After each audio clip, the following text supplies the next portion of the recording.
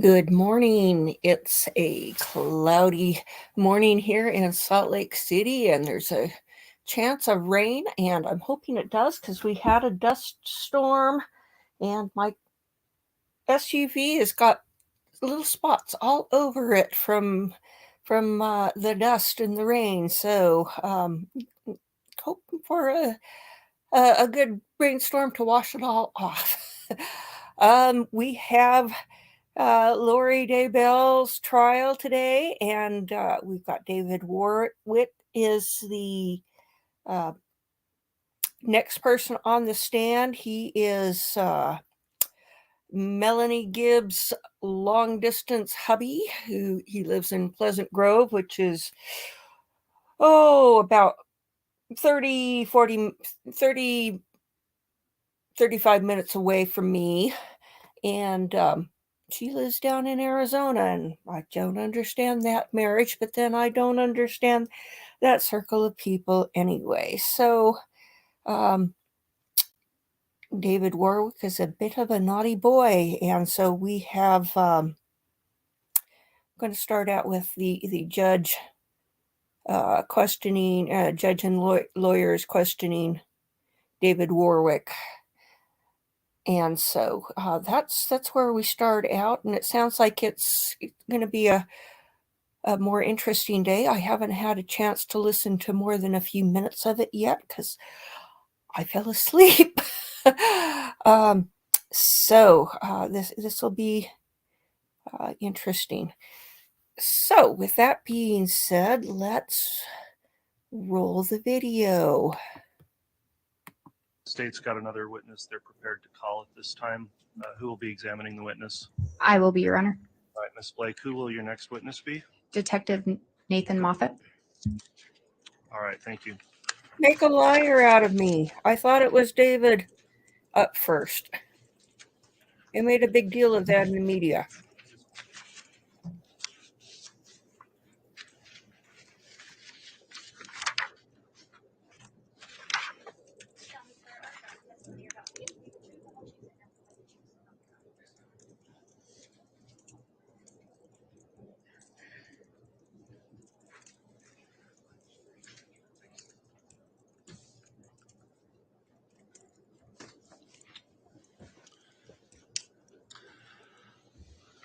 All right, Detective Moffat, before we get started, I just wanted to inquire, have you in any way viewed any of the trial testimony while this case has been proceeding? No, sir.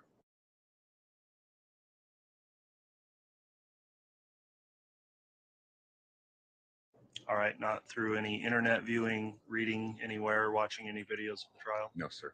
Okay, thank you for your response.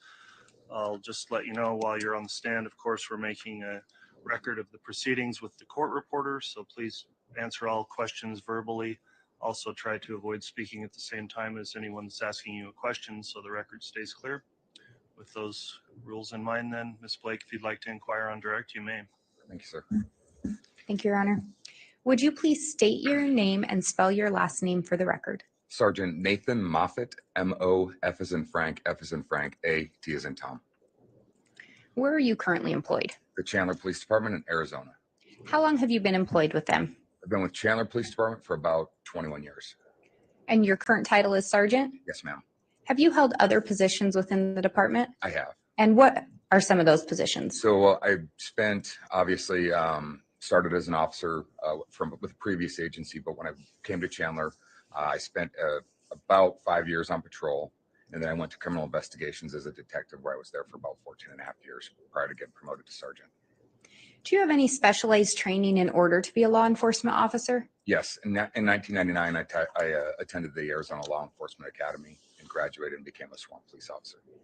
And since then, have you attended additional training as a detective? I have. Were you working on July 11th of 2019? Yes, ma'am. Do you recall responding to the report of a shooting? I did. Yeah, I do. Your Honor, I'm going to just make sure the record's clear. I've objected to this witness previously under Rule 404B of the Idaho Rules of Evidence that anything that happened in Arizona is not relevant for this proceeding in Idaho. All right, thank you, Mr. Archer. relating to what occurred in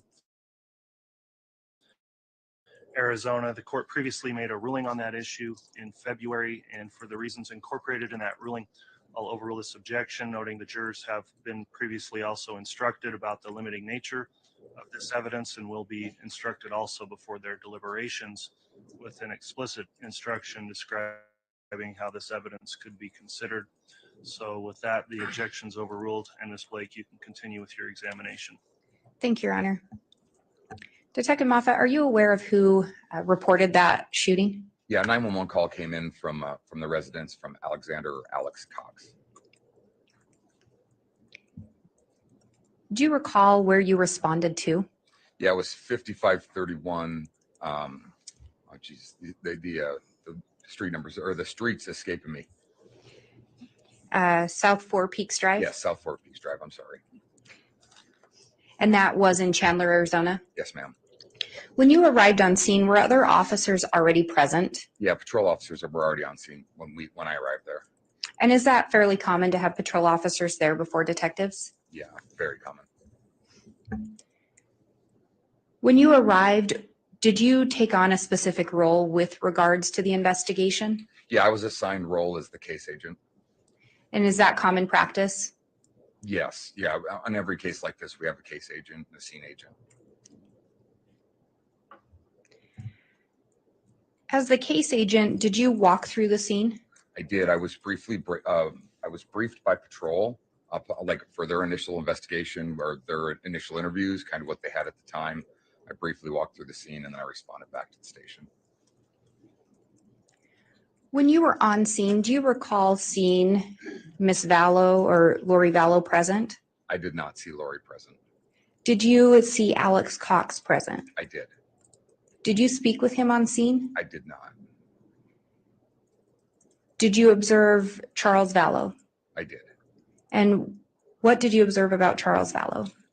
When I briefly walked into the residence, Charles was deceased on the living room floor. Did you end up conducting an interview with Alex Cox? I did, yeah, back at our station. Is that common to interview individuals back at the station? Yes. Did Alex, in fact, participate in the interview? He did. Did Alex tell you why he was there that morning?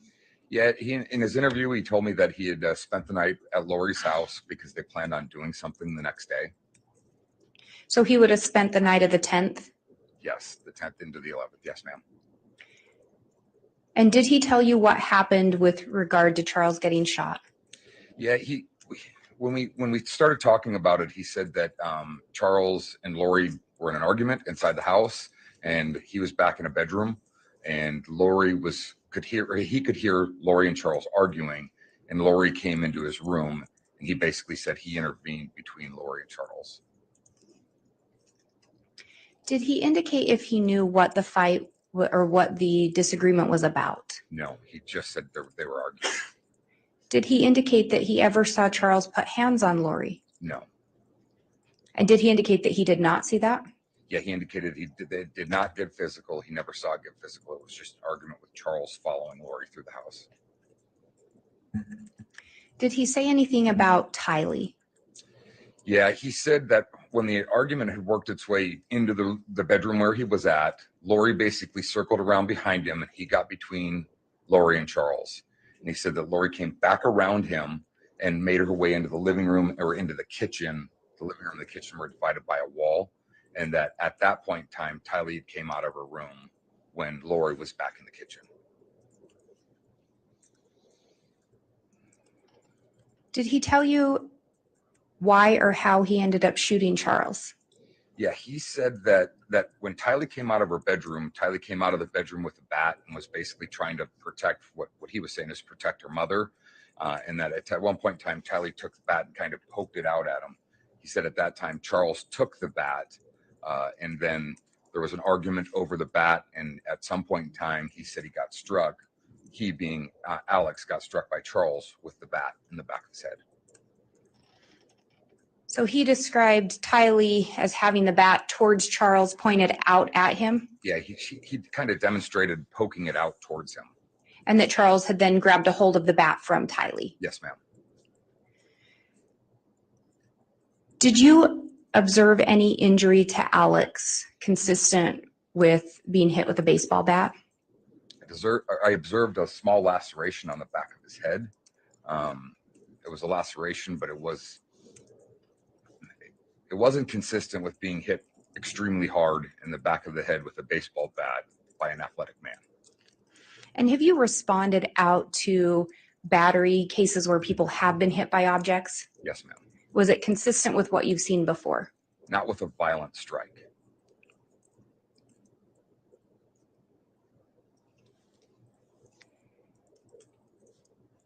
What did Alex indicate he had done after he shot Charles? So Alex basically says that that the argument happens. He gets hit in the head with a bat, and he goes back to his room and retrieves a gun. And that he came back out into the living room to confront Charles because he was still in the house with the bat. Alex says he told Charles to drop the bat. Charles said, "What are you going to do about it?" And at that point, Alex says he came at him, and then Charles shot him. You said Charles shot him. Did you I'm mean? sorry, Alex shot Charles. And Alex claims Charles came at Alex. Yes. And at that point, did Alex tell you how many times he had shot Charles? He said he was not sure, but he said it was more than once. Did he tell you where he thought he had shot him on Charles' person? Yeah, he said center mass, so torso area. Did you ultimately determine that Charles had been shot center mass? Yes, Charles had 2 gunshot wounds, one to the chest, one to the lower abdomen. And after Alex had shot Charles, did he tell you what he then did? Yeah, after he shot Charles, he said he walked into the kitchen, washed his hands because he said he had blood on his hands from his head, and then walked back into his bedroom, set the gun down, and then called 911. Did he tell you anything about where Lori and Tylee were when he shot Charles? He said he didn't know. He didn't know where they were at. Did he indicate that they were in the room with him? I asked a couple different ways, and he just said, "I don't know where they were at at the time of the shooting."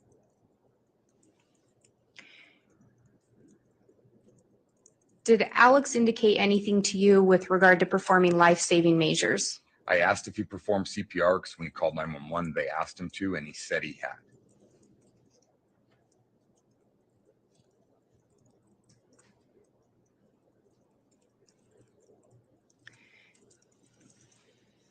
Did you ask Alex if he was there to help Lori? I did. So when I was conducting my interview with Alex, we took a break for a minute. I stepped out because Detective Inclin was interviewing Lori and Tylee. And when I talked quickly to Detective Inclin, who said that Lori asked Alex to stay the night at the house because he was there because she wanted him to be there to protect him from Charles. And so I went back in and asked Alex, actually on more than one occasion, if he had been there, in fact, to protect Lori from Charles. And he adamantly said no. He said multiple times that's not the case. But Lori had indicated that he had stayed there to protect her. Yeah, according to Detective Inclin, that's what Lori said.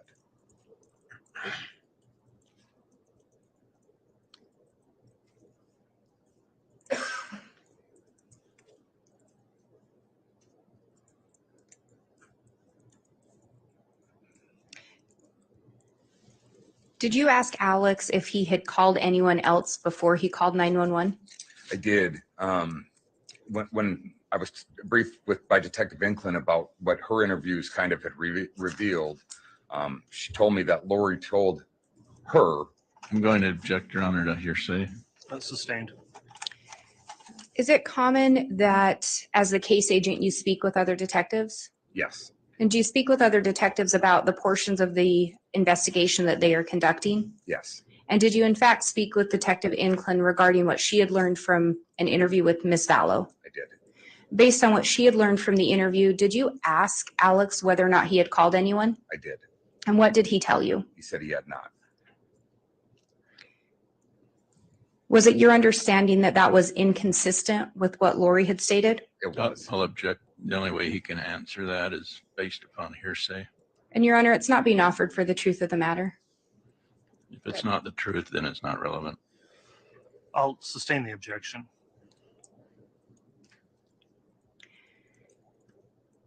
Did you at some point make additional observations of the scene? I did. And did you specifically make observations regarding the scene where Charles was found? I did, yes. What observations did you make? When we were back at the house after we completed our interviews, Detective Coons was processing the scene. I was present while they were processing the scene for evidence. We learned that there was in fact 2 gunshot wounds to Charles. One of the wounds, the exit or the trajectory was down, and we pulled that projectile. And I'm going to object, Your Honor. This testimony is based upon hearsay. He learned it from someone else. Your Honor, I believe he's talking about his observations of the scene. I think there were other detectives there that he's referencing. If I could clarify that. If you'll clarify, I didn't see the hearsay in that. Go ahead and clarify, Ms. Blake, please. Thank you, Your Honor. Detective Moffat, did you go back and make observations at the scene? Yes, I did. And were there other detectives present when you were making the observations? There were. And so I think you were talking about looking at the exit wound. Yeah, so tell us what you observed. we were looking at basically the evidence at the residence.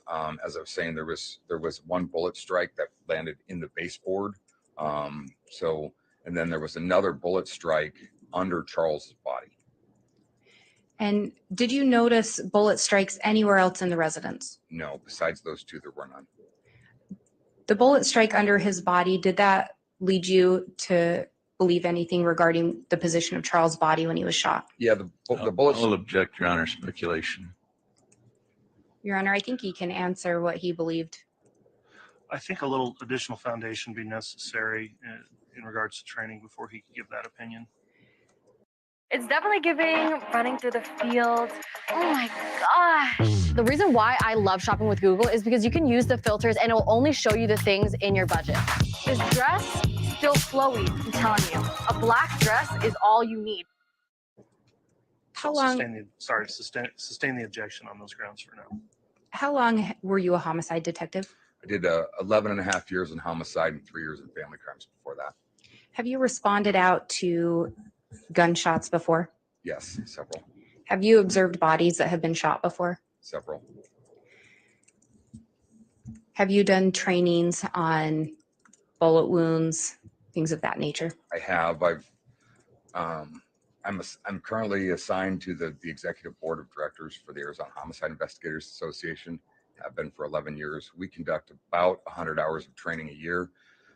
So I have hundreds and hundreds of hours of training in homicide and related items. And based on your training and experience, based on that mark in the floor, where did you believe Charles' body was when he was shot? Yeah, my observations from where Charles was shot, especially when we rolled him and saw the strike underneath him, is the wounds to his abdomen was what is called a shored gunshot wound. So the wound to his abdomen traveled through his abdomen and out of his shoulder, and was consistent with Charles being flat on the floor when that projectile exited his body out of his shoulder. And was that consistent with what Alex Cox reported? It was not. Were you involved in transporting Lori Vallow back to the residence? I was. Did you make observations of Lori on the way back? Yes, I did. And what were those? I'll object, Your Honor. Relevance. That's overruled. So Detective Inclin and I transported Tylee, Lori, and Alex back from the station to the residence while we were still processing the scene, so they could get a car and go somewhere else, or stay on scene outside of the scene, or stay at the residence outside of the scene. So Detective Inclin was driving. Tylee was in the front seat. We were in a minivan, so I was in the far back of the minivan, and Lori and Alex were sitting basically in the middle row. The ride back from the station was bizarre, to say the least. It was very lighthearted, very just conversationalist. It was, like I said, it was very different, bizarre.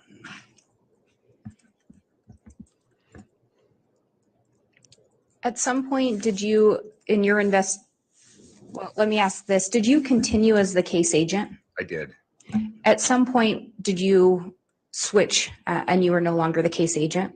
Yeah, once I was promoted to sergeant in June of 2020, I was no longer assigned to homicide, and it needed to stay with the homicide detective as I was going back to patrol.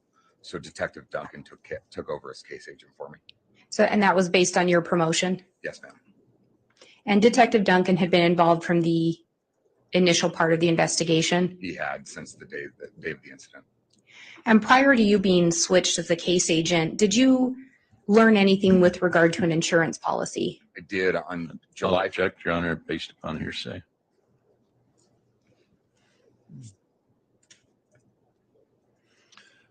I'll sustain that.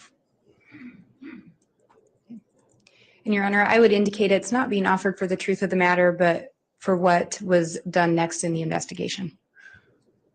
Well, I guess the objection's being sustained because it was a question of did he learn anything, and I didn't see a foundation of how he personally would have had that information unless it was revealed through hearsay of another. Was the basis of, I think, the objection and how I ruled. Let me have just a moment. Yes.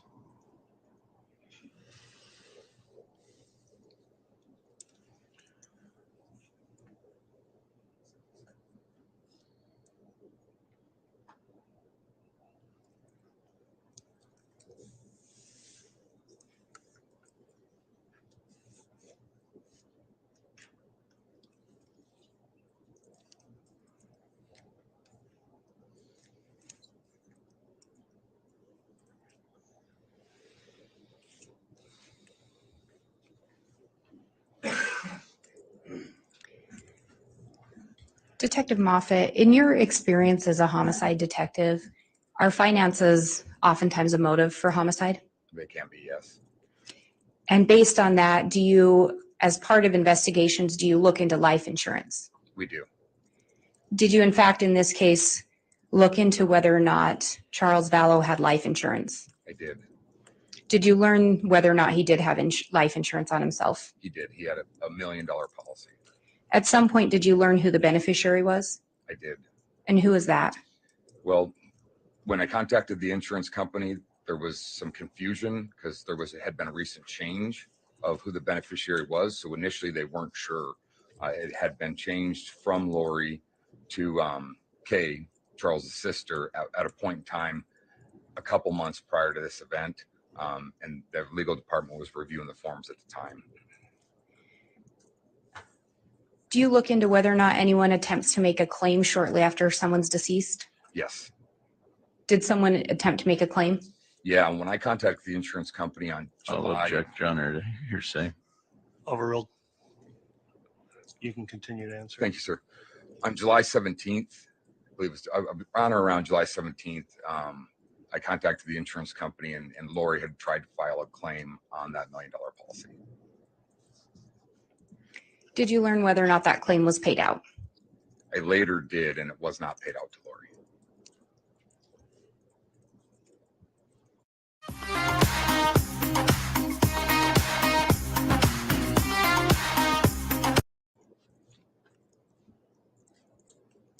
I'm just one moment.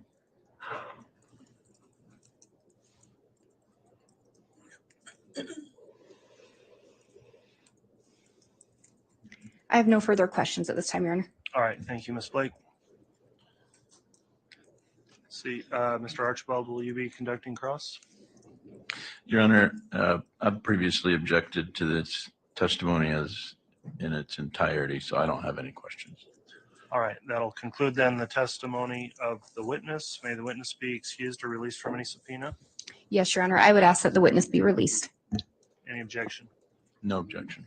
All right. Thank you for your testimony this morning. You can be released.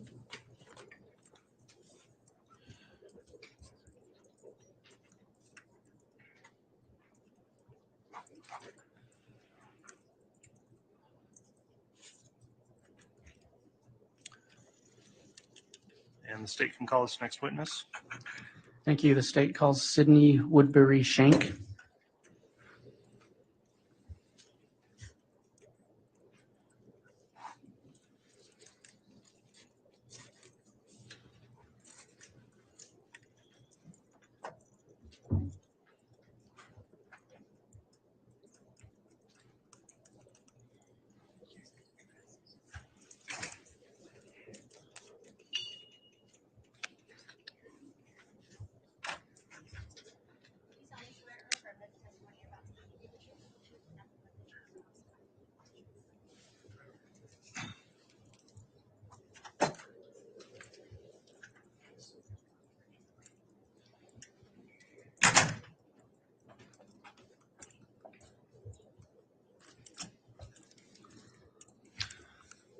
All right, before you inquire, Mr. Wood, I just have a question or two for the witness here. Prior to coming in today, have you observed any of the trial testimony in this case in any way?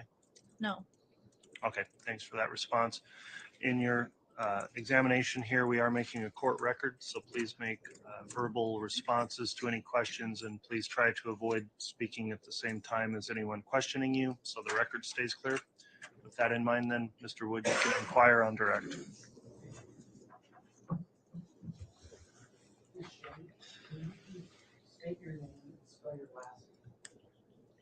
Yes, my name is Sydney Shank. Schenk. I am 26 years old. I currently live in Arizona.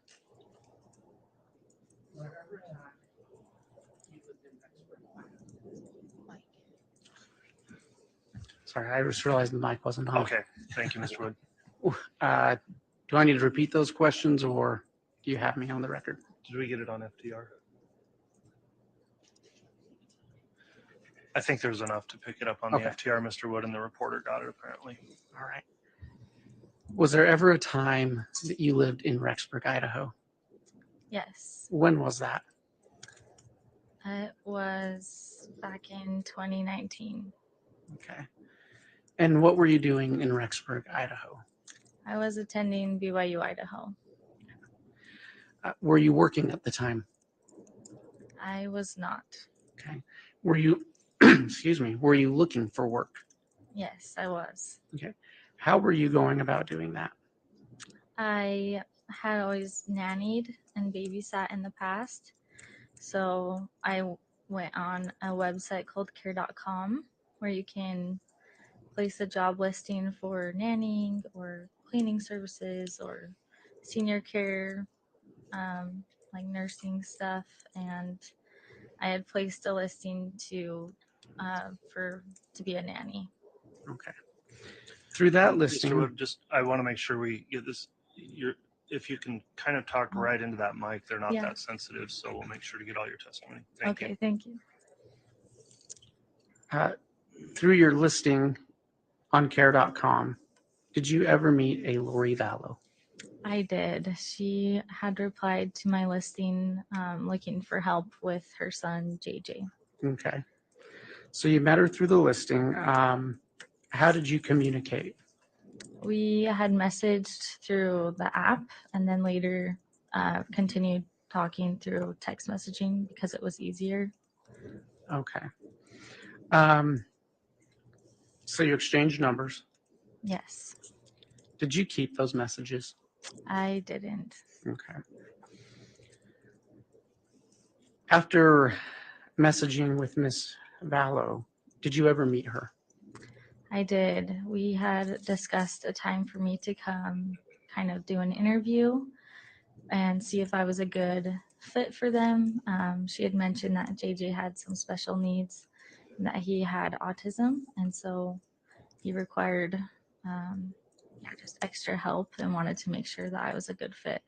Okay. When did you meet her? I met with her on Wednesday, September 18th, 2019. Basil pesto, fresh mozzarella, and balsamic glaze. Jimmy John's new caprese salami pesto. Where did you meet her? I met with her at her townhome in Rexburg. Okay. How did that interview go?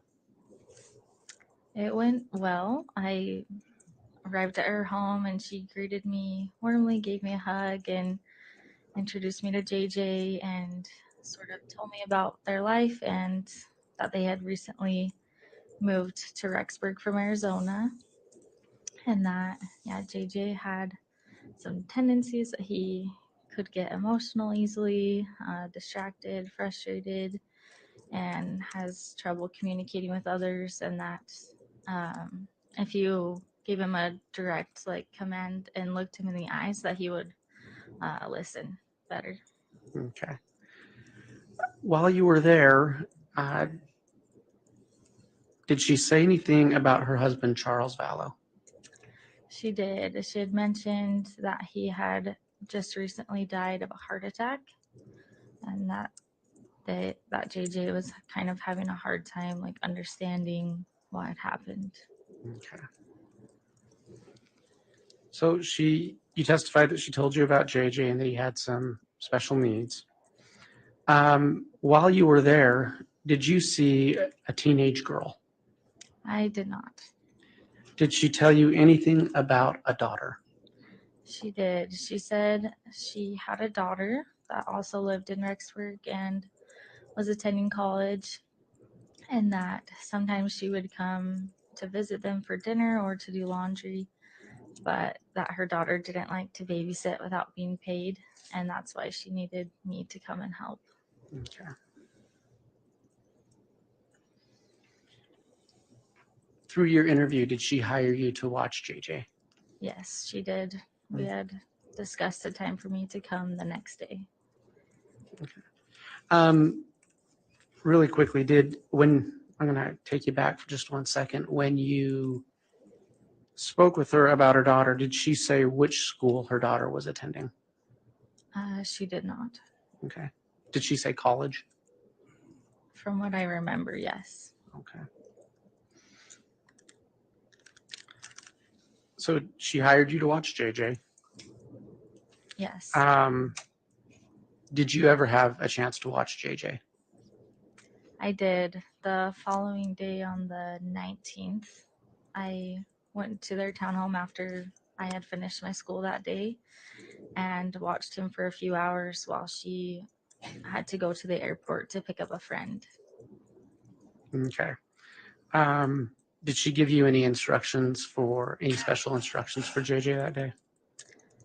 Yeah, she did. She talked about kind of what to feed him, what things he likes to do for fun, that I could take him to go play at Gravity Factory, which is like a trampoline park, and that if she got home later, I could give him his medication that helps him fall asleep faster. Okay. What do you remember about watching JJ that day? I remember it went pretty well. He just played outside with the neighbor friends and kids for a while. I brought him in to feed him dinner, and then he went back out to play at their house. So I went back to her townhome and waited and kind of cleaned, and then I went to go pick him up, and JJ and his friend had gotten in some sort of dispute over not sharing toys, and so I had him come home. And when he came home, he was very upset and sad that his friend didn't want to play with him anymore. He got pretty angry and like threw the ottoman and threw like a chair, and I tried to calm him down best I could, but eventually he ran upstairs and just kind of wanted to be alone and hide. So I let him stay upstairs for a while and hoping that he would calm down, but he didn't. Okay. Did you have any other contact with Lori Vallow that night? I did. So when she came home, he was still pretty upset, and I kind of explained to her what had happened with the friend, and she calmed him down, and her brother was there and her friend was there now, and she had paid me in cash, and we didn't really talk much about another time to babysit just because of the situation that happened with JJ. So she paid me and I left. Okay. Did you believe that you would be watching JJ again? Yes, it was sort of an unspoken knowledge that I was gonna work full time, like that he would need nearly daily assistance and babysitting. So Did you have any further communications with Lori? I did. So a few days had passed after that, and I had texted her wondering when I could come work again. And she responded that JJ had gone to his grandparents for a month and that she was in Hawaii for a month, and that after that month had passed, I could message her again and talk about a time to come back and babysit. So she said JJ was with his grandparents and he would be for a month. Yes. Okay. Did you ever try to contact Lori Vallow again? I did. So that month had passed and I reached out again and she never communicated back with me again after that. Okay. Did you ever see JJ Vallow after September 19th? No, I did not. Okay. Your Honor, at this time, the state has no further questions. All right. Thank you, Mr. Wood. Cross-examination.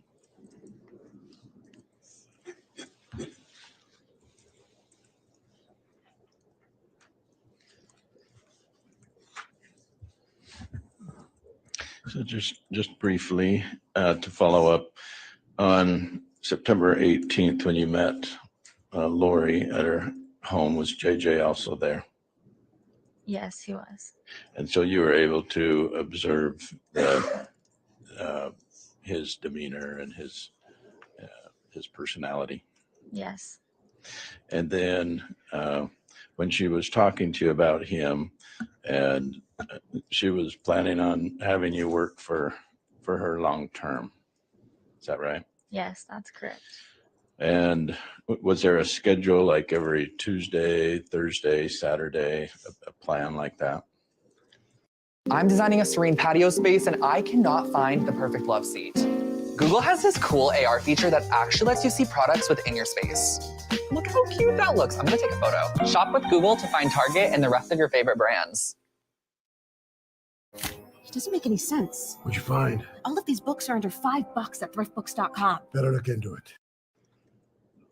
Not that I remember, no. Okay.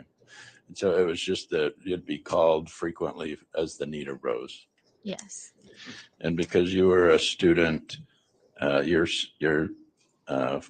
schedule was flexible. Yes. And so you agreed to be able to provide assistance as the need arose. Yes, that's correct. Was it daytime, evening that you had time available? It just depended on when my classes were. I don't remember the specific times. Okay. And so this, the time that you spent with Lori and JJ on September 18th, you were given a lot of information about JJ so you could take care of him long term for like the next several months or a year. Was there talk about that? There wasn't specific talk about long term, like a year, but I was, expecting at least the next several months to be able to work. And so you weren't planning on leaving town. You weren't graduating and leaving town right then that semester. No, not for a couple years. Okay. So with your talking with Lori, she was giving you information so that you could plan on how to take care of JJ long term. Yes. And with your knowledge of JJ's special needs, you agreed to that. Yes, I did. There was, Lori didn't give you any indication, did she, that, hey, I'm just hiring you for this week and then never again? No, she didn't. Okay. All right. Thank you.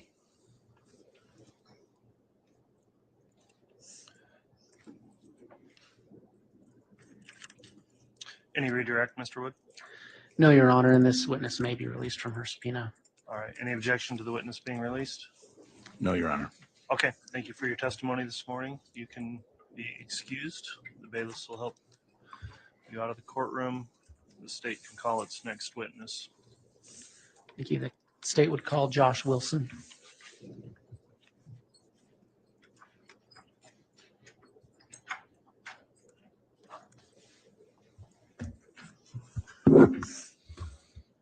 And Your Honor, Spencer Rammel for the state.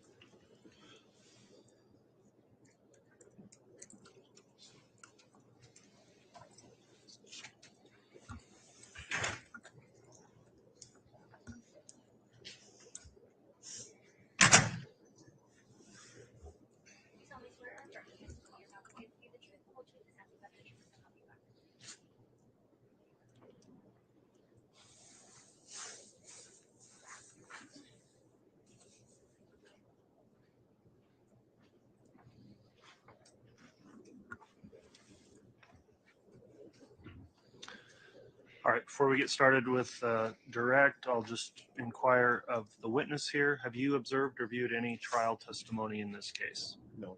Okay, you haven't watched any of the coverage of it where people testified, watched any online videos, or listened to any audio, anything like that? No. Okay, thank you for that response. I'll just indicate as you're testifying, please make verbal responses so we keep our record clear, and please try to avoid speaking at the same time as any attorney questioning you. So if you'll keep that in mind, then Mr. Rammel, you can inquire on direct. Thank you, Your Honor. Dr. Wilson, can I have you state your full name and spell your last name for the record, please? David Joshua Wilson, Wilson. And you go by Josh. Correct. Dr. Wilson, what is your current occupation? I'm the principal at Kennedy Elementary in Rexburg, Idaho. And how long have you been the principal at Kennedy Elementary? For 4 years now. Were you employed in that capacity in September of 2019? Yes. Dr. Wilson, as a part of your employment, do you oversee and have access to records involving students? Yes. Does this include weekly attendance records? Yes. Record of correspondence between parents of students and school employees? Yes. Did you review and provide documentation to law enforcement of a former student of Kennedy Elementary by the name of Joshua Jackson Vallow, or JJ Vallow? I did. Was he a student at Kennedy Elementary? Yes. Who was listed as a parent for JJ Vallow? Lori Vallow. Do you recall the dates when he was enrolled in the school? September 3rd of 2019 through September 24th of 2019. So we just talked about enrollment. Do you recall the last day he was physically present at the school? If I remember correctly, that was the Friday, the 20th of September.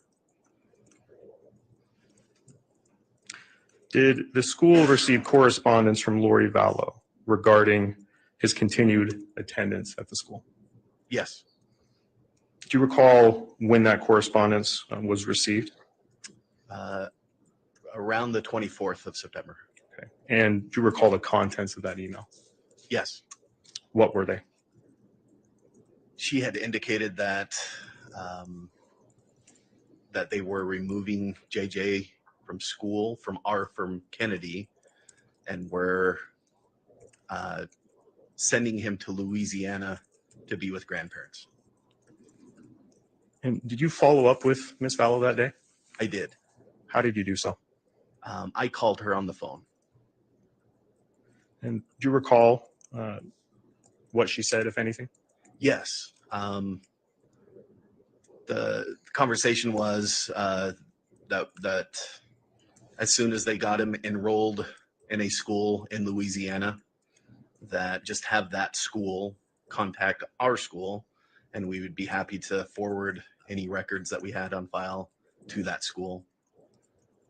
She then indicated that they weren't going to enroll him in a school, that they were going to, in fact, homeschool, that there was a cousin with similar needs as JJ, and that so they weren't going to enroll in a school. And so I informed Ms. Vallow that whenever she re-enrolls him back into public school, just let us know. We would house the records and are available at any time that she needed. Dr. Wilson, after that point, did any other school in Louisiana or otherwise request records of JJ Vallow? No. And again, you testified that this conversation was on September 24th, 2019. Yes. Was JJ Vallow present at school that day? No. The day prior, September 23rd, 2019, was he present at school that day? No. And was that day a Monday? I believe so, yes. So just to be clear, the last day that JJ Vallow was physically present at Kennedy School or Kennedy Elementary School in Rexburg, Idaho, was September 20th of 2019. Correct. Judge, that's all I have for this witness. All right, thank you, Mr. Rammel. Cross-examination, Mr. Archibald.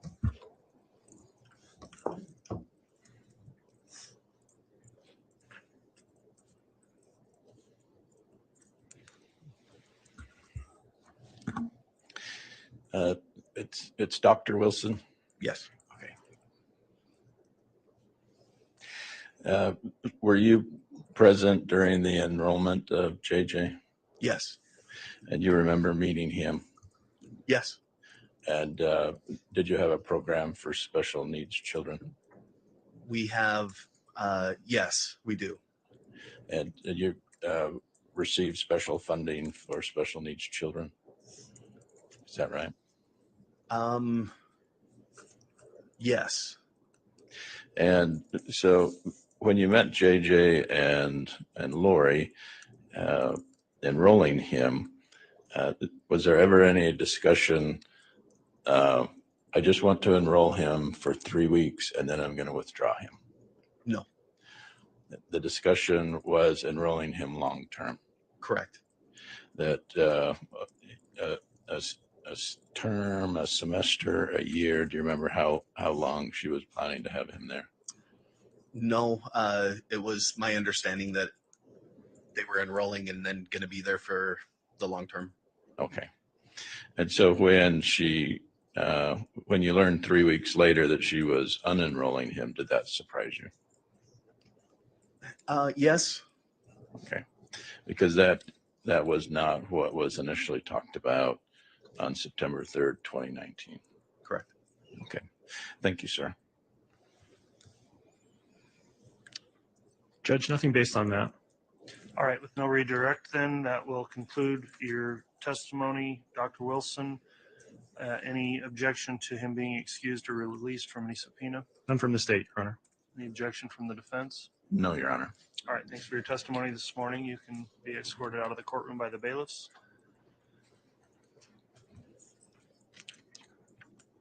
State have another witness to call at this time. Yes, Your Honor. The state would call Wynn Hill.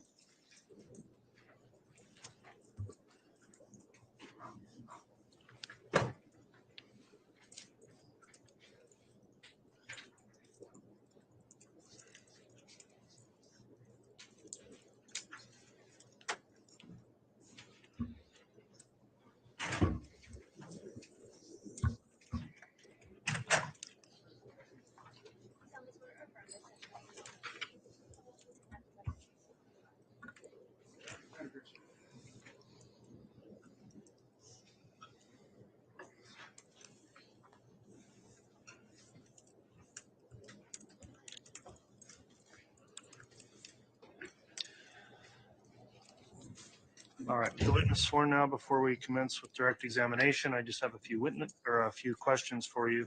Did you review any of the trial testimony prior to coming in this morning? No, I haven't. Okay, you haven't watched anything about coverage of the case involving any testimony of any other witnesses? Nope. Okay.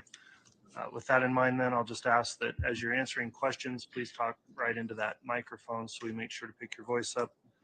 Please make verbal responses to any questions so we have a clear record, and try to avoid talking at the same time as any attorney that's questioning you. So with that in mind, Mr. Rammel, if you'd like to commence with your direct examination, you may. Thank you, Your Honor. Mr. Hill, can I have you state your name, spell your last name for the record, please? Yeah, my name is Wynn Hill, Hill. Mr. Hill, where are you employed? I'm employed at Brigham Young University, Idaho. And how long have you worked at BYU, Idaho? Nearly 17 years. And can you tell the jury where BYU, Idaho is located? Rexburg, Idaho. Mr. Hill, what is your current role at BYU, Idaho? I'm the Dean of Students at BYU, Idaho. Does BYU, Idaho use a student management system? We do. Are you familiar with its student management system? Yeah, very familiar. How so? Well, I'm in the student life area, and in student life, we have a management system that keeps track of our students, and it's connected to the larger school system as well. And what information does your student management system hold? Oh, everything, but things like application information, student directory information, educational records. And Mr. Hill, does your system allow you to look up current students attending BYU Idaho? It does. Does your system allow you to look up past students that have previously attended BYU Idaho? Yes. Does your system allow you to look up individuals who have applied but are not yet attending or have been admitted to BYU Idaho? Yes. Did you check your student management system for a specific individual at the request of the Rexburg Police Department? I did. And was that in relation to a missing persons investigation? Yes. Who was that check for? They asked me to check for Tylee Ryan, Alex Cox, Tylee Vallow, date of birth of 9/24/02. And do you recall when you did that check? Yeah, it was February 28th of 2020. And Mr. Hill, what was the result of that check? Yeah, there was no indication of any application started or any information on it, any of those names. So, Mr. Hill, to be clear for the jury, Tylee Ryan, date of birth 9/24/2002, has never applied to BYU Idaho and has never been a student at BYU Idaho? Correct. Judge, that's all I have for this witness. All right, thank you, Mr. Rammel. Any cross-examination? No, Your Honor. Thank you. All right, thank you. That will conclude the testimony of this witness then. And Your Honor, may this witness be released from his subpoena? Yes, any objection from the defense? No objection. Thank you, Judge. All right, thanks for your testimony this morning. The bailiff will escort you out.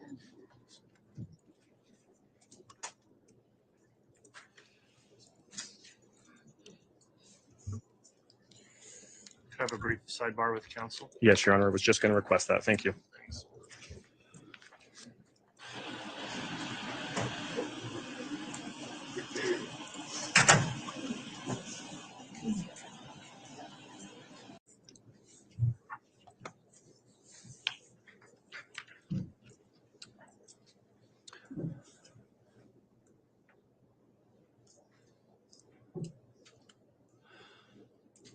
All right, we just held a brief sidebar to discuss the morning's schedule.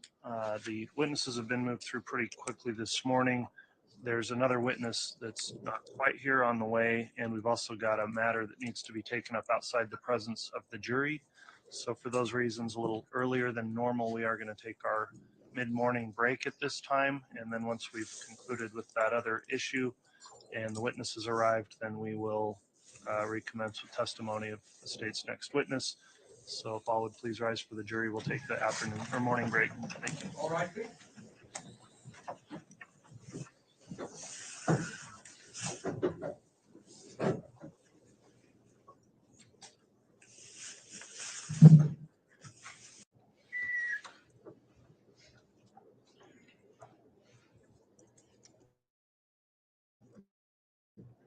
Thank you. Please be seated.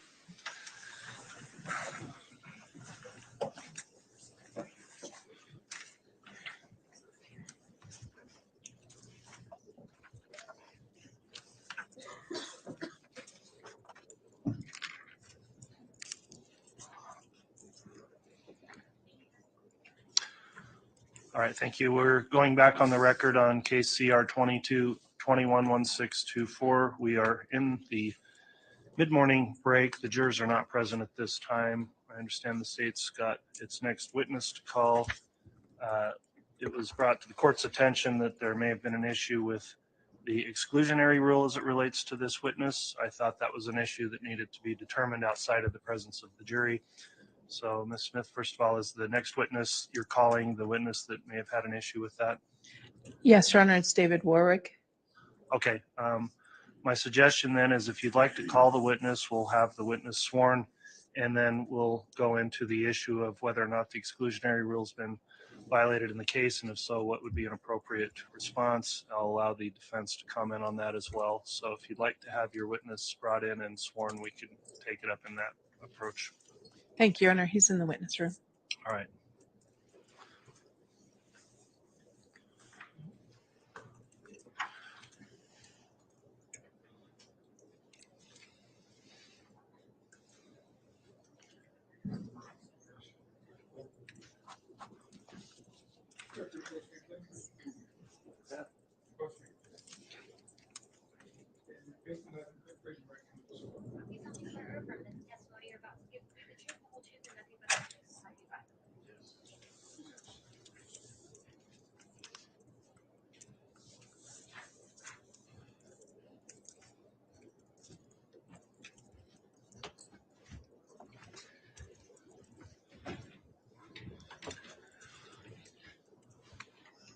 All right, Mr. Warwick, you've been sworn in this case and placed under oath. Before your testimony commences in front of the jury, there's an issue we need to take up. The court has previously issued an exclusionary rule in this case under Idaho Rule of Evidence 615, and the state, in good faith, I'll indicate, has brought to the court's attention there may have been some issue with that. So I'm going to permit some inquiry into that issue, allowing the state and the defense to lay a record of what may have occurred, and then the court will consider what should be an appropriate response after I've heard that testimony. So, Ms. Smith, without going into trial testimony, obviously just on the issue of the court's exclusionary rule, if you'd like to inquire, I'll have you inquire, and then I'll allow cross from the defense, but only limited in scope as to whether or not the exclusionary rule is at issue in this case. So, Ms. Smith, with that in mind, you may ask your witness questions. Thank you. Good morning. Morning. Okay. And are you having any trouble hearing me? No. Okay. If at any time you have trouble hearing any of us, just let us know, okay? Yes. Please state your name and spell your last name for the court reporter. David Dale Warwick, Warwick. Okay. And Mr. Warwick, are you married? Yes. And who are you married to? Melanie Gibb. Okay. How long have you guys been married? About 2.25 years. Okay. Do you remember when you got married? December 12th. Sorry, 2021. Okay. And have you testified in this proceeding before? Yes. Okay. And when I say this proceeding, in this case involving Ms. Vallow before? I don't think on this one, no. Okay. On a previous case involving Ms. Vallow? I thought those were with Chad. Okay. I don't remember seeing Chad, so I did this twice, and I saw Chad. Okay. And then did you testify at a grand jury as well? Yes. Okay. Now, you were given information from the prosecution staff about that the court has said you cannot view you cannot listen to trial testimony, right? Right. And you were given instructions that you can't discuss people's trial testimony with them, correct? All right. Did there come a situation where you listened to someone's trial testimony? Yes. Can you tell us about that, please? Yes. I came down with an illness about 2 weeks ago, and Melanie didn't want to be alone up here, but she came to court, and I couldn't make it that day, so I was going to drive a couple of days later, but she ended up coming sooner. Anyway, so we stopped talking because she got here for 1 and 2. She was a little upset with me for not coming, and so I listened to 45 minutes of hers, but I was doing it to see how she was doing. And then 45 minutes into it, I remembered and I shut it off. Okay. So I was just concerned for her and just seeing how she was doing. And I didn't have my presence of mind because I was playing Aquaman. Frankly, I was breathing water, and it's just lost my presence of mind. Okay. Because you've been sick and you're on medication. I just got on antibiotics 2 days ago just so that I can come because I was not getting better. Okay. So you understand that you were instructed not to do that, right? Yes, and that's why I shut it off. I remembered, I listened to the first 45 minutes, and then I remembered and I just shut it off. Okay. Now, had you previously talked about this situation with your wife? No, we haven't talked anything about the case. She lives in Arizona. I live in Utah. Okay. We have a distant relationship right now due to family needs. And so I knew she needed some time, so I just left her alone. Okay. And is anything you listened to, did it affect what you're going to say in this trial at all? No. Okay. Did anything you heard from her testimony, anything the way she was treated, anything about that going to affect your ability to be truthful and candid in questioning? No. Any way it's going to affect what you have to say to this jury? Not at all. At this point, the state has nothing further, Your Honor. All right. Thank you, Ms. Smith, for the inquiry. Either Mr. Thomas or Mr. Archibald, would you like to question the witness in regards to the issue of, again, narrow it to the scope of just the exclusionary rule, please.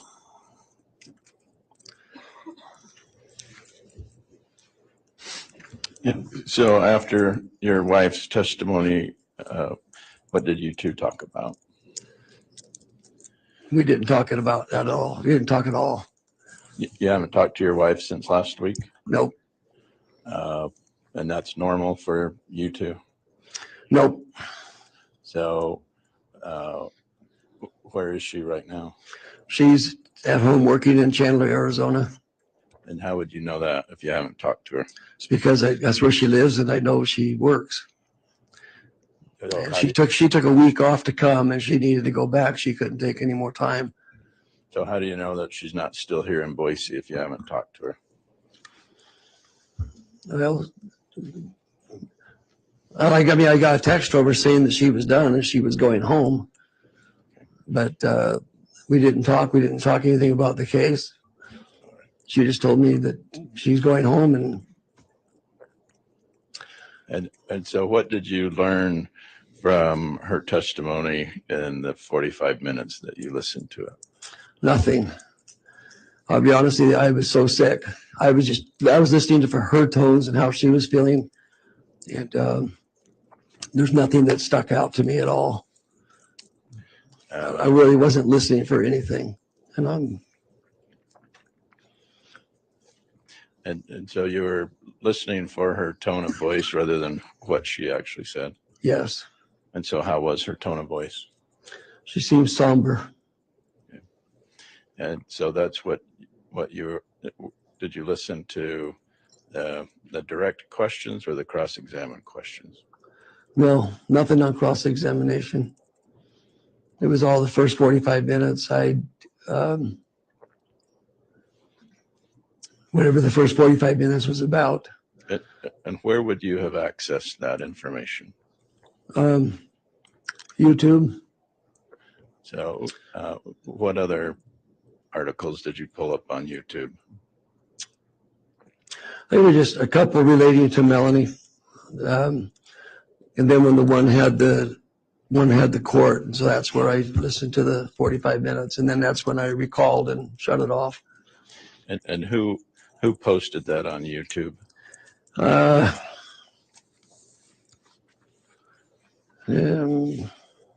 Trying to remember which one it was.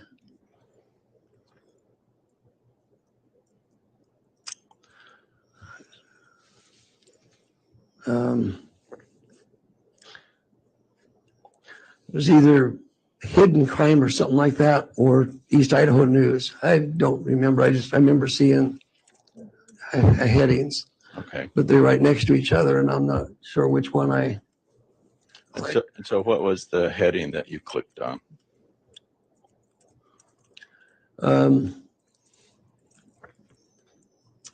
Melanie Pibb testifies in court, something like that. And did you have to fast forward through other information to get to Melanie's testimony? No, it was just hers. And did you read the comments about the article? No. Do you get the, was this on your laptop or your cell phone? Cell phone.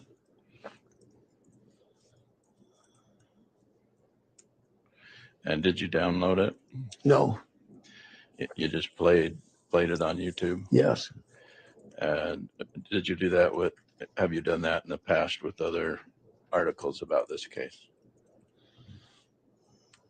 In the past, yeah, I have in the past. Back, that was like a couple of years ago when we were dealing with stuff then. Since you received your subpoena in this case, how many articles have you clicked on? How many articles? Yeah. There was 2 on Melanie, and then there was one on Zulema and Alex back when they got married. Okay. And those would have been articles posted by who? Do you remember? I don't remember. I was just laying in bed or sitting in a rocker. Actually, I couldn't lay down, and I was just kind of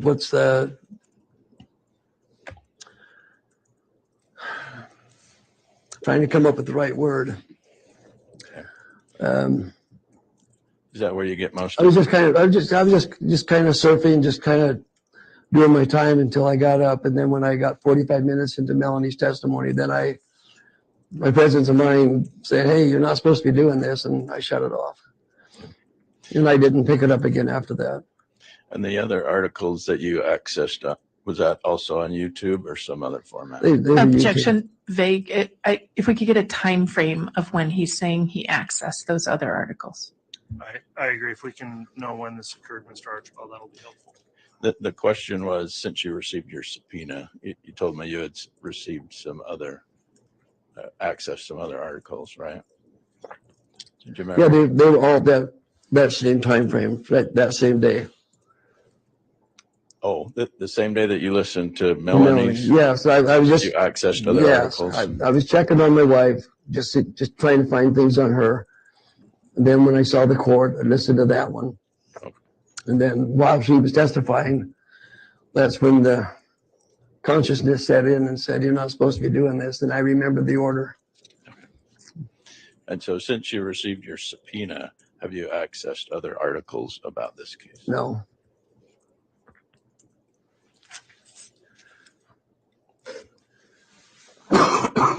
Excuse me.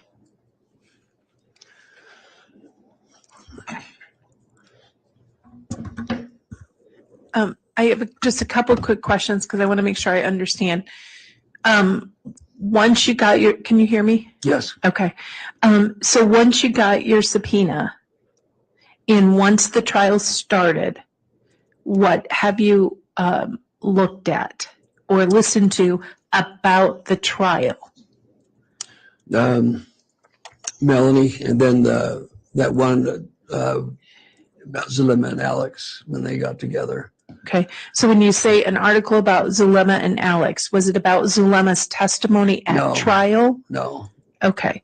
And when you say when Zulema and Alex, was an article referencing their marriage in the past? Yes. Okay. Yes. Did that article have anything to do with testimony in this courtroom? No. Okay. Did it have anything to do with the proceedings before Judge Boyce against Lori Vallow? No. Okay. So in terms of what you've listened to about what has gone on from the witness stand in this case, what have you listened to about the trial testimony in this case? Trial testimony? Yes, sir. Melanie. 45 minutes of Melanie, that's it. Okay. Did you read any articles about trial testimony? No. Okay.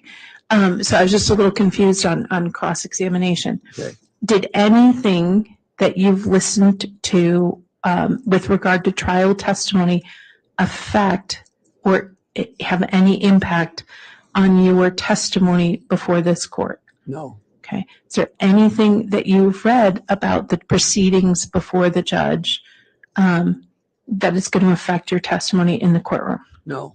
Okay. And when you say back when you said to Mr. Archibald that you had looked at some stuff back when we were going through all this, you and now your wife have been witnesses on this case since the case started in 2020 and 2021, right? Yes. Some of your first interviews were in 2020, right? Yes. Okay. In fact, you've given several interviews to law enforcement. Yes. Okay. Those interviews have been done both recording and with police reports, right? Yes. Okay. And you've also testified in court in public at a preliminary hearing. Yes. And you've testified under oath before a grand jury. Yes. Okay.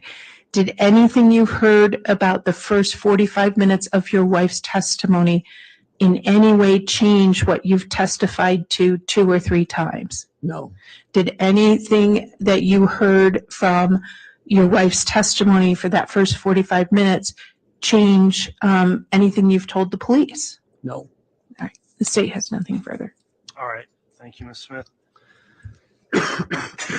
All right. With the record before the court, then at this point, I'll ask if the defense has any motion as it relates to the issue of the exclusionary rule and order. Yes, Your Honor. It's apparent that Idaho Rule of Evidence 615 has been violated.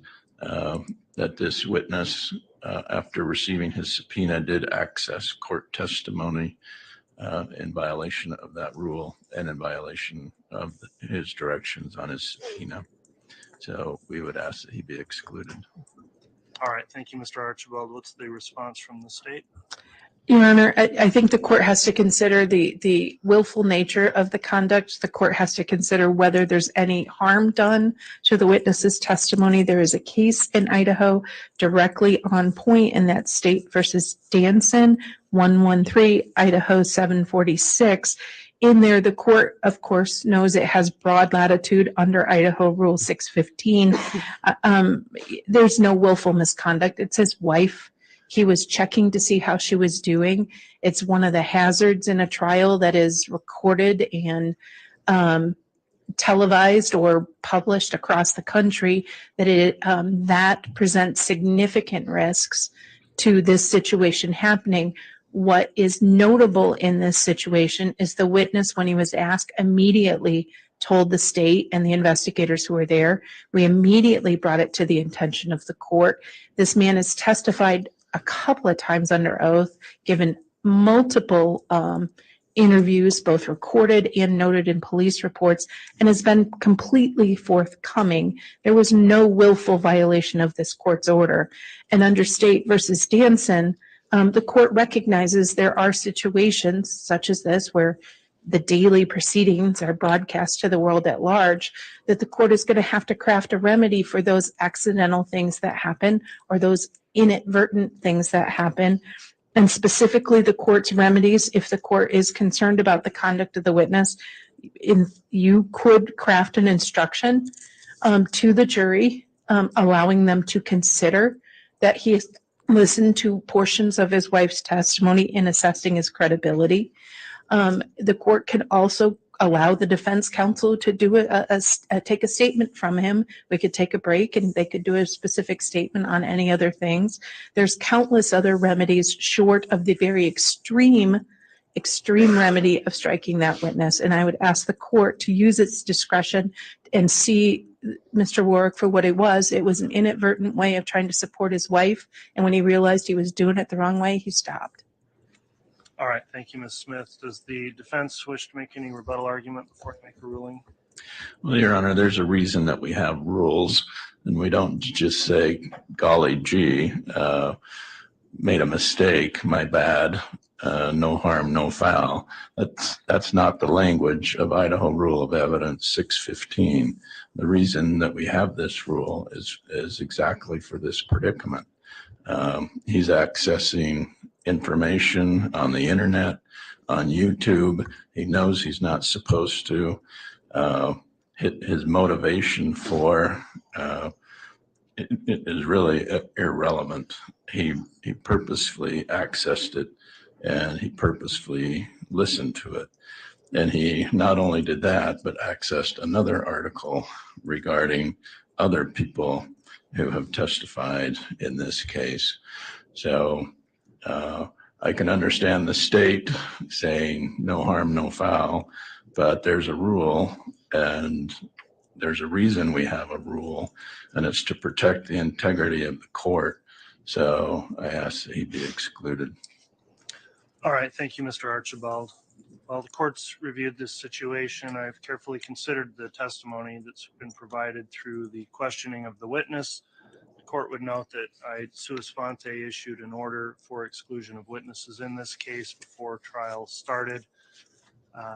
The citation of the state in the State versus Danson case, 113 Idaho 746, does set out the analysis of the rule. Talks about, first of all, it is correct that it is within the trial court's discretion to determine the nature of any sanction that may be imposed. That also cites the State versus Christensen case, 100 Idaho 631. In the Danson case, they talk about 4 potential sanctions that could be considered. And number 1 would be citing the witness for contempt. So Mr. Warwick could be held in contempt of court for willfully disobeying a court order. Number 2 is permitting comment on the witness's non-compliance in order to reflect on his credibility. Number 3 is what the defense has requested, refusing to let the witness testify. Number 4 would not really apply here, which would be striking the witness testimony. We don't get to number 4 because the state voluntarily disclosed this to the court before the witness was called. The witness voluntarily disclosed the conduct to the state before the witness was called as well. So I have to look, I think, at the level of both conduct and whether or not this is going to interfere in the fair administration of the trial and the credibility of the witnesses who testify before this jury. In looking at the options there, I don't consider that contempt would be an appropriate response given the record before the court. So I'm looking at the other 2 options as either permitting comment on the non-compliance or refusing to let the witness testify. In this case, the state has gone through a series of questions indicating that the witness at this point states this is not affecting his testimony or what his testimony would be. The reason for the exclusionary rule, as noted in that case law, is it's to reduce the possibility of a witness shaping their testimony to conform with or rebut prior testimony of others. I don't believe at this point the conduct rises to the level to require the excusal or that the witness not be permitted to testify. What the court will do is a sanction, and I do find that the conduct was willful conduct. I think it was a willful disobedience of a court order that Mr. Warwick knew was in effect. The court's going to allow the defense, in this case, as the appropriate sanction, to permit a comment on the witness's noncompliance with the order in order to reflect on the witness's credibility. So to the extent you want to bring up what's occurred with his failure to obey the exclusionary order, that is going to be permitted on cross-examination and liberally permitted in order for the defense to allow the jurors to be aware of the conduct of the witness prior to testifying in the case. So that will be the court's determination on the ruling. I'm not going to exclude his testimony, but obviously admonish the witness that it's unfortunate that happened and it's created this delay in our trial and proceedings, and we've had to make this ruling. However, I do appreciate you bringing the attention to the prosecutors before you were here on the stand this morning. So that's the court's determination as it relates to the motion of the defense. Do you have any questions on the court's ruling? Yes.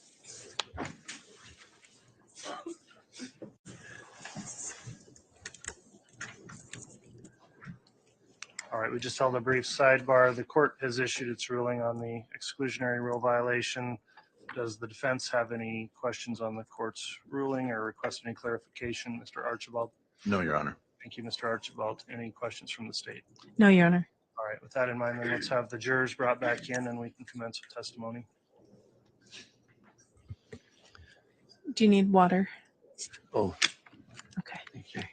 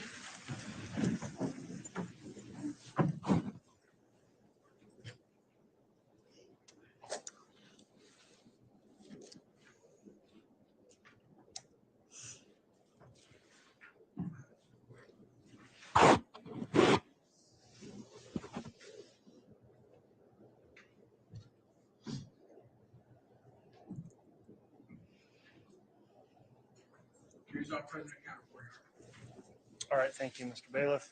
Please be seated.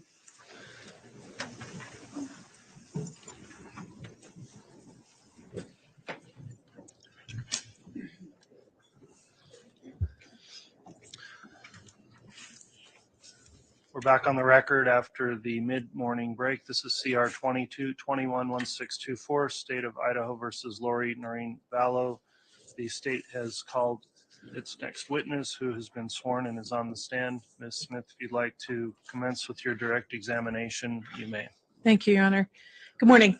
Good morning. Can you introduce yourself to the ladies and gentlemen of the jury, please? David Dale Warwick, Okay. Mr. Warwick, where do you live? Pleasant Grove, Utah. Okay. Are you married? Yes. Who are you married to? Melanie Gibb. Okay. How long have you been married to Melanie Gibb? About 2.25 years. Okay. So if I'm doing the math, what year was that? To 2021? 2021. Okay. And do you know Lori Vallow? Yes. How do you know Lori Vallow? I met her through Melanie. Okay. Do you remember when you first met her? Yes. When did you first meet her? It was down in Arizona. I was down there with Melanie, and we got a call.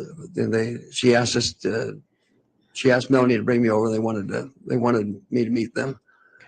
Okay, so and if at any time, I know sometimes it's hard for you to hear, right? Yeah. So if at any time you can't hear, I need you to let me know. All right. Okay. All right.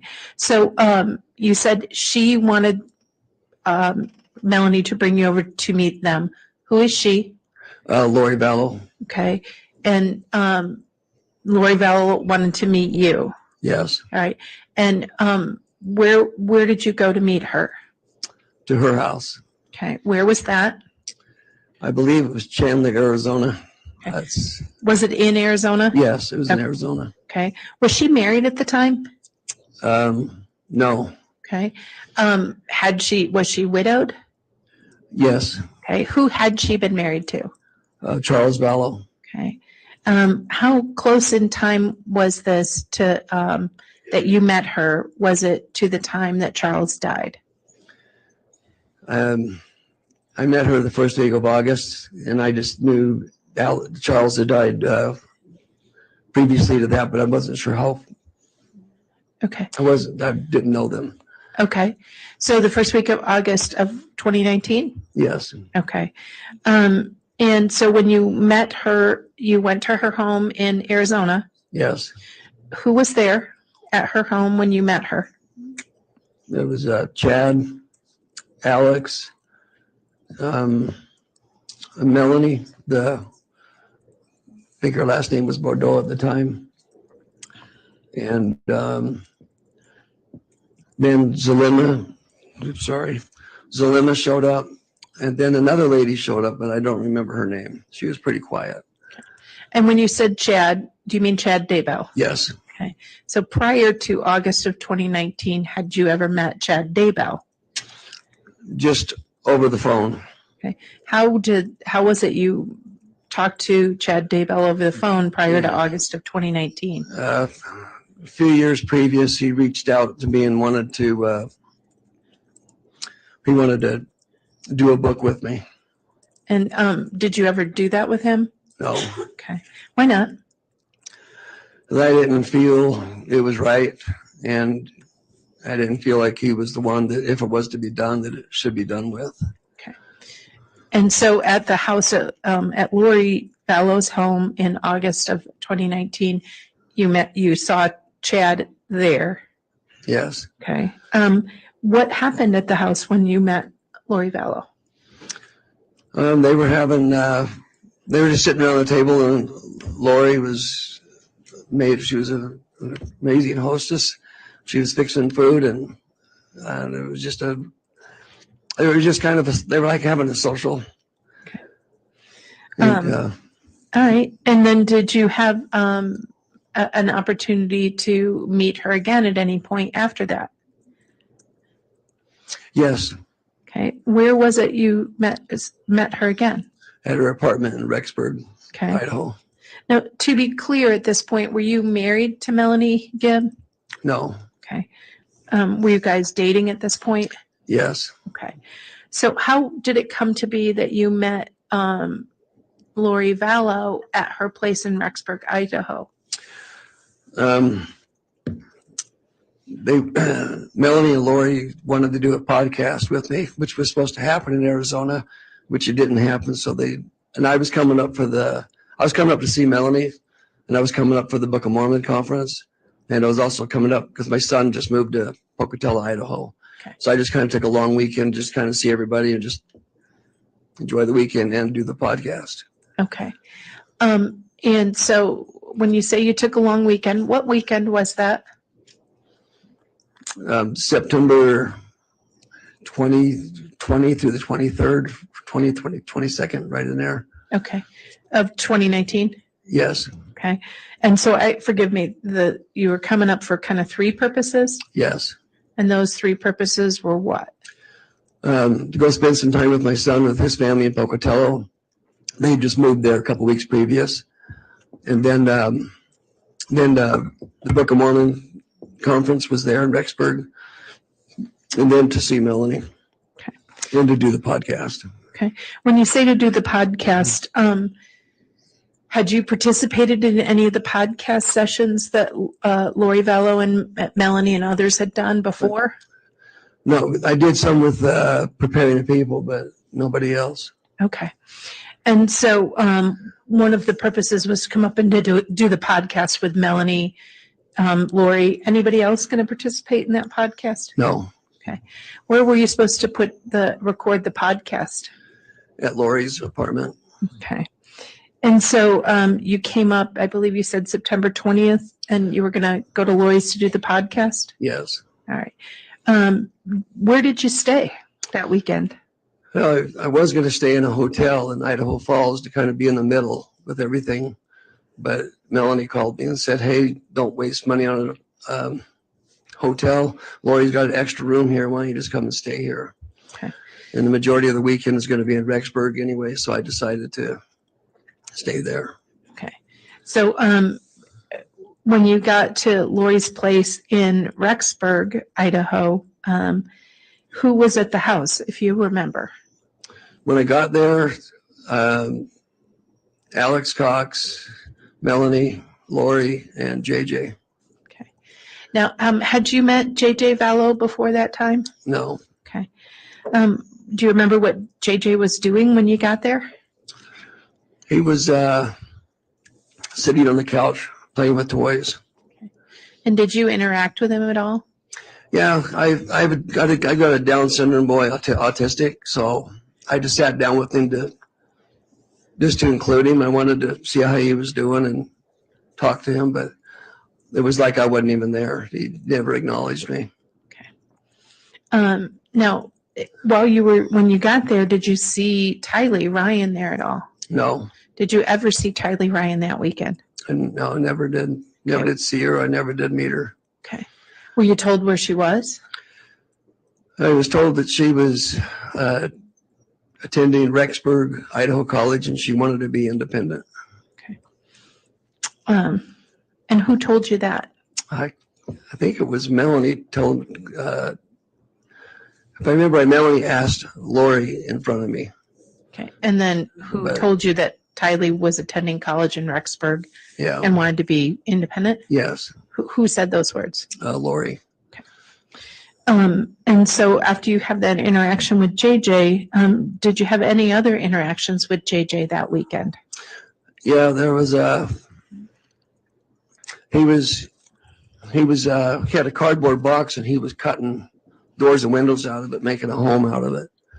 So I got next to him again and just tried talking to him, but it was the same experience. He was very focused on that and didn't acknowledge me at all. And did you ever see him engage with anyone? I think he engaged with Alex once, and I can't remember what they were talking about, but it looked like a good relationship. Then he got to go outside and play with some children. And when he went outside, he just looked really happy. Now, that weekend, did you see Chad Daybell at all? Yes. Okay. How many times did you see him, if you remember?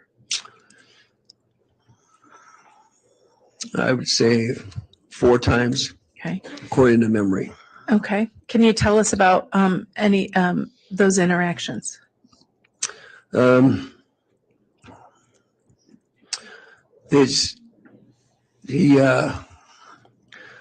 That's when he was trying to teach me about some of their beliefs. About the gathering of the 144,000 and then Satan having powers to push people out of their bodies and then the spirits being stuck. I don't know how far to go with this, but it was just some. It's okay. I'll ask questions. Okay. That's fair. And that's exactly right. If you're not sure, we'll just do question, answer, okay? Okay. All right. Do you need some water or anything? Yeah. Okay. I saw you licking your lips. All right. Now, you indicated that he started talking about beliefs and that, and the 144,000, right? Yeah. That's what you said. Who was present during this conversation? Melanie and Lori. Okay. Did Lori participate in the conversation at all about those issues? Not that I can recall. He seemed to lead the way on that. Okay. And did you, what was your response to Chad's, sort of concepts? I just said, if the Lord's gathering is 144,000, I believe that would happen through his prophet. And then as far as the Satan having power to push people out of the bodies, I said, we're taught differently in that. That can't happen. He's not given that kind of power. So let me stop you there. So you are a member of the Church of Latter-day Saints, right? Yes. Okay. And I heard you say through the prophet. Are those doctrines taught through the mainstream LDS church? Yes. Okay. And so your response was things more in line with the teachings of your church? Yes. Okay. Were you sort of going along with what Chad was telling you? I was listening, and then I questioned, that's, I don't know what you mean by going along. I didn't. Did you believe him? No. Okay. Did you let him know you didn't believe him? Yeah. Okay. So after that interaction, did you have any other interactions with Chad? Yeah, he had us meet him at a property on the east side of a church. When you say had us meet him, who was together with that situation? Me and Melanie met with Chad and Lori at this property. Okay. And it was next to a church? Yes. Okay. What happened when you met with Chad and Lori next to a church? They just trying to tell us about that beautiful building, like a temple that was there, and that was in spirit. But so they wanted to show it to us, but I couldn't see anything. Okay. Why did they want to show you the temple or the heavenly building they said they were seeing? I think it tied in with things that they believed in, but I didn't know all their beliefs. Did you believe it? Could you see a building? No, I didn't believe it was there, and I couldn't see it, but I was trying to be respectful and just kind of follow along, I guess. Okay. And then after the visit of a site, what was supposed to happen at that site where you were meeting with Chad and Lori? We were just supposed to be able to witness it. That's all I recall. Okay. And then Did you run into Chad Daybell again that weekend? Yes. Okay, where was that? They had 80 acres that was out by his place. It was for sale. It was for development. So why were you looking at 80 acres near Chad Daybell's property? Well, for me personally, I had an investor down in Utah that wanted to do a development in Rexburg. So I was interested in it for that. And Chad was interested in it because he wanted me to move up to Rexburg. Okay. And so what did you do about going to check out that property? Since it was Sunday, I just said, well, I don't work on Sunday, but since I'm leaving early in the morning, I said, I'll just drive by, take a picture of the realtor sign, and then I'll, deal with it later, during the work week. So when you drove by and you took a picture, how was it? How did you get connected with Chad? We were out there. Alex Cox led us out to the property. So we were just standing out in the field and just talking.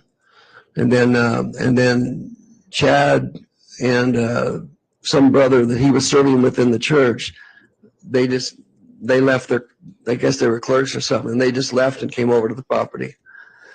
Okay. And he said he brought this guy was a realtor, and he said, I just want to, if you have any questions or anything, he can help you with it. Okay. So who's he?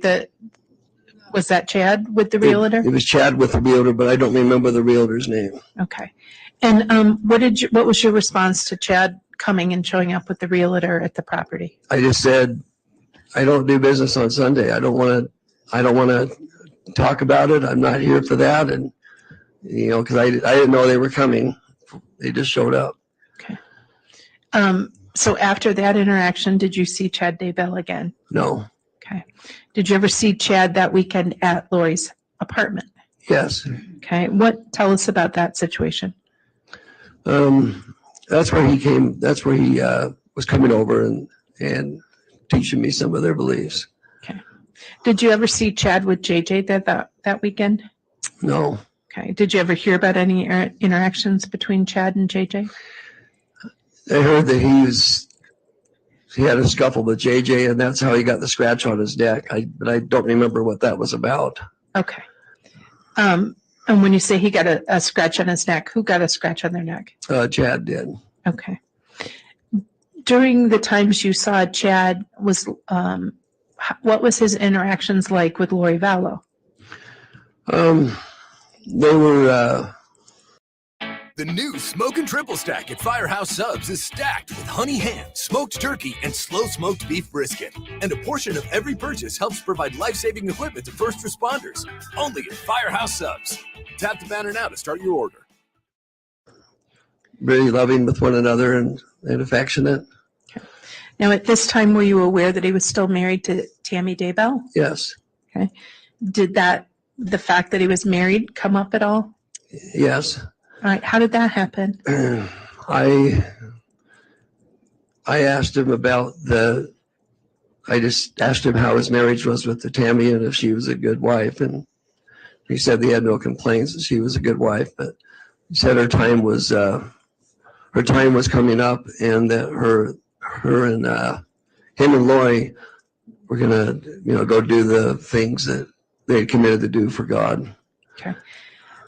So when you say her time was coming up, your Tammy's time He was. said he had a dream that she was going to pass away before he was 50 or by the time he was 50. Okay. And so that was Tammy was going to pass away before Chad was 50?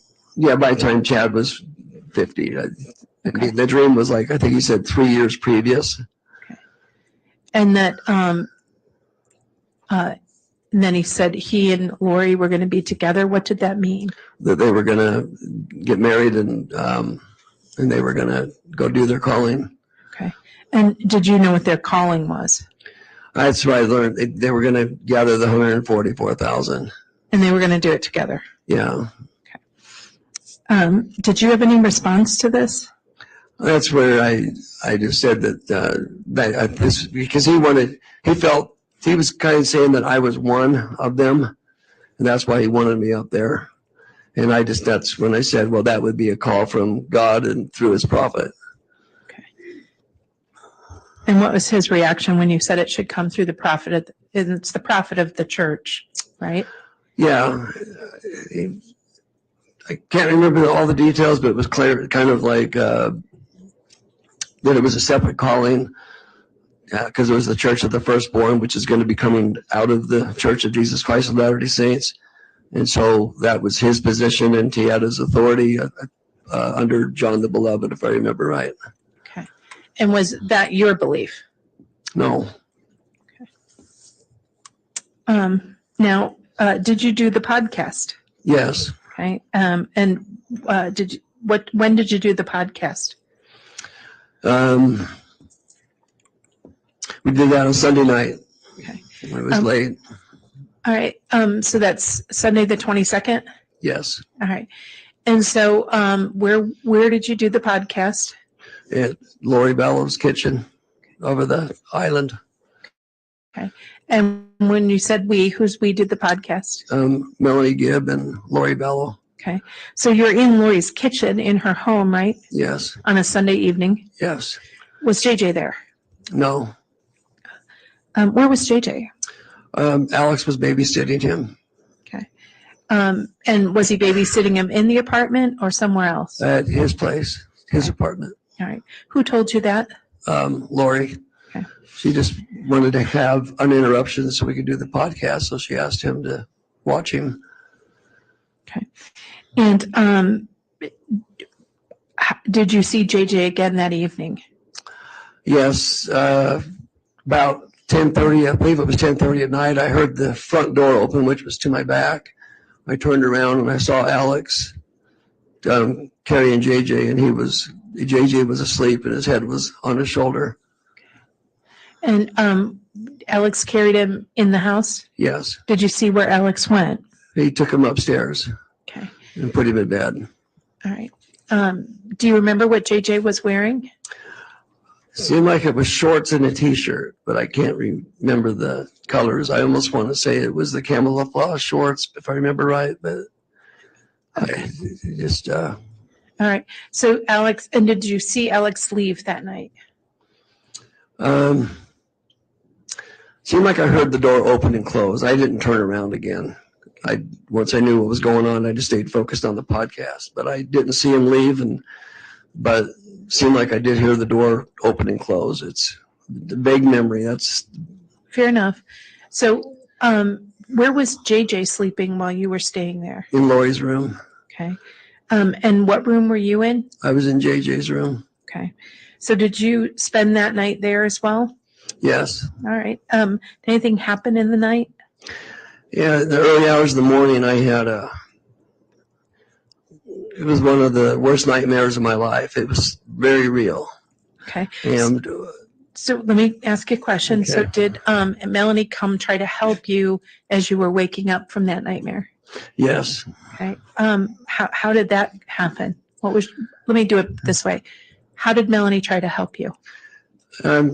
She had heard me talking in my sleep, kind of, I guess I was screaming out or calling out. Okay.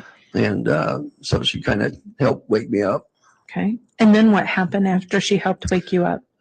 She said, I'm going to go get Lori, see if we can get Chad over here to give you a blessing.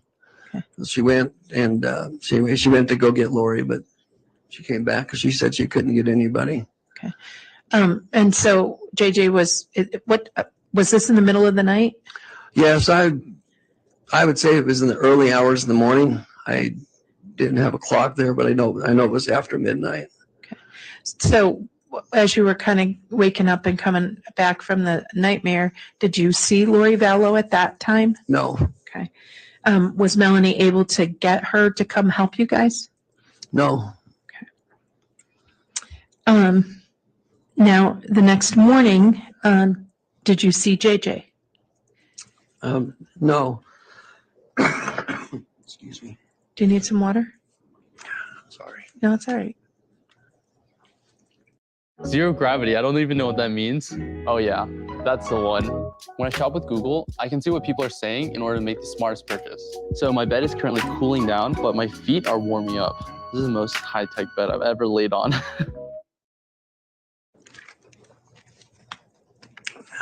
You okay? Yeah. All right. And so when you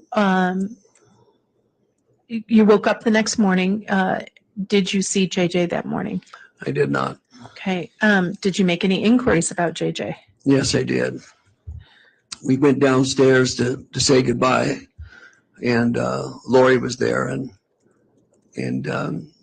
she just said that JJ had an episode, and he climbed up on the cabinets, and then he climbed up on top of the fridge, and then he climbed up on top of the upper cabinets and knocked over her picture of Christ.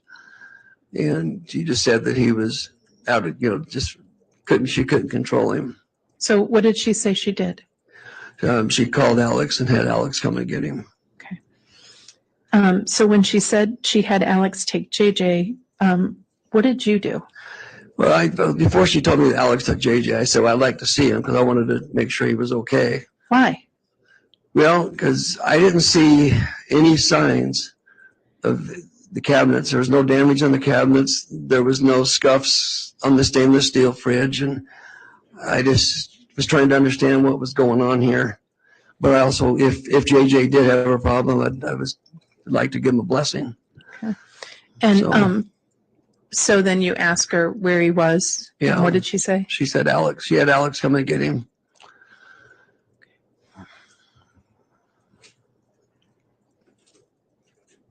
Okay. One moment, if I may, Your Honor. Yes. Yeah. One moment. Yeah.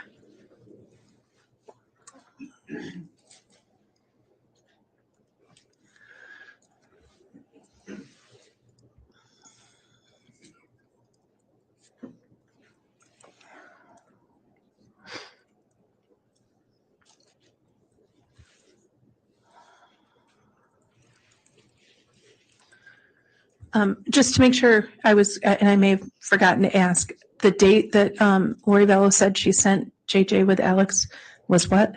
That was Monday, the 23rd of September. 2019. Yes. Okay. Thank you. Nothing further. All right. Thank you, Ms. Smith. Will be in cross-examination. Mr. Archibald.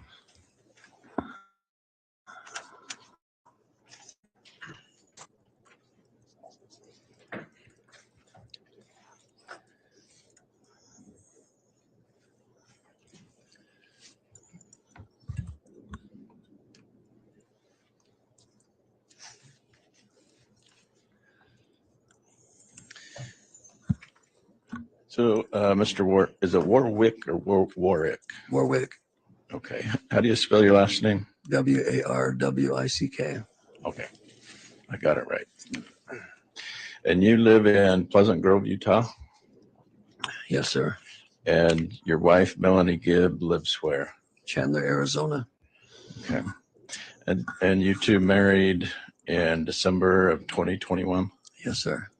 So in this weekend of September 2019 that you've talked to us about, were you still married to someone else? No. Was Melanie Gibbs still married to someone else? What's that? Was Melanie Gibbs still married to someone else? No. Okay. Both of you had been divorced by the time of September of 2019? Yes. When did you start to see Melanie before your divorce went through? Objection relevance? Overruled.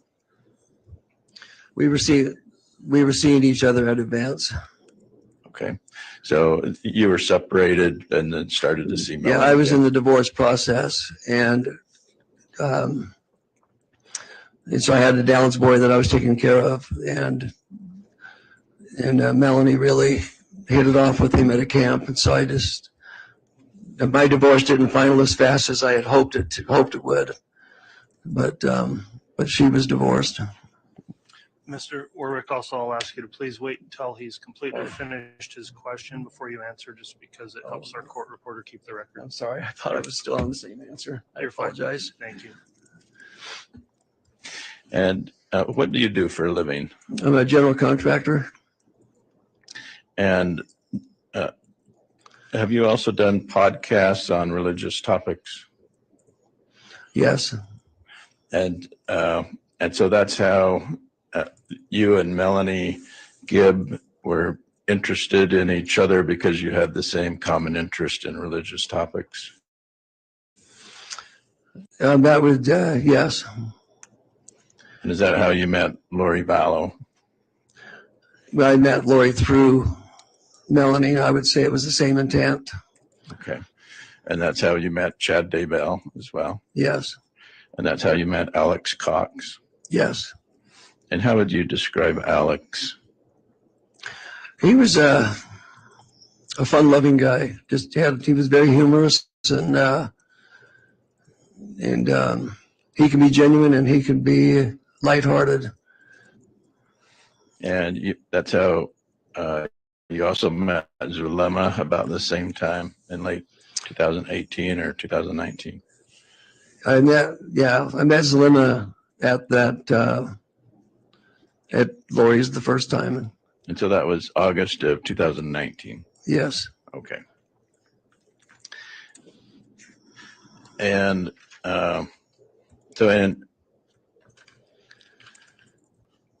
how did you learn that Lori and Alex moved from Arizona to Idaho? Through Melanie. And so this conference that you were going to in Rexburg, Idaho, was that, what kind of a conference did you say that was? A Book of Mormon conference. And who was that sponsored by? Rod. So that wasn't part of your church. That was just a private conference. Yeah, they were members of the church, and Rod was. It was his conference, and the people with Preparing the People were doing the filming for him. And so, Preparing a People, is that a group sponsored by your church? No. So who is it sponsored by? Just a bunch of people getting together? They're just the private owners. Okay. And when you say you get together to do podcasts, what does that mean? When you sit down and discuss a topic or be interviewed. And who's the designated audience for this podcast? Who are you trying to sell it to? I'm just trying to think what their it was mainly to the saint for the Latter-day Saints. And so have you ever made money on these podcasts? No. So the podcasts are for education then, not money? Right. And where would your podcast be downloaded to? Objection, Your Honor. Relevance. I understand it's cross, but it's relevance. All right. I'll allow some more here, Mr. Archibald, but it needs to tie into direct if you could. Well, you told the prosecutor you were doing podcasts with Preparing a People. That's what you told the prosecutor. Now, they're interviews. I don't know if podcast is the right name. Melanie and Lori called theirs podcast. Preparing the People, I think they just called theirs. They just did weekly things where they would highlight topics, and then they would ask people to come in, and then they would just kind of go into that topic and scripturally and experience with it. And so your purpose in doing these podcasts was just to talk about your religious beliefs. Yes, and to build faith. We did most of the ones I did with Preparing the People. Well, sorry, I'm saying too much. No, it's not that you can't continue to answer. It was just avoid talking before Mr. Archibald's done. So we don't have I just didn't know where to end it, so that's why I stopped. Sorry. So we don't have two people talking at the same time for the court reporter, if you would. So thank you. Okay. And the group called Preparing a People? No. What is Preparing a People? They host conferences, and they invite speakers to come in and vendors. And have you been a speaker at some of these Preparing a People events? Yes. And the reason that you've been a speaker is because of what? Because of my conversion to the faith, and because of the doctrines that I came to understand. Okay. And to build faith. And so you've participated in these podcasts, or sometimes they're called firesides. Is that right? Yes. And you've given talks or speeches about the second coming of Jesus. Is that right? About my dreams and visions. So would you call yourself a visionary man? Others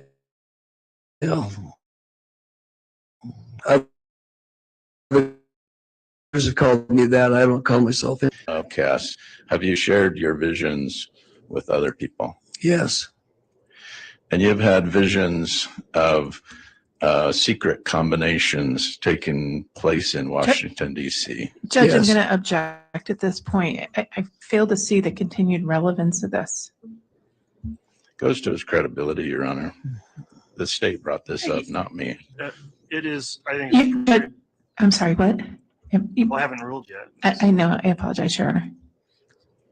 What was your comment? Go ahead. I was just going to ask under Rule 16, comment 610 is that impugning somebody's religious beliefs or going beyond the scope of this trial is impermissible cross-examination.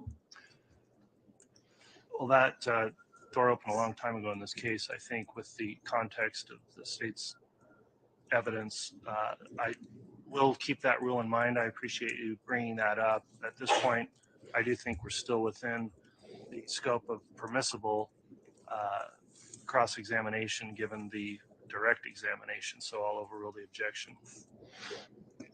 You've given talks about visions of secret combinations in Washington, D.C. Is that correct? Yes. You've given talks about visions of secret combinations in England and Saudi Arabia. Is that right? Yes. You've given talks about evil entities in England, right?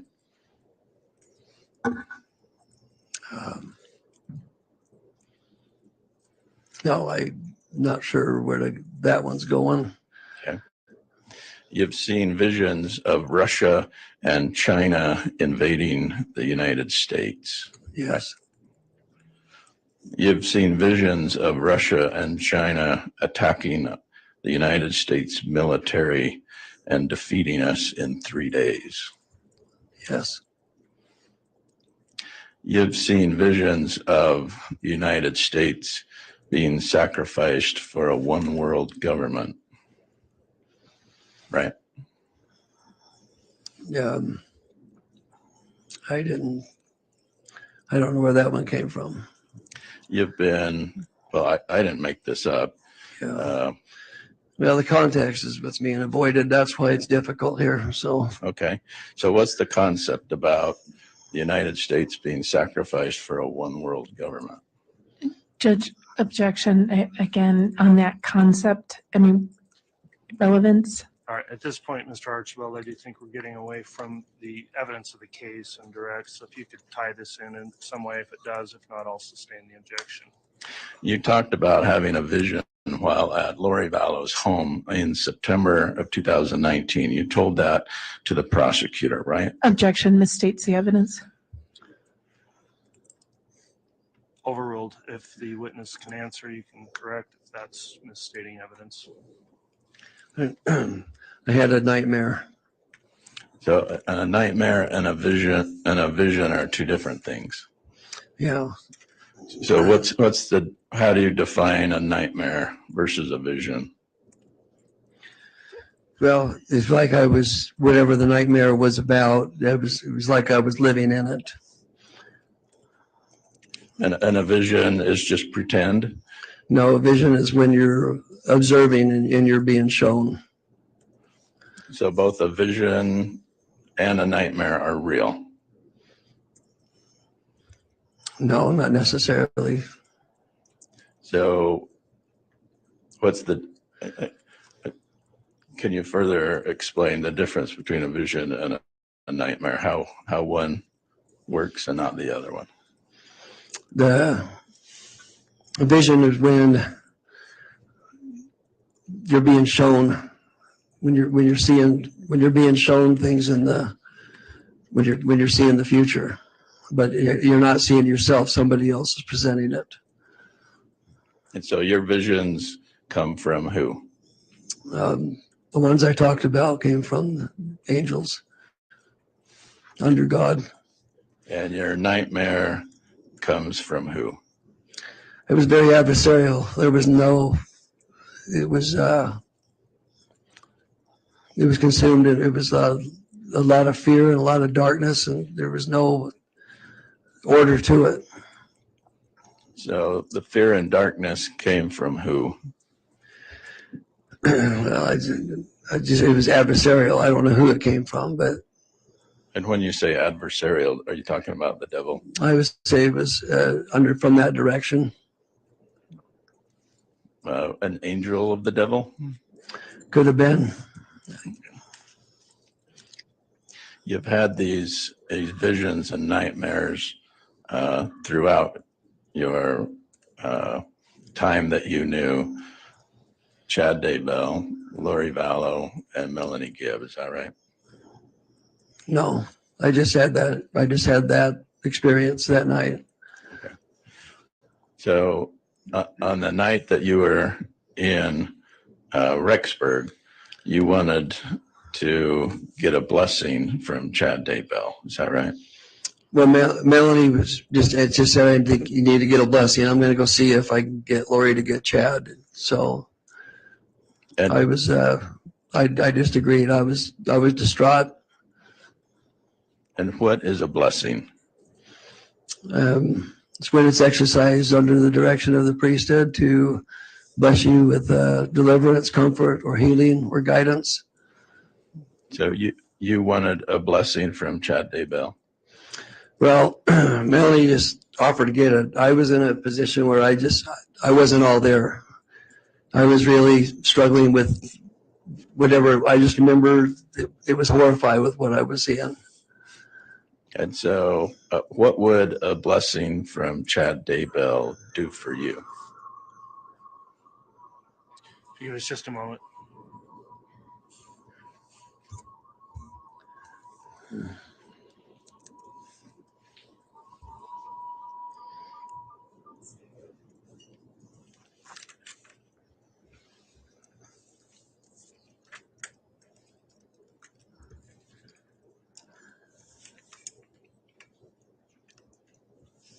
All right, thank you, Madam Clerk.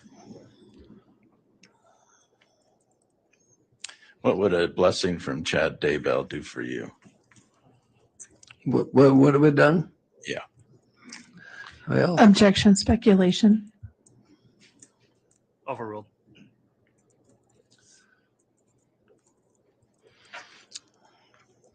I would have hoped for peace, but it wasn't my idea. Melanie was just trying to get help. And you and So Melanie, I'm sorry. You and Melanie were in the same room when this nightmare happened. Yes. And you were sleeping in JJ's room. Yes. And you were woken up by your nightmare. Yes. And then you woke up Melanie. She woke me up because I was, she could tell that something was going on. So. And so you agreed. Maybe we woke each other up. I don't know. And so you agreed to seek help from Chad Daybell. Yes. And did Chad Daybell come? No.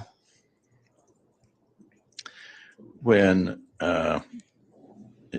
had you seen this scratch on Chad's neck from JJ? He pointed it out, but it was pretty minor. You didn't see the scuffle, but Chad. No, I didn't. But Chad told you about it? Yes. And when Chad told you that Tammy's, his wife's time was up, that he had a dream she would die. Did you believe that? I wasn't certain to what to believe at that point. He was teaching about the 144,000. Is that a concept you're familiar with? Yes. And tell us what you understand that to be. All I understand is during the time of the tribulation that God's going to have 144,000 that will cover the earth to gather his elect and to help gather his people and help deliver them from the trying circumstances. And have you wanted to be part of the 144,000? No, I mean, it would be an honor, but it's nothing I was seeking. And I think you told the prosecutor that you didn't think Chad had the authority to gather. No. Who do you think has that authority? The prophet of the Church of Jesus Christ of Latter-day Saints. And who is that? Well, now it's President Russell M. Nelson. Okay. So that's where your disagreement with Chad Daybell was who had authority to do that. Yes. Had you ever heard of the Church of the Firstborn before? I just see it in the scriptures, but. Yeah, where in the scriptures? Doctrine and Covenants. And what's the Doctrine and Covenants? It's a canonized scripture in the Church of Jesus Christ of Latter-day Saints. So is the Church of the Firstborn is that in the Holy Bible? It could be. Is it in the New Testament or the Old Testament? It could be. I'm not recalling all this right now. Is the Church of the Firstborn mentioned in the Book of Mormon? I don't know.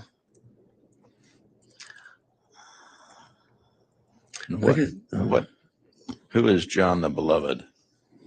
The close disciple of Jesus Christ. So John the Beloved was told something about the Church of the Firstborn. Is that what you learned from Chad? Or how did those two concepts go together? I just heard that that's where he had gotten his authority from. That's where Chad had gotten his authority from? Yes. And these are the kinds of things that you talk about on your podcasts? No. What do you talk about on your podcast? On the podcast, I go into topics like fasting, and then a lot of them were the conversion of coming where I came from, and the conversion stories and experiences from the time I was converted up through my mission, serving the LDS mission. And so, but they were in the context to build faith. They weren't in the context of seeking these things. They were as experiences as a result of repentance and faith and service. And so when you agreed to do a podcast with Chad and Lori and Melanie on Sunday night in Rexburg, Idaho, what was the topic of that podcast? First off, there was just Melanie and Lori. Chad was not part of it. Okay. And so what was the podcast with Melanie and Lori about?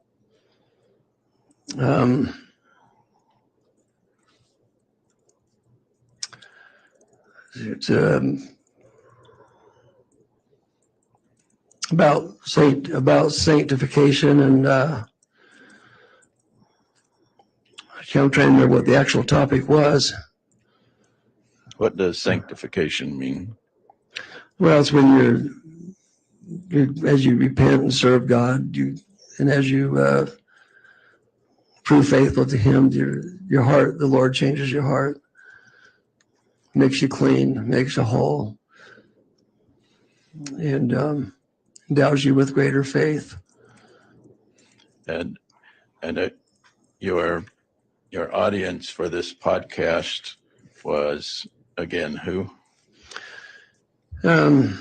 it was preparing the people, and there was camps, the preparedness camps. Sometimes I went and spoke at those. So I just a lot of it was not really venues. It was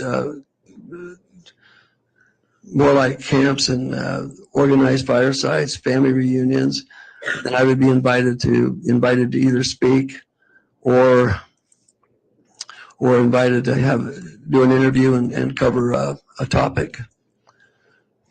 And so, being invited to speak at a preparedness camp, what topics would you talk about? Judge, I'm going to object. I mean, I understand it's cross your honor, but at some point it becomes irrelevant. I'll sustain the objection on relevance. I think we're beyond the scope of tying into the evidence of the case at this point, Mr. Archibald. So, your whole purpose was to get ready for the second coming of Christ in these podcasts? No. What was your purpose? Whole purpose was to build faith and to help identify stumbling blocks to faith, and also to help identify the fruits of faith, and to help identify how involved our Father in heaven is with each one of us when we're truly trusting in his Son, Jesus Christ, and seeking his will. Now, were you, when you left Lori's apartment on September 23rd, 2019, you indicate that you were anxious to go visit your son in Pocatello? Yes. And did Melanie go with you there? She did. And that's the time that you say you did not see JJ? Yes. And did you call the police? No, I didn't. Did not. All right. You didn't have any reason to, right? I didn't see any reason. Lori was one of the most sweetest, kindest, fun-loving. She was I really enjoyed her. She was a wonderful woman. This stuff kind of hit me that weekend, and I just wasn't, anyway, I just didn't see it was like what they're teaching doesn't match what I see in their character. And so I kind of left a little confused and puzzled and trying to discern. Well, their character was good, right? Yeah, I saw goodness, yes. And I didn't see any reason to suspect. Yeah. All right. Thank you, sir. Thank you. All right, that'll conclude cross-examination. Any redirect by the state? Yes, briefly.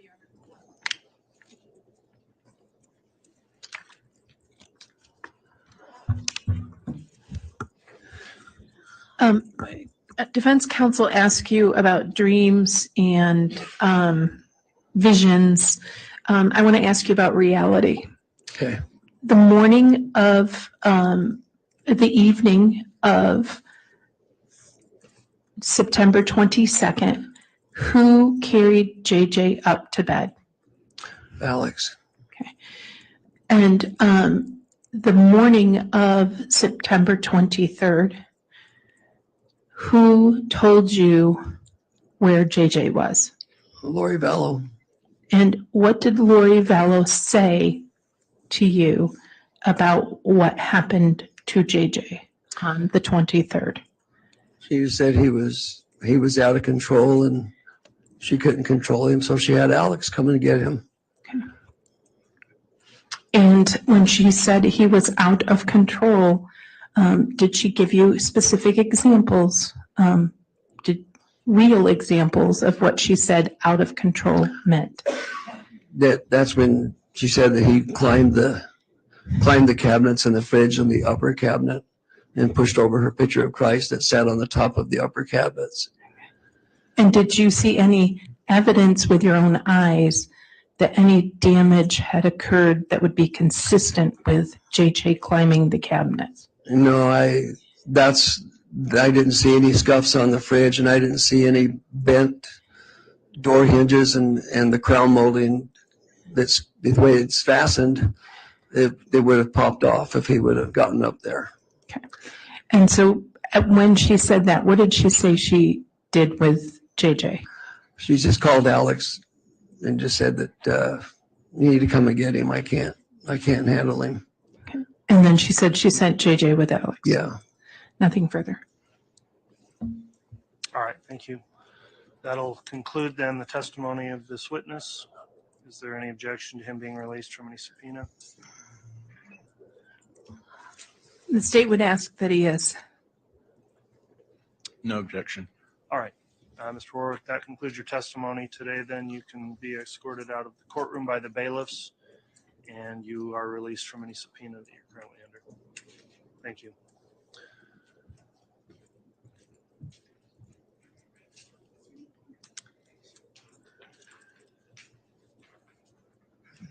All right, we're close to the noon hour. Is the state intending to call another witness at this time, or would you prefer we take our lunch break? The next witness is fairly lengthy, so it may be a good time for lunch break. Okay, let's go ahead and take the lunch break, and then I will have a quick sidebar with council just on scheduling if we could. And we will try to be back on probably between 12:30 and 1 for further testimony of the next witness. All right, please.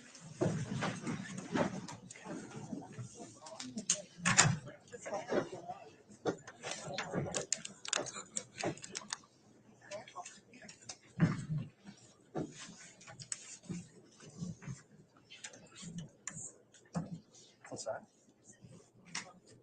What about that? Oh.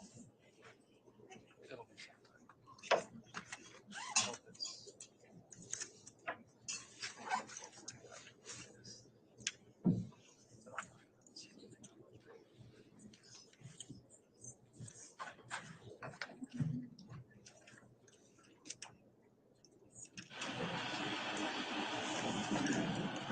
Thank you. Please be seated.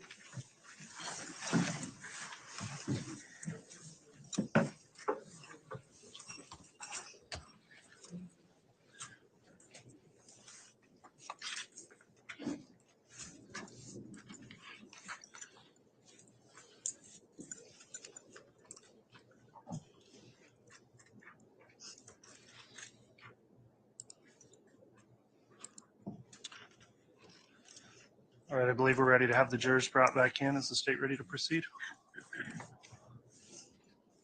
Yes, Your Honor. All right, is the defense ready?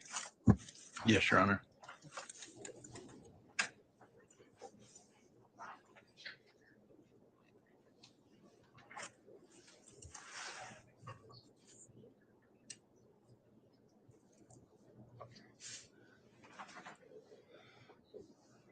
Let me have just a quick sidebar with counsel, please.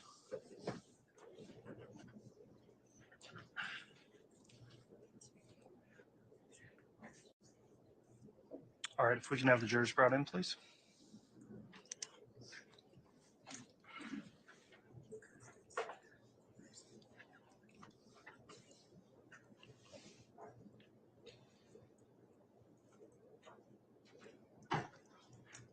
All right, please.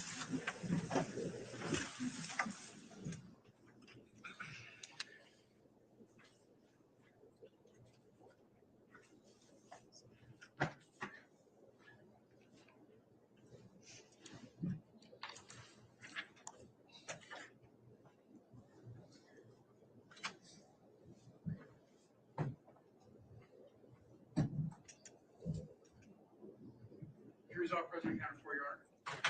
Thank you. Please be seated.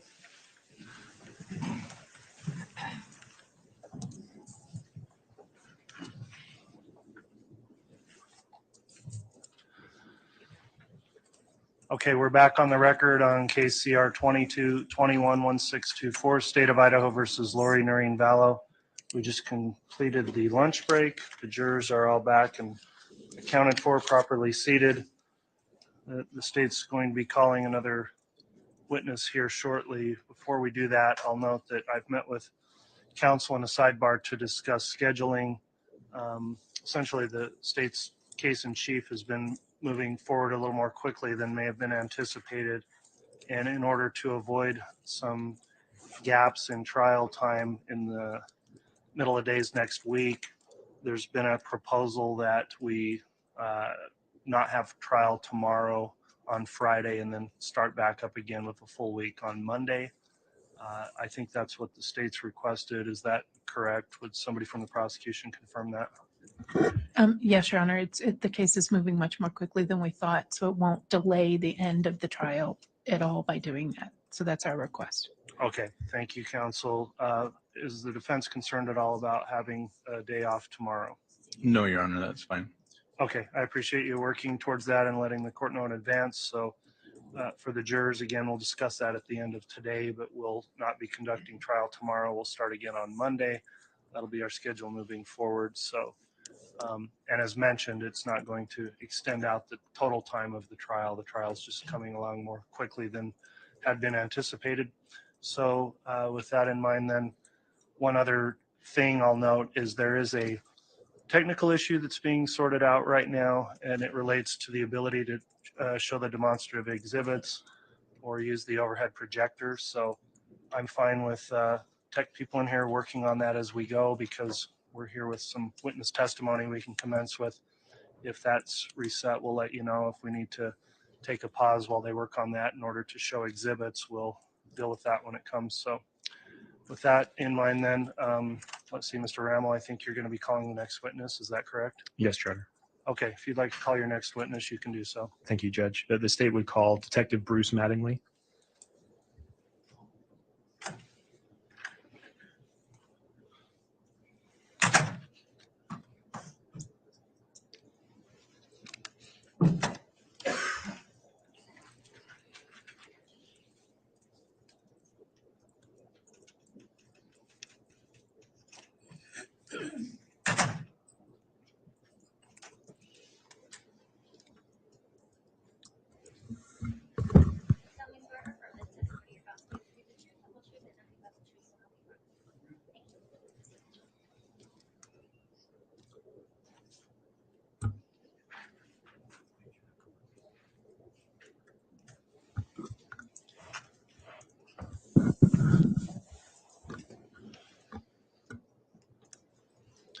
All right, before you commence with your examination, Counselor, I'd like to just inquire of the witness who's now sworn, Detective Mattingly.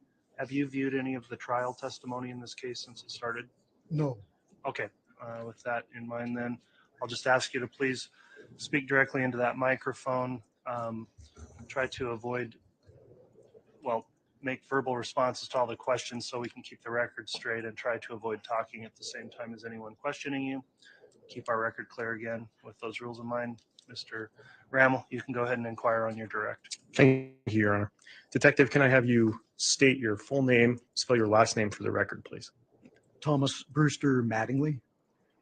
Last spelling is Mattingly.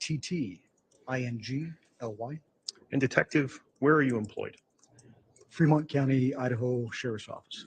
And how long have you been employed in that capacity? 22 years. And how long have you been employed in law enforcement overall? Sorry, let me restate. Overall in law enforcement, 22 years, and as a detective for the last 6 years. Okay. And are you post-certified? I am. I hold a master's certificate at post. You testify that you're a detective. Can you quickly tell the jury about your current duties and responsibilities as a detective in Fremont County? Yeah, current duties for me in our county is anything that comes across my desk or assigned as a detective, which mostly will be felony cases. And then with that, also assisting with other deputies in their investigations or things that they are assigned to. And also I work with evidence, logging that in, logging it out. And also with that will be death investigations. Detective, I'm going to draw your attention to January 3rd of 2020. Were you working as a detective for Fremont County at that time? Yes, I was. What were you working on that day? We were executing a search warrant at Chad Daybell's property located at 202 North, 1900 East in Fremont County, Idaho. And Detective, were other agencies involved? Yes. Was FBI ERT on scene? Yes, they were. Detective, were you involved in the initial search and collection of evidence from that residence? Initially, yes. And after the execution of that search warrant, did you take possession of items found at that location? I did. And can you explain to the jury how that came about? Yes, the ERT team collected the evidence, and then they gave that to my lieutenant, Joe Powell. And Joe Powell and I took those items to our station in St. Anthony, and we put them into evidence. And then after that, I logged it into evidence. And you have detailed evidence logs of what you logged in? Yes, each item is numbered sequential and with a description of what those items are. Detective, who has access to your evidence lab? So that'll be 3 people. That'll be myself, Detective Vince Kayakakamani, and Detective Jim Fabinich. Jim Fabinich, spelling of, Jim Fabinich. Spelling of his last is Fabnich. Could you spell the other detective's name also, the last name? I can. Kayakakamanu, Kaiakamanu. All right, that's what I thought.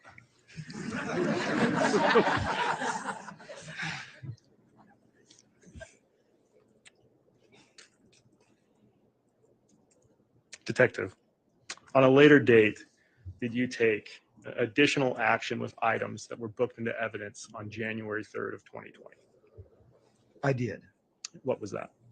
So on January 15th, I took the items that the electronic items that we had taken from that location to Salt Lake, to the IWR CFL, which is the Intermountain West Regional Computer Forensic Laboratory.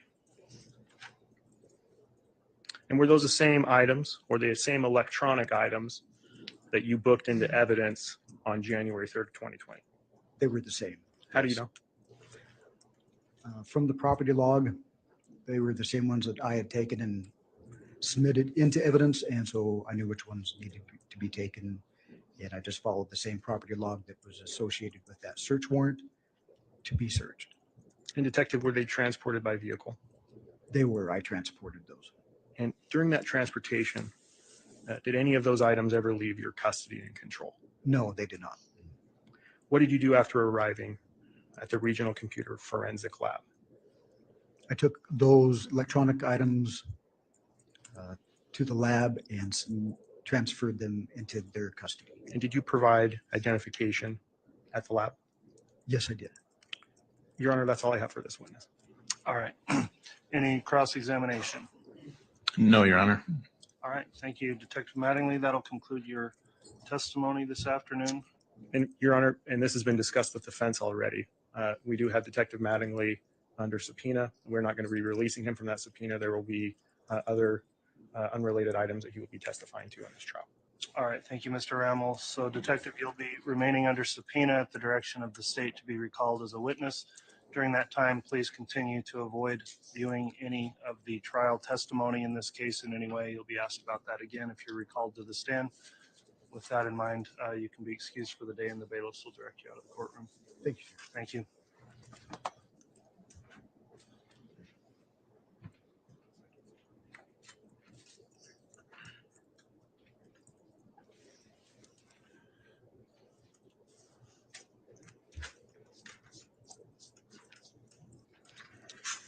Mr. Hamill, you can call your next witness.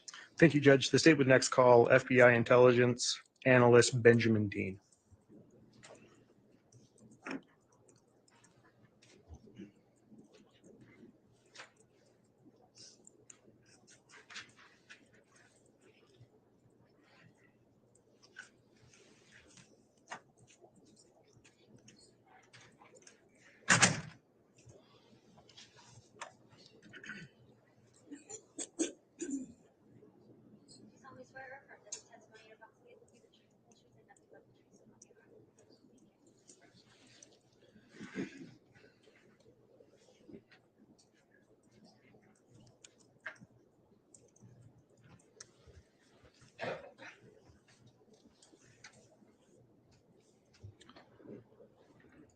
All right, sir, before we begin with your testimony, I'll just inquire, have you in any way viewed any of the testimony that's occurred during the trial in this case? No. All right, thanks for your response. Please answer all questions verbally and avoid speaking at the same time as any attorney questioning you so we keep a clear record. With that in mind then, Mr. Ramel, you can inquire on direct. Thank you, Judge. Can I have you state your full name and spell your last name for the record, please? Benjamin Dean, D-E-A-N. And where are you employed? I'm employed with the Federal Bureau of Investigation. And how long have you worked for the FBI? Approximately 8.5 years. And what position do you currently hold with the FBI? I'm an intelligence analyst. And Mr. Dean, you're an intelligence analyst. Are you referred to as IA Dean? Yeah. And yes, sir. I have permission to refer to you as IA Dean. Is that okay? You do. Thank you. Can you briefly describe your educational, professional, and training background? Yes. Prior to joining the FBI, I obtained a bachelor's degree in foreign and area language studies, foreign language and foreign area studies. And after joining the FBI, my first position was in the language services section, where my job was to review and report on the lawfully obtained electronic communications of case subjects in different parts of the country. Later, I became an intelligence analyst, and I attended what's called basic field training course for new analysts, and that was in Quantico, Virginia at the FBI Academy.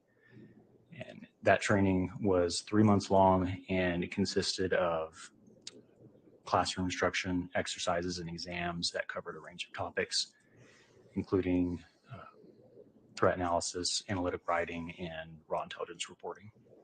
And IA Dean, what office are you currently assigned to? Salt Lake City field office. And can you tell the jury what your day-to-day responsibilities are? Yes. I work on a criminal investigative squad, and so I do often provide support to active cases, but my main job is to review information or analyze information and make assessments regarding specific threats. And so some of my daily tasks include reviewing information collected by agents out in the field or from other sources, looking for trends and patterns in that information, and writing reports or giving briefings with recommendations and findings. Do you have any specific training or experience in reviewing electronic devices? Yes. Could you share that with the jury, please? Yes, I can.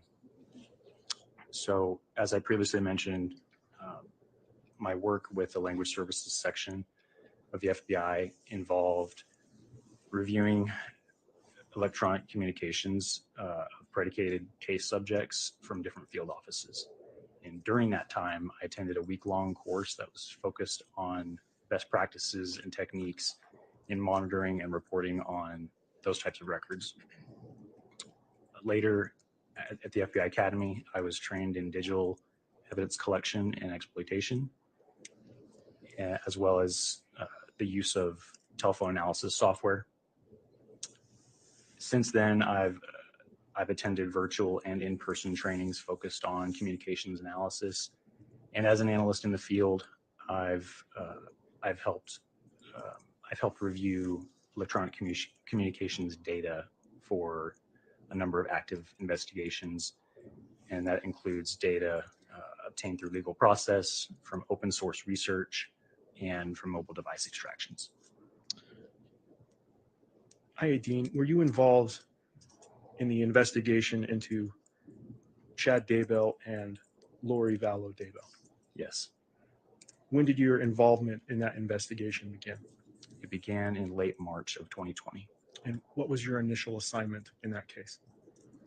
My initial assignment was to review tips submitted by members of the public in response to a press release that was issued by the FBI and the Rexburg Police Department on March 5th of 2020 concerning Tylee, Ryan, and JJ Vallow, who were missing at the time.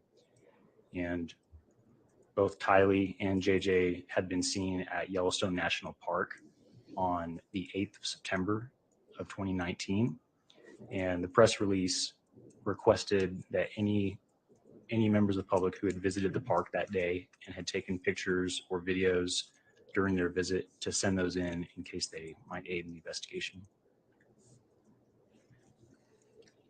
Did you have any other assignments in support of this investigation? Yes, I did. What were they? I was asked to assist in the review of data extracted from electronic storage devices that had been seized from the residence of Chad Daybell on January 3rd of 2020. And when did you complete your review of those devices? In late May of 2020. Were you asked to review data from any other devices after you had completed those initial reviews? Yes, I was. And what were those additional devices you were requested to review? I was asked to review the contents of 2 Blu-ray discs also containing data that was extracted from storage devices that were seized on the same day, January 3rd, 2020, also from Chad Daybell's residence. And how were they labeled? A unique FBI specimen number was clearly written on each disc. One disc had the label IWR091201, and the other disc was labeled IWR091202. Also, both discs had clearly written on them the words working copy. I-18, I'm quickly going to draw your attention to the second disc. Testified IWR091202. You analyzed that disc? Yes, I did. Were you able to attribute that device to a specific user? Yes, I was. And who is that? It belonged to Seth Daybell. And are you aware throughout your investigation in this case who Seth Daybell is? Yes. And who is he? He is the son of Chad Daybell and Tammy Daybell. Dean, I'm going to draw your attention now to the first disc, IWR091201. Is that the disc that you began reviewing first? Yes, it is. I'm going to draw your attention to that device. Through your investigation, did you review a chain of custody document on that specific device? I did. To your knowledge, where was that device immediately prior to being provided to you on that disc? It was with the Regional Computer Forensic Laboratory in Salt Lake City. Dean, when did you begin your review of that disc? I began review of that disc on Tuesday, May 26th of 2020. And can you describe to the jury, please, the process you used in doing that review? I can. I used a Blu-ray disc reader to open up the disc on my FBI-issued laptop computer. I was able to see that the main file on that disc was named IWR091201, and I copied that folder onto my laptop and began looking through its contents. I located a subfolder with an application file named cellbrightreader.exe and also a UFDR file named IWR091201 report.ufdr. And so I double clicked on the application file to launch the Cellbright Reader software program. And once it was fully loaded, I used it to open up the report. And Dean, how does the data appear in Cellbright Reader?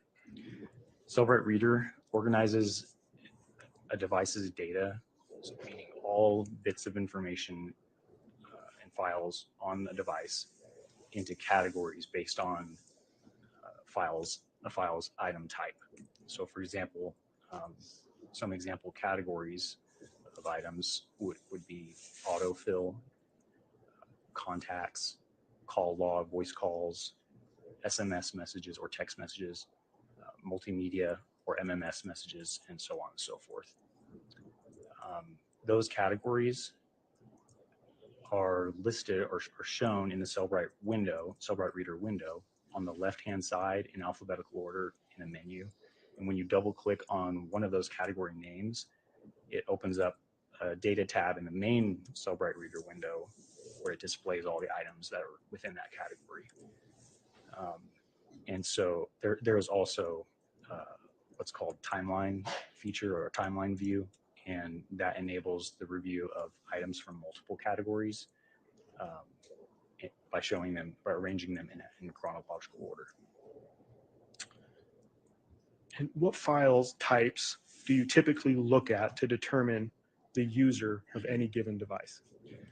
Typically, I will look to see if there's a device user listed, and if it's a cell phone, I'll look at the phone number associated with the device or the phone. I'll also look at the content of any communication items that I can find on the device, and also if there's any images on the device, I'll look at those as well to try to determine a primary user. And Dean, did you look at those file types for this device? Yes, I did. When reviewing those items, did it become apparent to you what type of device this was and who the user of the device was? Yes, it did. It was clear to me that I was reviewing a cell phone belonging to Tammy Daybell, who was the wife of Chad Daybell. And that was clear to me for a few reasons. And can you list those reasons to the jury, please? I can. First, the device user was listed as Tammy. Second, the phone number associated with the device was the same phone number that appeared on other records and documents obtained in the investigation that was attributing that number to Tammy Daybell. There were incoming messages on the device, so text messages, multimedia messages addressed to Tammy, I should say.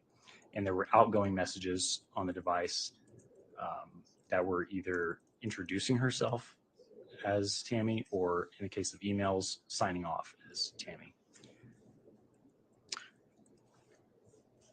Dean, any posts or photos that you viewed that aided in your belief that this was a device belonging to Tammy Daybell? Yes, there were. I found device notifications, which alerted the user of the phone anytime there was a new Facebook post to a Facebook group named Daybells and Murs.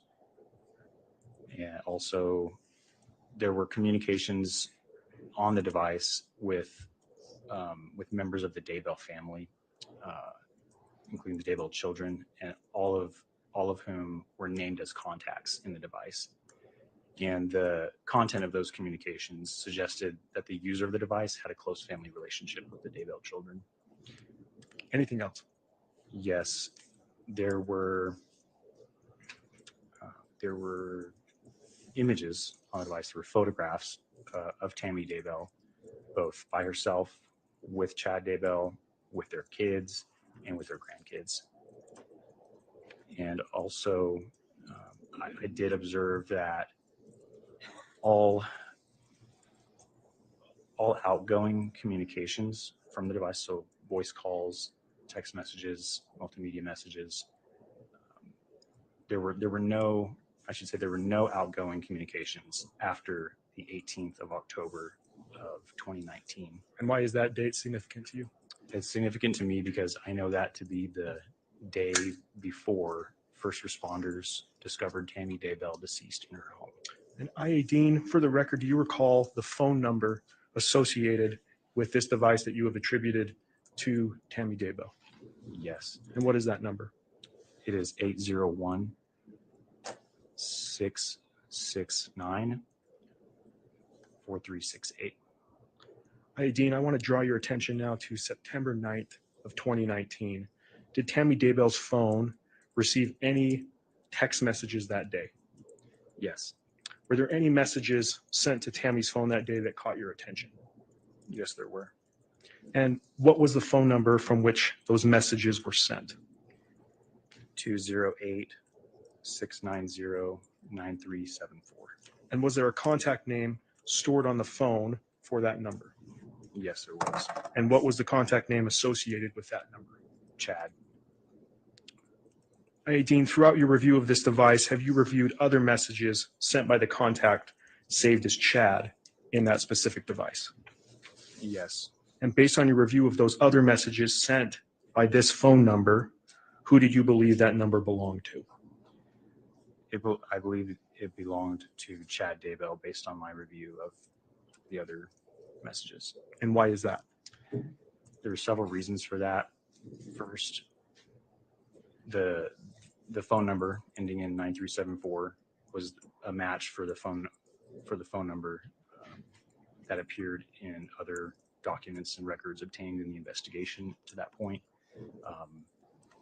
and associating that number as one of the phone numbers used by Chad Daybell. So that was one indicator. Also, there were group that number ending in 9374 was part of group messages found on the device with members of the Daybell family, so with the Daybell children, and the content of those communications likewise suggested that the user of that number had a close family relationship with the Daybell children. And in addition, there were text messages, or I would say the exchanges between Tammy and the user of this 9374 number indicated that they lived in the same home and that another individual named Garth also lived in the same home. Hey, Dean, I'm going to draw your attention back to messages sent on September 9th, 2019 from that specific device that caught your attention. Your Honor, may I have the witness be hand what has been marked as State's Exhibit 229? Yes. Your Honor, for the record, I have provided defense a courtesy copy and the court a courtesy copy as well. All right. Thank you, Counselor.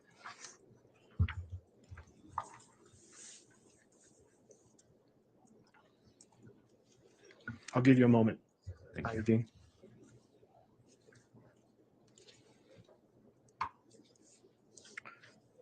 Dean, will you look at what has been marked as State's Exhibit 229? What is this?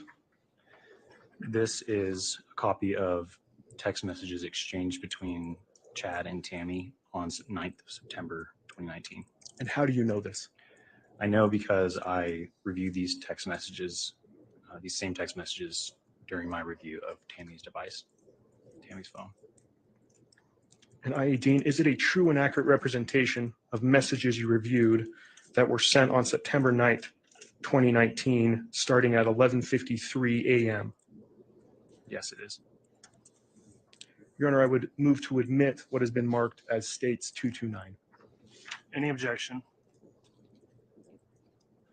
Your Honor, I can't recall when counsel gave me a copy of this in all my stacks. I don't know where it is. Can I see the exhibit? Your Honor, I have another copy. It was before lunch.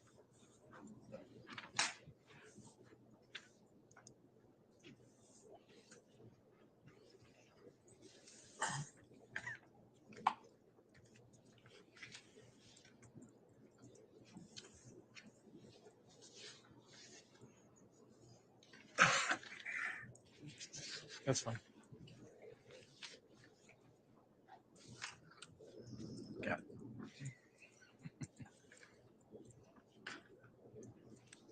I found it. Can I have the extra copy back?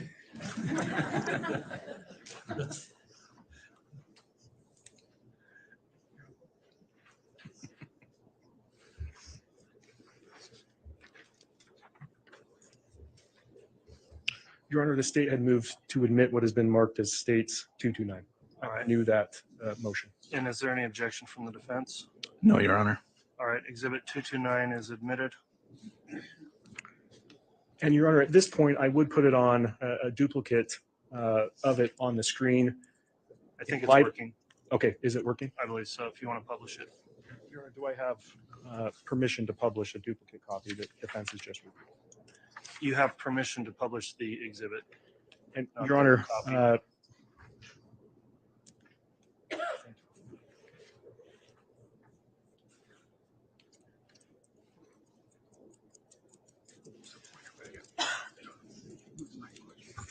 and Your Honor, I guess I'll defer to Mr. Dean if he can read those messages. If not, if he could be provided a courtesy copy that he can read from. All right, it's on his monitor as well. So. Mr. Dean, are you able to read what has been marked as State's Exhibit 229? Yes. Okay. Will you please read aloud the messages in this exhibit, including the timestamps and the contact name associated with these messages? Yes. So starting first one, 9/9/2019, 11:53:27 a.m. from Chad. Well, I've had an interesting morning. I felt I should burn all of the limb debris by the fire pit before it got too soaked by the coming storms. While I did so, I spotted a big raccoon along the fence. I hurried and got my gun, and he was still walking along. I got close enough that one shot did the trick. He is now in our pet cemetery. Fun times. And the next message? 9/9/2019, 11:56:59 a.m. from Chad. Gonna shower now and then go write for a while at BYU. Love you. And the next, please. 9/9/2019, 2:47:06 p.m. to Chad. Good for you. And finally, the last message. 9/9/2019, 2:48:20 p.m. from Chad. I'm back home now. I.A. Dean, why did these messages catch your attention? The first message in particular stood out to me because it was longer and more detailed than any of the other messages exchanged between Chad and Tammy that I had found or that I would later find on the device. Generally speaking, Chad and Tammy kept their messages relatively short, to the point, and they mostly had to do with financial or logistical issues of day-to-day life, such as picking up or dropping off checks, whether or not food needed to be picked up for animals at the house or at their property, and what time one or the other was planning to get home or planning to leave the house. This message appeared to be the first and only time that I could see from everything on the device, wherein Chad texted Tammy a rather detailed and step-by-step explanation of his day's events in sort of a narrative style. And I.A. Dean, based on your investigation, including your initial assignment in this case, did the date of this message catch your attention? It did. Why? If you recall from earlier in my testimony, my initial assignment for this case was to review tips submitted by members of the public in response to the joint FBI Rexburg PD press release from March 5th of 2020 concerning the whereabouts of Tylee, Ryan, and JJ Vallow. Both Tylee and JJ had been seen at Yellowstone National Park on the 8th of September of 2019. And so that press release was requesting members of the public who were at the park that day and had taken photos or videos to send those in so that they could hopefully aid in the investigation somehow. After reviewing hundreds of tips containing information, photographs, video footage taken from across Yellowstone National Park on or around that date, the 8th of September 2019, I was well aware that that was the last day that Tylee Ryan was seen alive. And so upon reading this text message, sent from Chad, wherein he claims to have built a fire, shot and killed a large animal, and buried it on his property, I became concerned because I recognized that it was sent the day after Tylee Ryan was last seen alive. Hi, Dean, what did you do after reviewing this information? I relayed the information to the case agents. Thank you. Your Honor, this is all I have for this witness. All right, thank you, Mr. Rammel.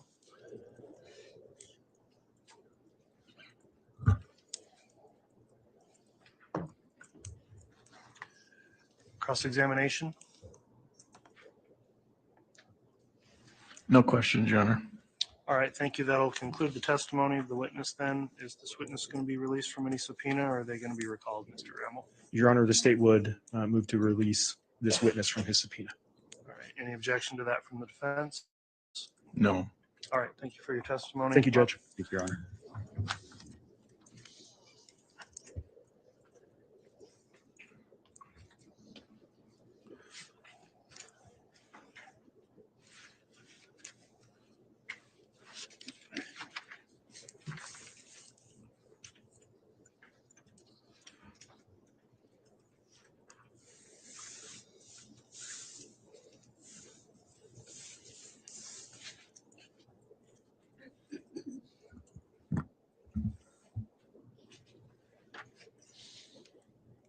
All right, does the state have a next witness to call?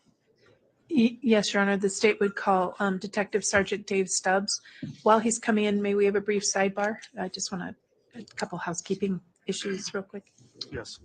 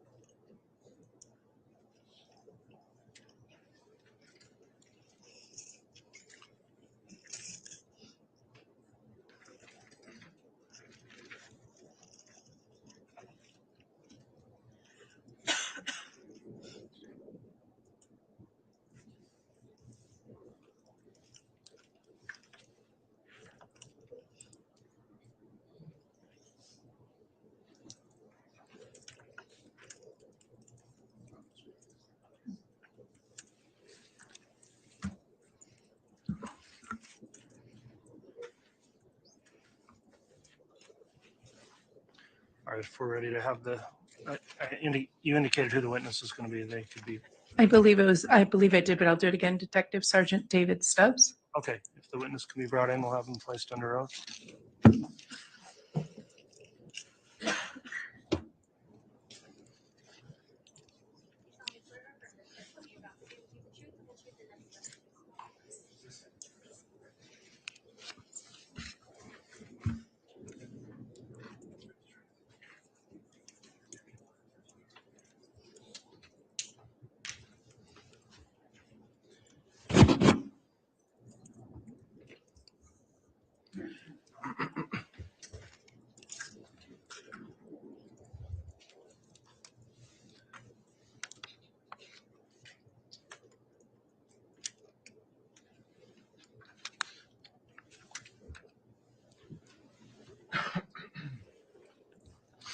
All right, before we get started with your testimony, Detective Stubbs, I'll just advise you we're making a court record here, so please avoid talking at the same time anyone else is talking. Make verbal responses to any questions you're asked.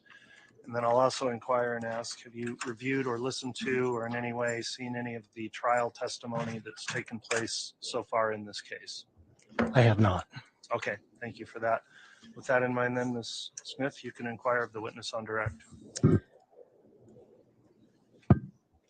As a preliminary matter, Your Honor, the state, well, let me do it this way. Sir, could you please introduce yourself to the ladies and gentlemen of the jury and spell your last name? Yes.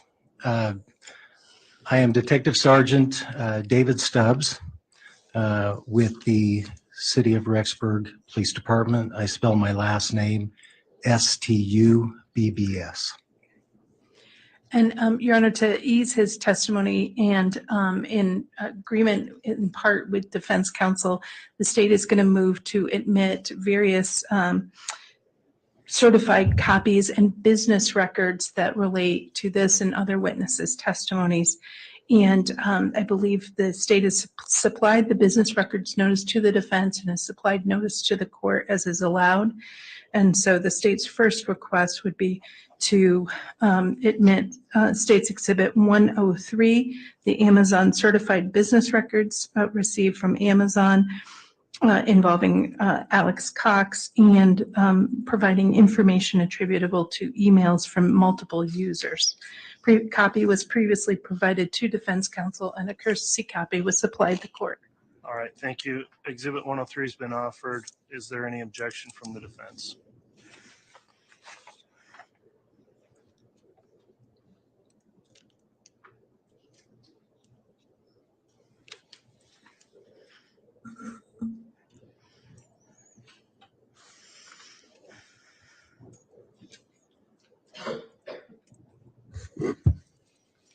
No objection.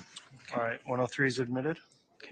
Your Honor, the state would next move under the same posture. The state filed them notice for business records and had certified copies supplied to the defense for States 104, the Ballard Insurance Group certified business records involving Chad Daybell. All right, 104 has been offered. Any objection from the defense?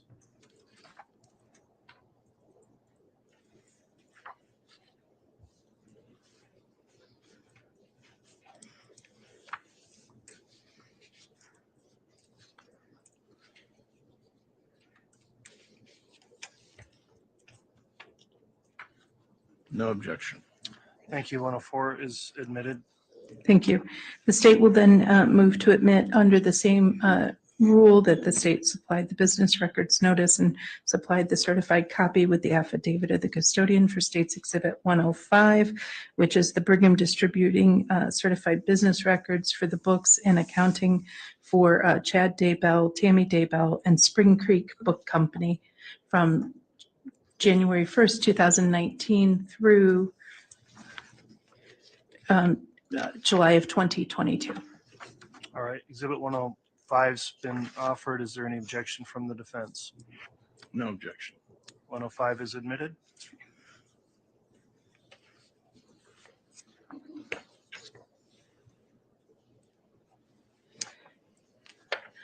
The state would move to admit State's Exhibit 106. It is the certified records from the Expedia Group reflecting the travel records and various account records of Lori and Vallow. Any objection on 106? On these certificates, affidavit of records, the actual pages aren't attached to it. I'm just looking at the affidavit of records. Is that correct, counsel? Yes, some as we've done with previous, all of these were supplied to you in discovery, but rather than supply tens of thousands of sheets of paper to the jury, we will do the specific pages by each witness, just so that we don't have, there's over 100,000 pages with some of these records. So we are doing the business record certification just like we did with Detective Consitis. Okay, very good. Yeah, no objection to 106. Okay. All right, thank you. 106 is admitted. The next one is State's Exhibit 107, which are certified Google business records for multiple users and accounts, and was previously supplied by defense counsel. Exhibit 107 is offered. Is there any objection? No objection. That will be admitted. And the state's next one is State's Exhibit 108, certified business records specifically as to the account associated with tammy.daybell@gmail.com and a Fitbit Ultra attributed to Tammy Daybell. Any objection on Exhibit 108? No, Your Honor. Thank you. 108 is admitted. 109 is the Hampton Inn certified business records for Alexander Cox and Lori Vallow, dated records for their folio information for those user accounts. Any objection as to 109? No, Your Honor.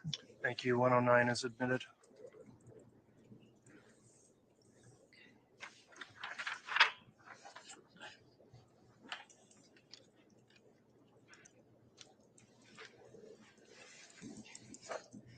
Moving forward in the exhibit list, Your Honor, the state is moving to Exhibit 123, which is the certified business records for Rise Broadband for an account attributable to Seth Daybell, but with a service address of 202 North, 1900 East, Rexburg, Idaho. All right, 123 has been offered. Is there any objection?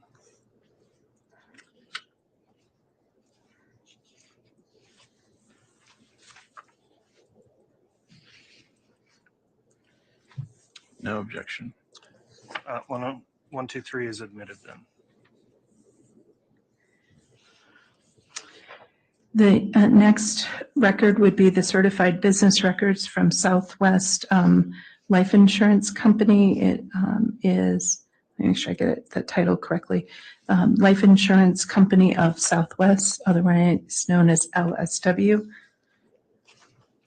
Any objection on, did we get a number on that? Oh, I apologize, maybe 124. Thank you.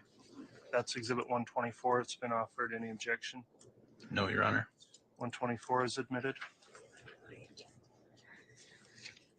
The next would be a certified business records from T-Mobile for a specific account 965804123. And what exhibit number is that? That would be helpful. I apologize, Judge. 124, 125. 125 is offered. Is there any objection? No, Your Honor. 125 is admitted. The next the state is offering is 126 certified business records and notice for an account with a phone number 208-690-9374. Any objection as to 126? No. Exhibit 126 is admitted. The next one would be State's Exhibit 127, certified business records from Verizon for multiple phone numbers. Do you want those phone numbers in the record, Judge? Because we have a lot of business, a lot of Verizon accounts. Not necessarily. If these are previously reviewed with counsel and you believe there's a stipulation, I think that's sufficient to identify it. So 127's offered. Is there any objection to Exhibit 127? No objection. All right, Exhibit 127 is admitted.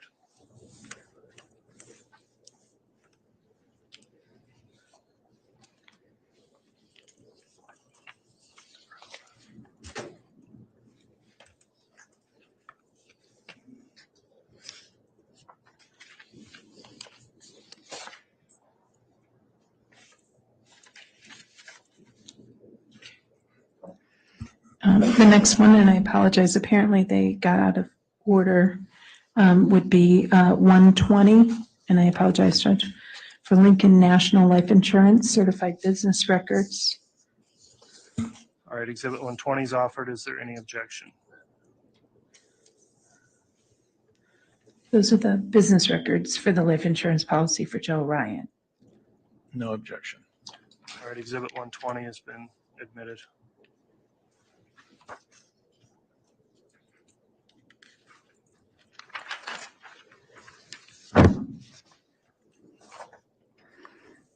Next, the state would offer certified business records from Verizon from a search warrant 2019-42. And what was the exhibit number? 128. Exhibit 128 is offered. Is there any objection?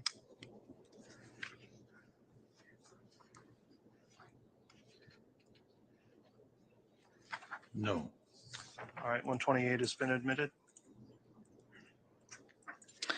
The next would be State's Exhibit 129, certified business records for a search warrant 2020-41. Any objection as to Exhibit 129? No. Exhibit 129 has been admitted. The next one would be State's Exhibit 130 for additional Verizon certified business records for search warrant and associated data 2020-47. Any objection to Exhibit 130? No, Your Honor. It's admitted. The State's Exhibit 131, the business records from Verizon for phone number 801-669-4368, which would be search warrant 2020-14.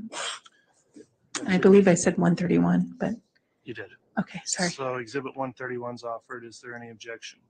No, Your Honor. Exhibit 131 has been admitted. Okay. The next one is State's Exhibit 132 from Verizon, additional certified business records for cell phones, 20 associated with search warrants, and the phone number 480-341-9585. All right, that's Exhibit 132 offered. Any objection? No. Exhibit 132 has been admitted. The next one would be State's Exhibit 133, additional certified business records for 4 different phone numbers attributable to and associated with some returns for 2020, search warrant 2020-28. Any objection as to Exhibit 133? No, Your Honor. That exhibit is now admitted.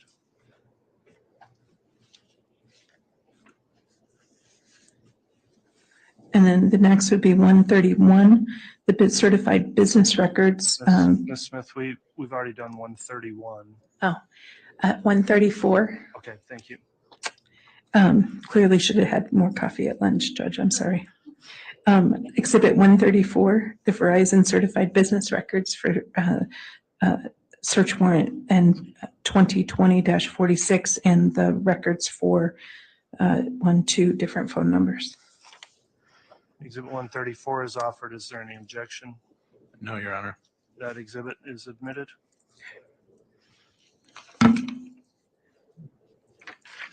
This would be a certified business records from AT&T for multiple different cell phone numbers associated with this case, and outline in a request 3002081 and previously supplied to Defense Counsel. And what was the exhibit number for that? 135. Exhibit 135 is now offered. Is there any objection? No. That exhibit's now admitted.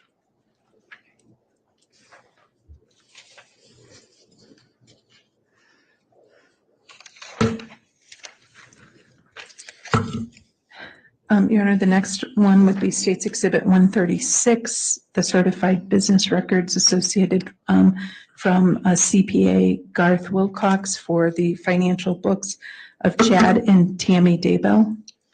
Any objection to 136? No, Your Honor. That exhibit is now admitted. The next would be 137, certified business records from Walmart Pharmacy for information and prescription pharmaceutical records for Tamara Daybell. Any objection to Exhibit 137? No. That exhibit's now admitted.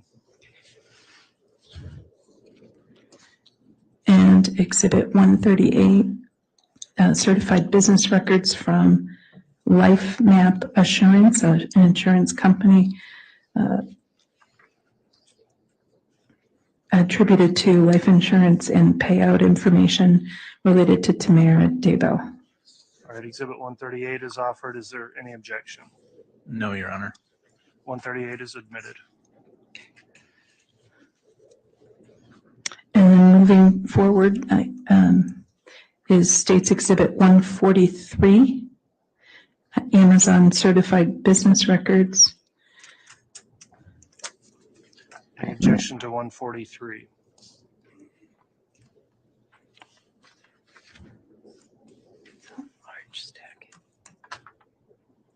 Is it just the one page or is this attached, counsel? It was attached to, I could see you had the one page. It's the larger stack. It should be attached to it. No objection, Your Honor. Okay, Exhibit 143 is now admitted. Okay. I think that's all those for now, Judge.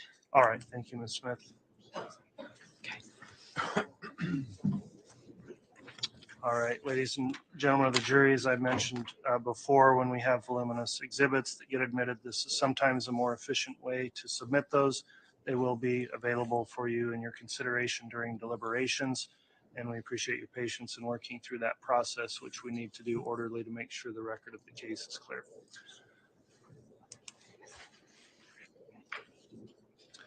All right, at this time you can inquire on direct then, Ms. Smith. Thank you, Your Honor. Thank you, Detective Sergeant. Sorry about that.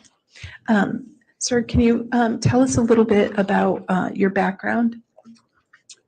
Yeah, I have been involved in law enforcement for the past 30 years.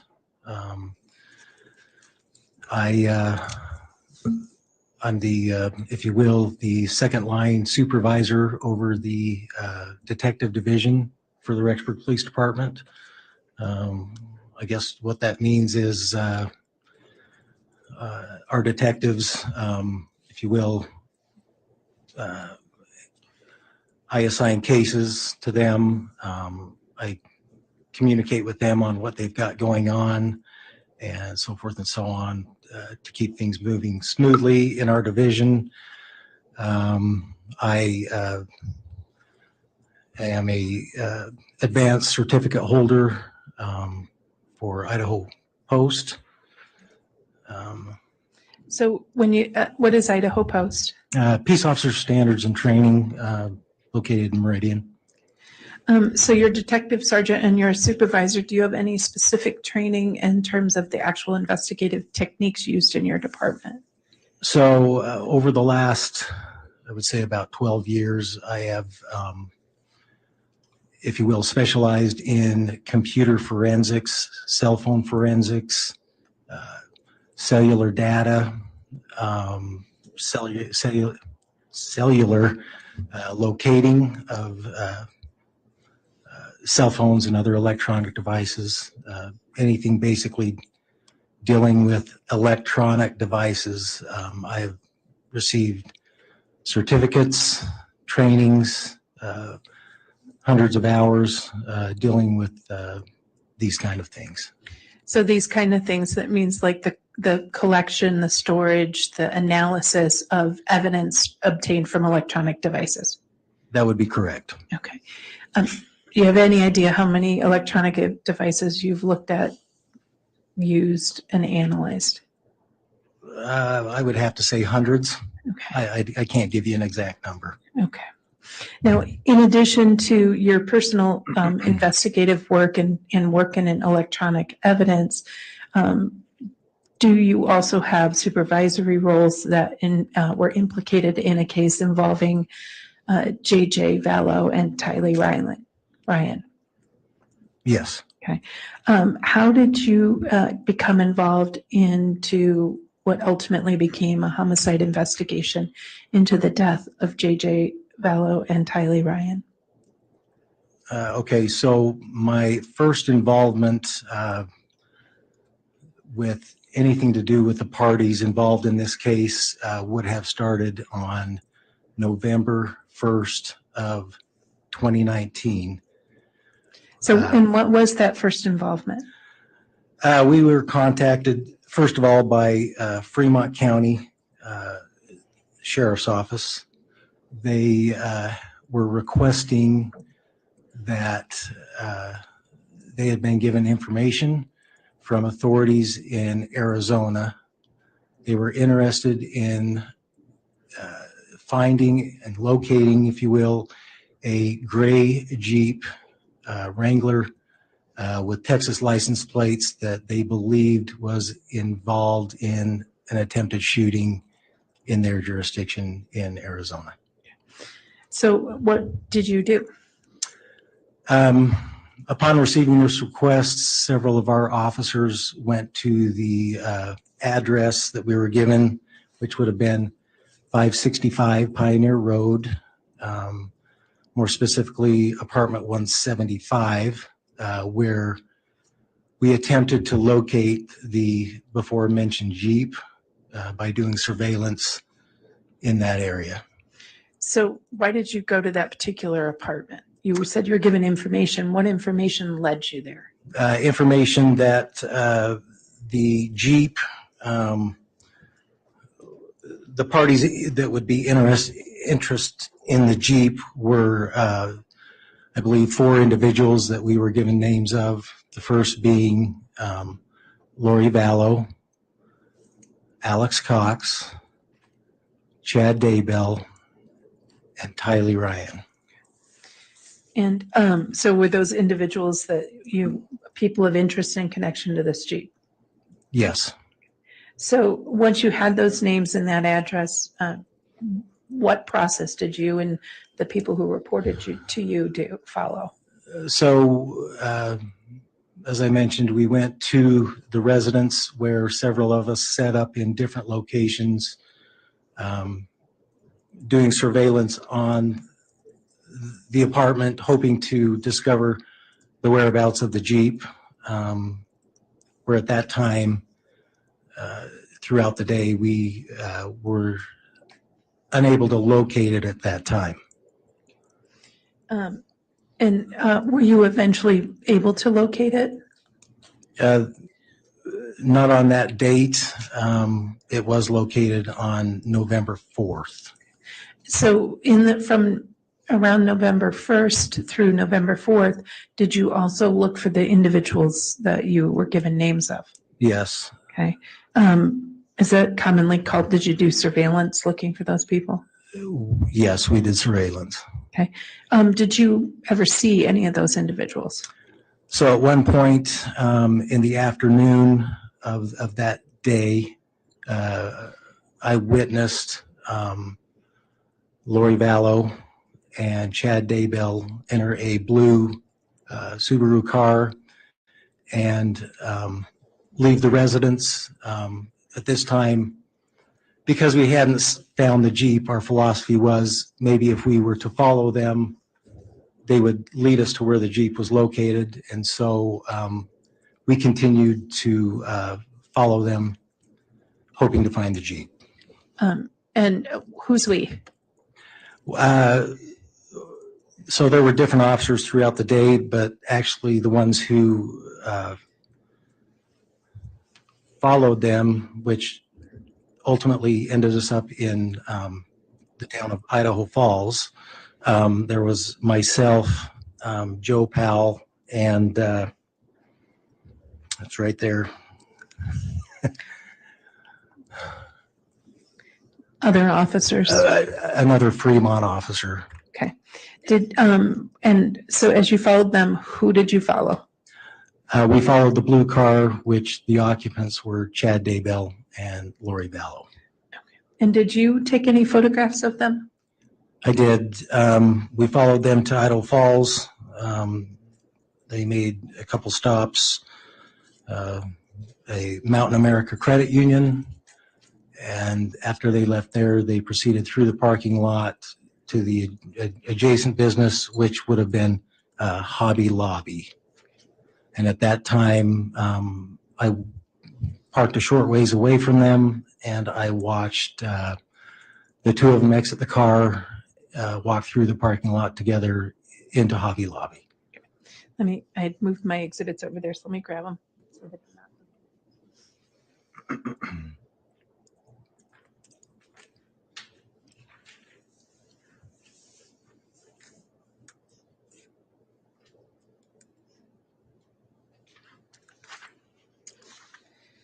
And forgive me, I think you said you had made the observations. Did you actually photograph them as well? Yes, I took some photographs of them walking toward the store. Okay. Your Honor, the state would request that States Exhibit 36C and B be shown to the witness. Both a courtesy copy has been supplied the court, and a copy has been given to defense counsel as well. It was also previously disclosed to defense counsel. They can be shown to the witness. Thank you.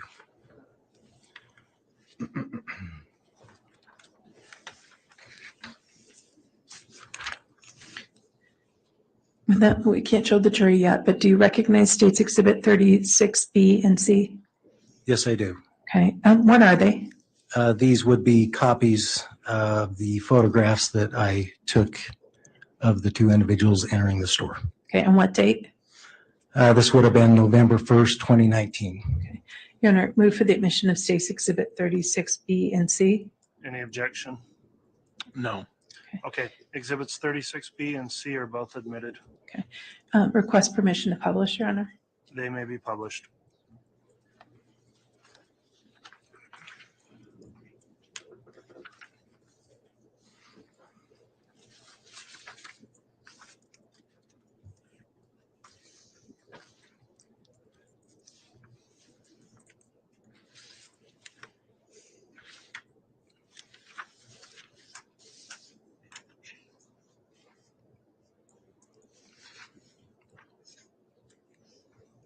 Confident it's user error, Your Honor. We'll check. We have had an issue, so let's make sure. What's that? I don't need to hear it. I was just making sure it was covered. Oh, yeah, sorry, no name.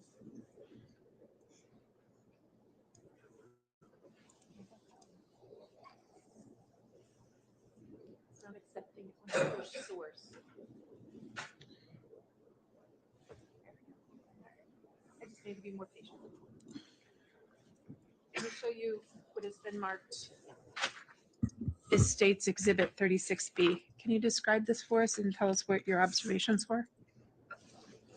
Yes, so in this photograph, I was inside of my car, took this photograph out of my windshield.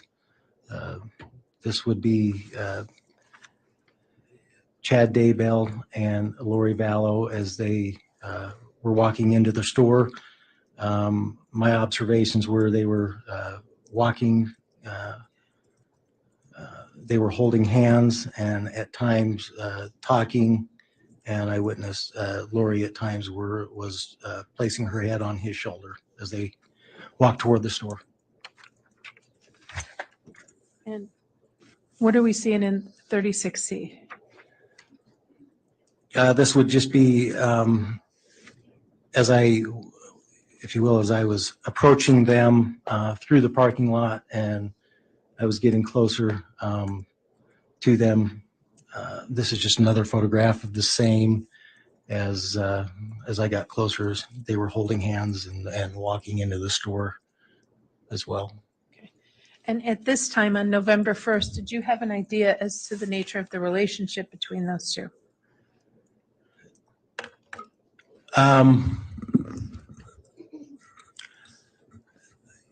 I had been told that they had possibly been together. And so you indicated that the Jeep itself was later found? Yes, 3 days later on the 4th, which was a Monday, it was located at that residence, the before mentioned residence. In which particular apartment? In the parking lot outside of apartment 175. Okay. And when it was located, was that vehicle seized? Yes, we had been requested to recover the vehicle for Arizona. Okay. And did the Rexburg Police Department do that? Yes, we had the vehicle towed to our secure impound lot. Okay. And who was identified, if you remember, who was identified as the owner of that vehicle? I believe the owner, at least on the registration, was Joe Ryan and Tylee Ryan. Okay. And so on November 4th, when the car is towed, did anybody call the police looking for the car?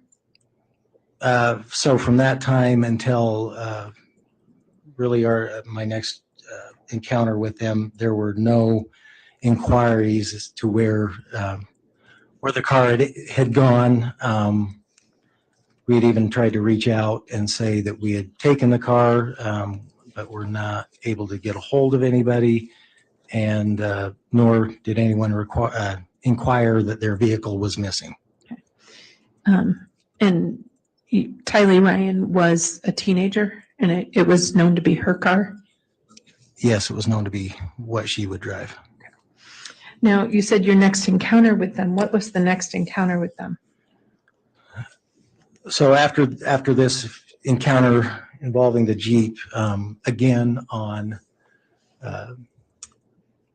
August 26th, we had received information. I'm sorry, what date? September 26th. We had received information that a child. I'll object, Your Honor. Hearsay. That'll be sustained. Okay. You said there was another encounter with them, so the Jeep was seized November 4th, and forgive me, I may have misheard. The registered owner on that car was Charles Vallow and Tylee Ryan? No, I believe it was Joe Ryan and Tylee Ryan. Okay.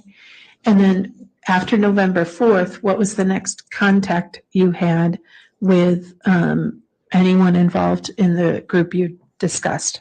That would have been September 26th. Okay. September 26th of 2019? Correct. Okay. What occurred then? We had been requested to again go to that particular residence where we were asked to do a welfare check on a child by the name of J.J. Vallow. This request was at the request of his grandmother. Understood. So did that request for the wild child check on J.J. Vallow happen before the Jeep was found or after the Jeep was found? The welfare check was after the Jeep was found. Okay. And the Jeep was found November 4th? It was seized November 4th, yes. Okay. And then the welfare check on the child occurred after that? Correct. So that would be November or September, because you were saying September earlier. It was my mistake. November 26th is when we made that contact. Okay. And when you say we made that contact, how was contact made? So, Detective Hermosillo had received the initial request on the welfare check. Detective Hermosillo had gotten with myself in regards to that he had received that request. Being the supervisor, if you will, he would keep us in the loop of. I'll object, Your Honor, to hearsay. It does appear that's starting to elicit hearsay. Your Honor, I'm actually not offering it for the truth of what Hermosillo said, but this caused the detective sergeant to take a particular step, and that makes logical connection to why he made that step. Okay, fair enough. If the witness can get there without indicating specific statements of others, I think that would be more appropriate. Okay. After receiving information about proceeding to an address, what did you do? At some point, myself and Lieutenant Ball went back to that location at 565 Pioneer Road, number 175, where we were asked if we could help try and locate Lori Vallow and do a welfare check on her son, J.J. Vallow. Okay. And so when you said you were asked to do that, do you know the basis of that request? I know that Detective Hermosillo and Detective Hope had gone over that location, trying to inquire about JJ. He had. I'll object, Your Honor. Yeah, and I can move on. I'm trying to get there. I'll get around it. Thanks. Let me ask it in a different way. So without saying what somebody told you, why did you go to that address at 175? We were requested to do so to help with locating the child, JJ Vallow. Is it typical for the lieutenant and the sergeant to go on those calls? It would be, yes. Okay. And so once you guys got there, what did you find? At that time, we made contact, or we knocked on the door of apartment 175 to make contact with Lori Vallow with the objective of doing a welfare check on JJ Vallow. And once you got to that location, were you able to make contact with Lori Vallow? Yes, we were. Okay. And during that contact, were you able to have a conversation with Lori Vallow? Yes. Now, were you wearing any sort of body cam? I was wearing a body cam, yes. Okay. And just so that we're all clear, what is a body cam?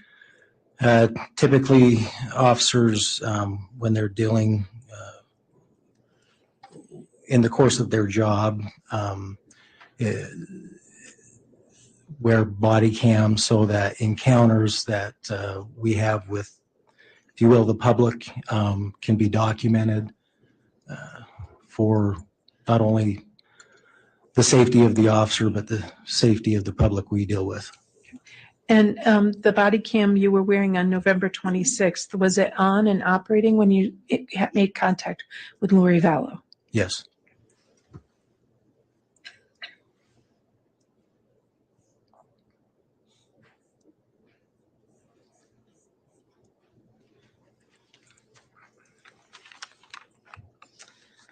And in anticipation of testifying today, did you review or prepare and review a thumb drive with a copy of that recording? Yes, I did. Okay.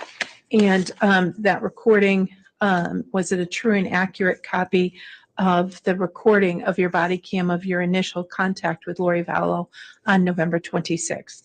Yes, it is. May I ask that the witness be given State's Exhibit 59, Your Honor? Yes.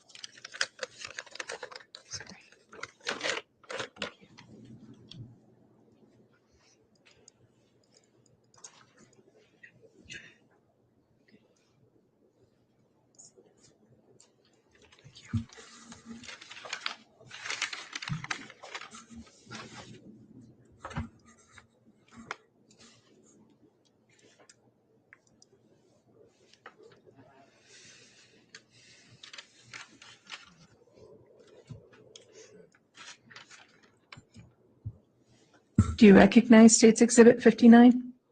I do. It is a flash drive that I prepared with my first encounter body cam. Also has my handwriting on it. Okay. Your Honor, I move for the admission of State's Exhibit 59. Any objection? No, Your Honor. Exhibit 59 is admitted. I request permission to play it for the jurors. You may. And again, for the record, the exhibit is the thumb drive. It contains that only the one file on the thumb drive. Is that correct? Yes, Your Honor. Okay. Thank you for clarifying that. Okay.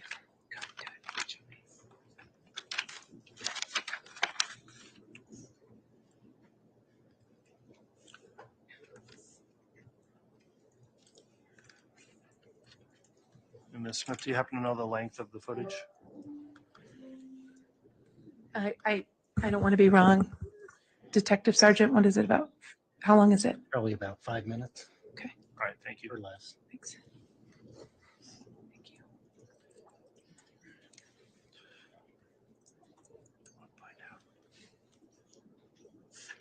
you.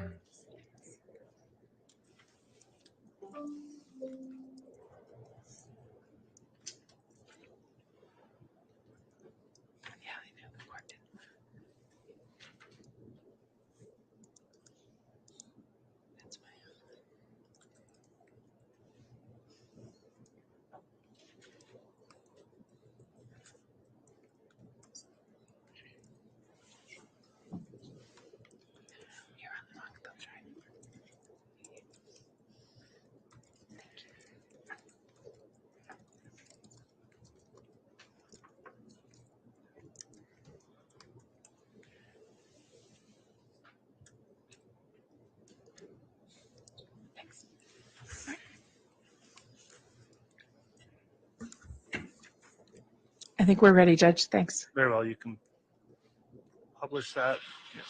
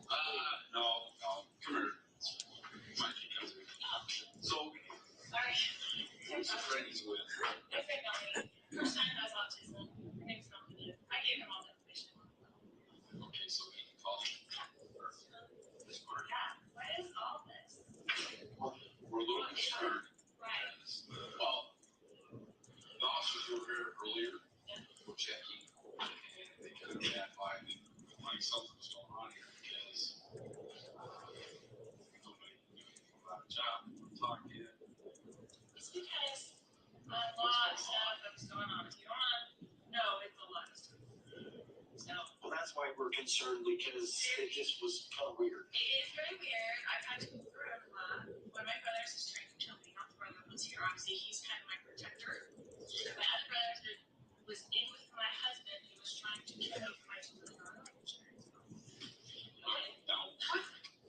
So a lot of stuff is going on in this last year. It's been a horrible year for us. I've had to move around. And so I was going to move back to Arizona. Put myself back into school there because I tried for the school here, public school in Kennedy. He went for 2 months and tried it, but he had exclusionary COVID. Now, the person who called is my sister-in-law, but she's his natural grandmother. He's adopted by us. Okay, so her son, who's a drug addict, had a baby with a girl who's a drug addict, and they took him from USPS to gave him to the grandmother. She came about him, and she wanted us to adopt him, which we did. By us. My husband and I, who died earlier this year. He passed away. Since he passed away, she's been trying to fight me for him and being really horrible to me. She's kind of the paternal friend. Okay, thank you. That makes sense. That's what I mean. The paternal grandmother. Yes, he has autism and ADHD. He doesn't really talk to people. Like he's very special needs. So I have been in special needs school there. She was trying to. So what happened was my husband, we were married for 18 years and had raised all these 5 kids together. Switched his life insurance policy to her, right? To his sister, who got $1 million when he died. And we got nothing. For me to raise JJ and all the kids got nothing and everybody got nothing. She got $1 million. So I knew she was going to try to sue me for him or she got $1 million so she can hire people to help. And I have nothing. But you have legal custody. He's my son. I adopted him. Right. It's 2 years. We had him from the time he was 8 months old till 2 years old. She does nothing unless to cause me trouble. So I don't tell people the truth about where we are and what we're doing because of those reasons. So I look like a suspect, but I am not a good person. Raised all of my kids. I've done everything that I'm supposed to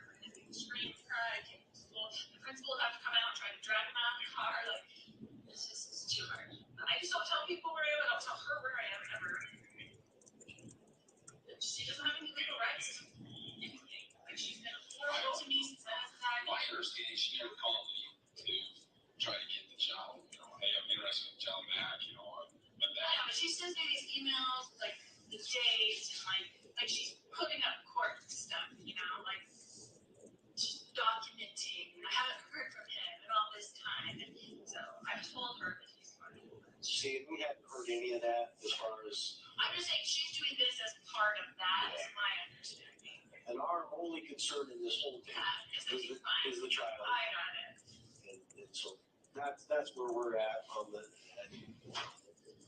And then we were just a little weirded out when, you know, and I understand now that you've heard your side of the story. It's awful. I feel like I'm being tracked all the time. I'm like, why are police coming to my door? What did I do? I said you're out visiting two guys. And I was assuming one's your brother? Yeah. Who's the other one? Just got in this. There's two. Well, we had two detectives over here trying to. Looking for you a little while ago. Oh, because I was at the store. And they ran into. Well, probably one of your brothers. My brother and his friend, probably. Who's that? Chad. Chad, right?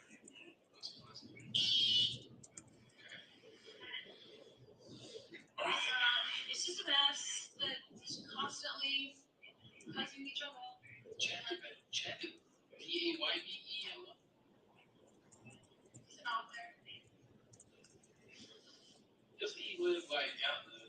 He's not the Chad Daybell. He was one passed away recently. Is that him?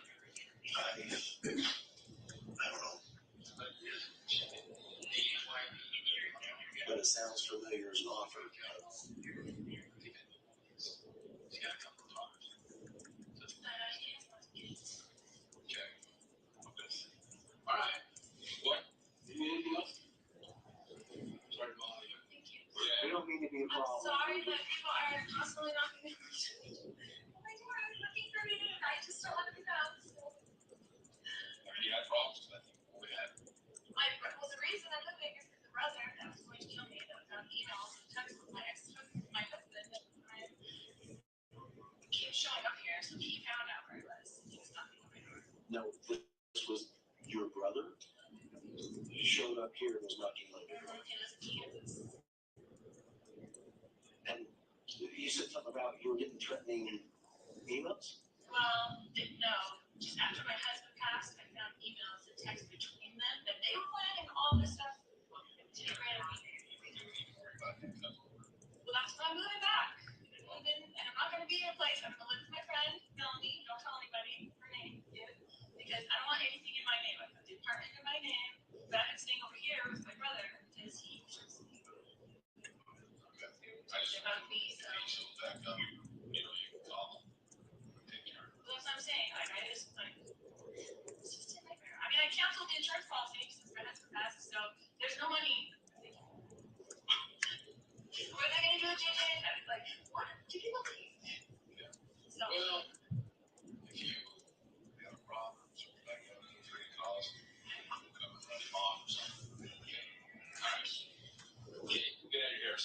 Thank you. See ya.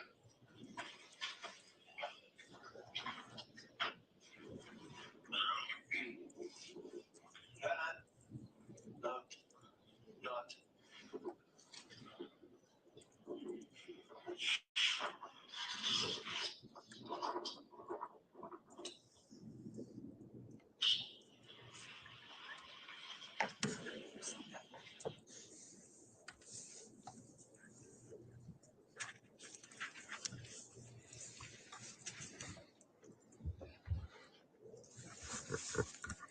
So, Detective Sergeant, Judge, at what point do you want to do a lunch break? Do you want me to finish this part? I mean, not lunch break, an mid-afternoon break. I think anytime now in the next 5 or 10 minutes would be fine, or now if you'd like. Well, I can finish this section and then there will be another video to play so we can break between the two. Let's do that. Okay, thank you, Judge. So what parts of that conversation stood out to you that caused you to take additional steps? So at this time, when we made this contact with Lori, there were certain things that that I knew already. First being that when we addressed Chad Daybell, she referred to Chad as her brother's friend.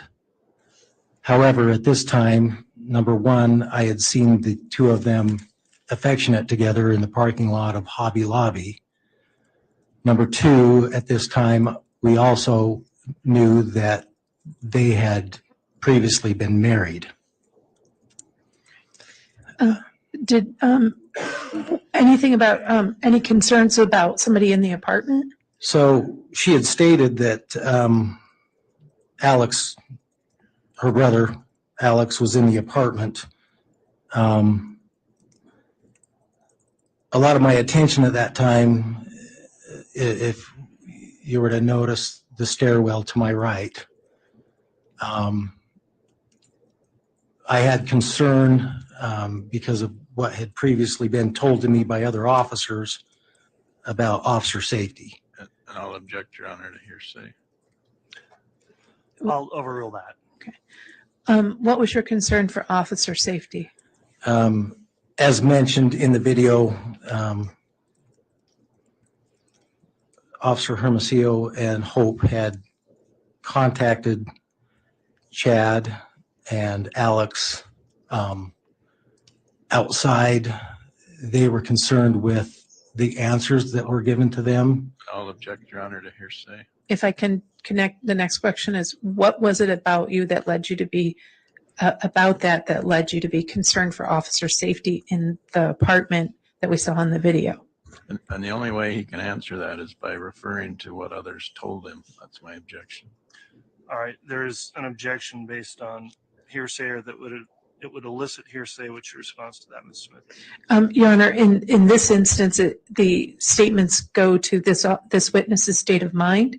It also explains some of his observations inside the apartment, and I'm not technically offering it for the truth of what Detective Hermosillo said, is to explain what his observations were and his reaction to the situation he was in inside that apartment. All right, the court does find that in this instance, the hearsay objection will be overruled based on the response of the state. So you can re-ask the question if you want, or if the detective remembers, he can answer. Okay. Do you remember the question? Why don't you refresh my memory? What information did you have that led you to be concerned for officer safety? Well, not only were we dealing with a situation where one of these individuals possibly was involved in an attempted shooting in Arizona, was one of our concerns for officer safety. And number two, statements made to us that the individuals were being evasive and lying. Also, as officers, heightened our awareness of our own safety. So while you were in there, you mentioned something about observations of the stairs. What were your observations of the stairs? Well, one of the other odd things that I felt at that time, Lori said that her brother was there. And I found it odd that where he had been talked to just minutes earlier, that he wouldn't come down or if he was there, engage in this conversation. But my attention was drawn because at the top of the stairs, I could see movement, whether there was a window or a light that was reflecting, and I could see movement as it moved back and forth off the reflection of a wall. And at that time, I was concerned for safety if someone was to come down and try and surprise us. And so at the end of the conversation, there was something about follow-up that was going to be done.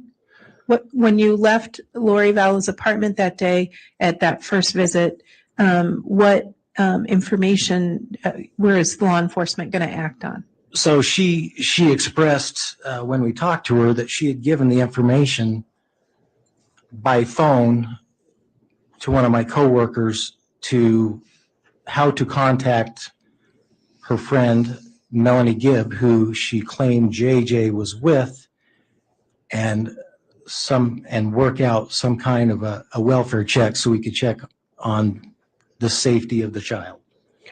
And so at that point, that's when you and Lieutenant Ball, and who else was in that video from the law enforcement end? That would have been Officer Kellen Wetton. So that's when you, Officer Wetton, and Lieutenant Ball left under the belief that there was going to be contact with Melanie Gibb. Yes. Okay. Your Honor, this would be I have another video after this. So. Okay, let's go ahead and take our mid-afternoon break. We did take a fairly long lunch, so we'll try to shorten this one up if we can somewhat, but it does take time to get all of our jurors situated and comfortable to return. So we'll come back in just hopefully 15 minutes or so. All right, please.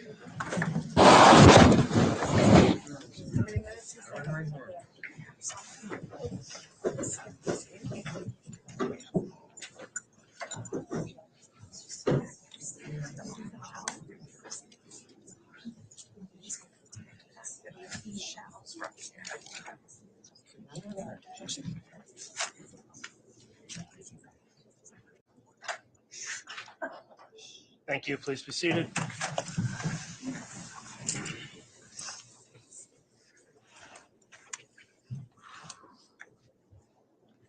right, we can have the jurors return.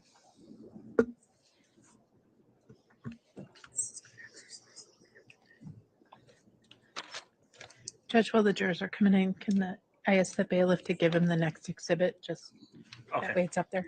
That's fine. He won't open it until.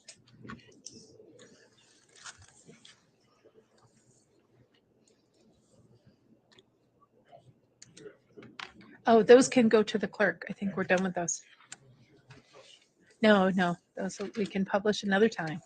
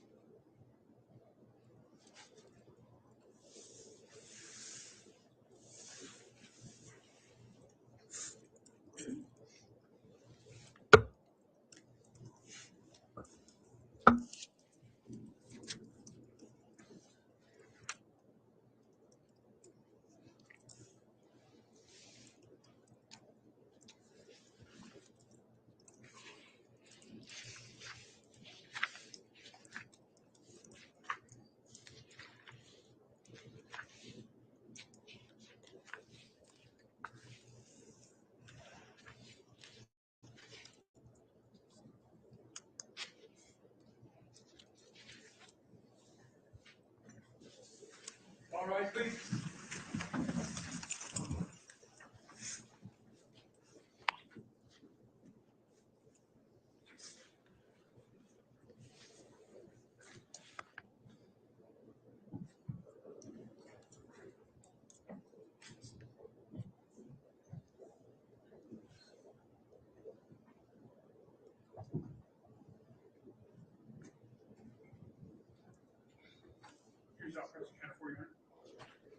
Thank you, Mr. Bailiff. Please be seated.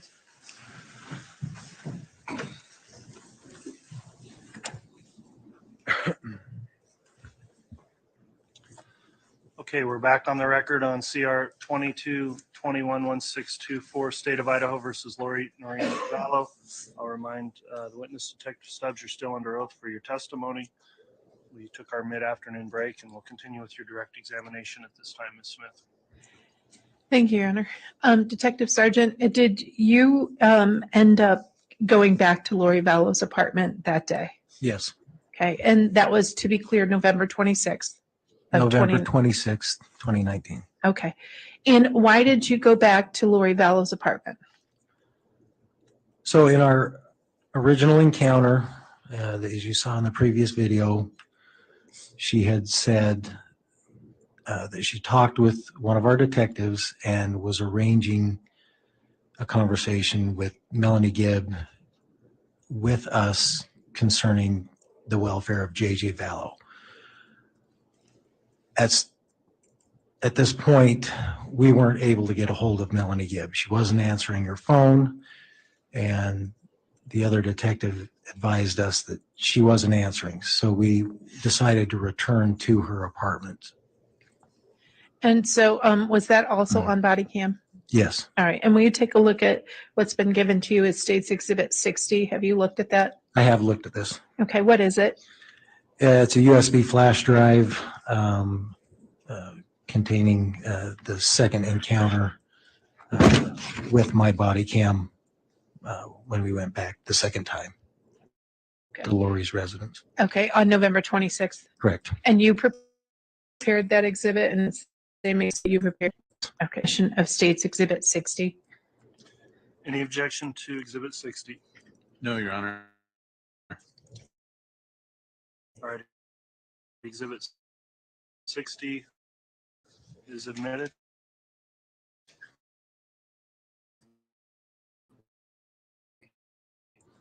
Request. You can.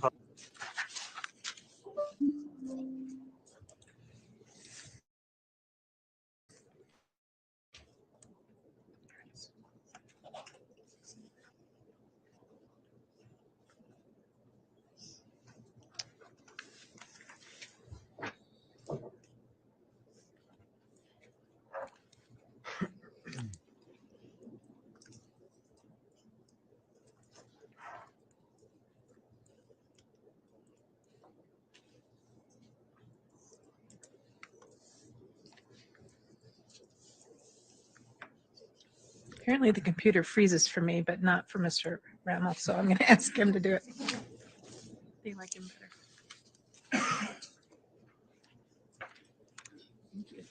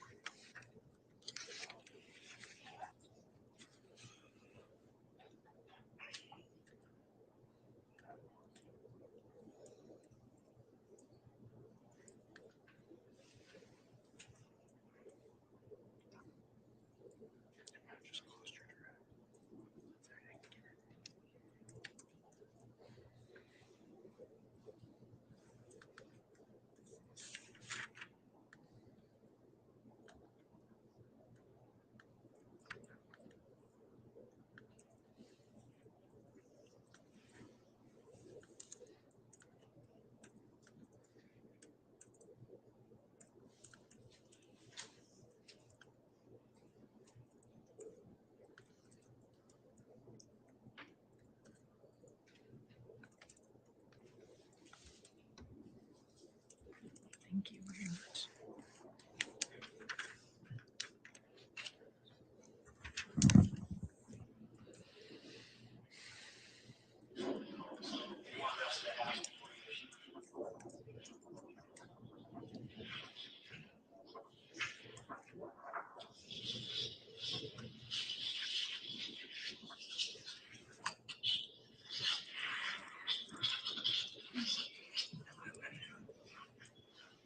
Melanie is the friend. Was it Melanie? Her daughter or his daughter? No, this was the friend she's going back down to live with, she said.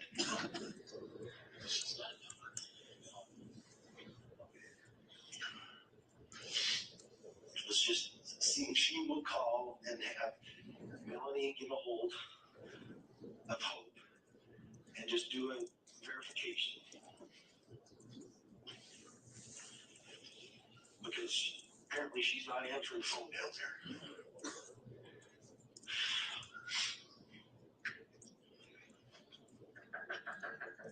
Lori?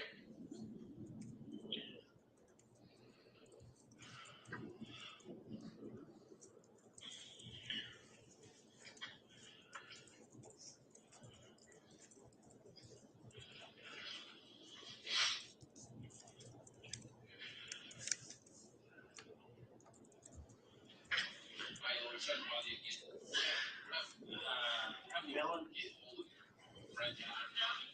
were going to Frozen 2 today, so they may be up. Could you get a hold of her at some point and say, can you please call back the officer that's been trying to call you? Sure. Yes, I think they are. He's been trying to call her or other officer. She's not answering. But if they're at the movie, that's probably at Frozen 2 right now. Yeah. Because that's one thing he wanted to do. I'm Frozen 2. Yeah. I don't know if I can handle a whole yeah. So if she'll just return his call, that'd be great. Okay. Thanks.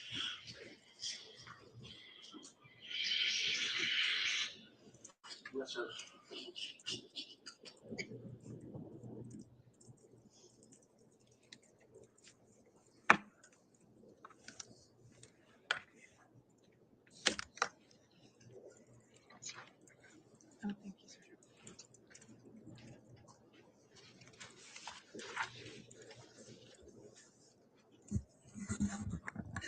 So, Detective Sergeant, after that conversation with her, what was the next involvement that you or officers had? What was your next involvement after that conversation? As far as that day? That day? I'm sorry? That day? That was our last encounter with her that day, yes. Did you have any contact with her after that? No. Okay. And then what steps, if any, did your department take in response to that visit? Well, due to the information she provided to us this day, we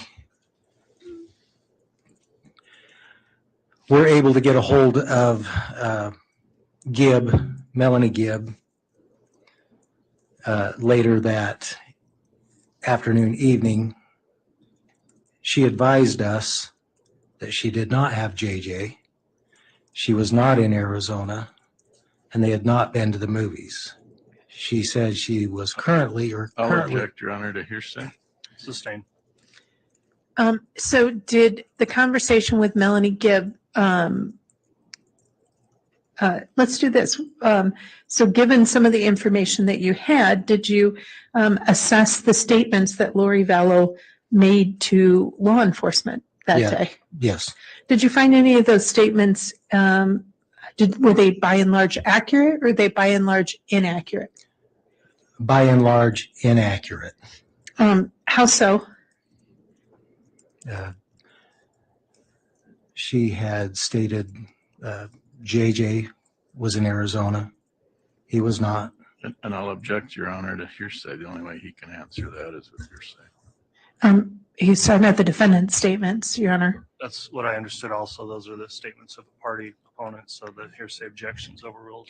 Okay. But maybe the witness could clarify who's making the statement. Okay. So what statements of Lori Vallow did you find inaccurate? Lori had told us that her son JJ was in Arizona.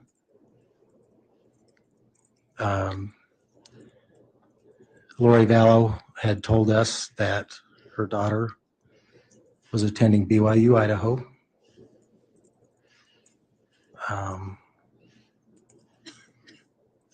Did you have any information about her relationship with Chad Daybell, and was that consistent or inconsistent with what she told you? Like I before mentioned, we already knew that her and Chad were married at that time. Did you do any research into whether somebody had traveled to Rexburg and in an attempt to kill her. Yes, she stated to us, Lori stated to us that her brother had come to Rexburg to her apartment in an attempt to kill her for a life insurance policy. Did your investigation reveal whether or not that brother had ever even been in Rexburg? And I'll object. The only way to answer that is through hearsay. That's sustained. Okay. Did you investigate the various statements that Lori Vallow made, and did your investigation into those statements result in you and members of your office department taking steps? Yes. Okay. So what statements were investigated that Lori Vallow, what additional statements were investigated that Lori Vallow made to you?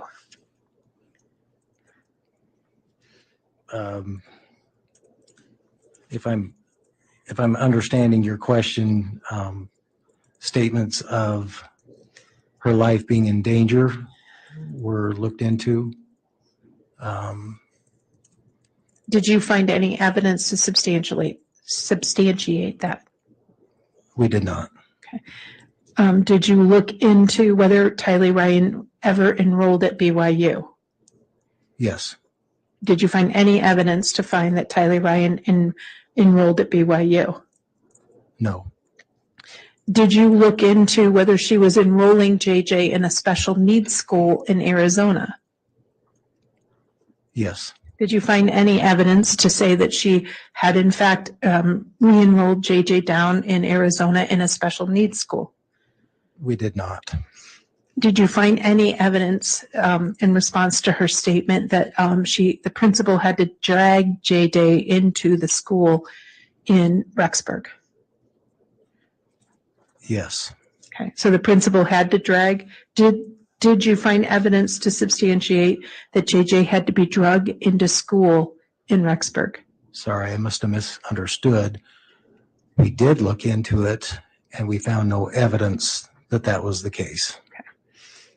And did you look into where Melanie Gibb was located at the time the defendant was claiming she was in Arizona with JJ?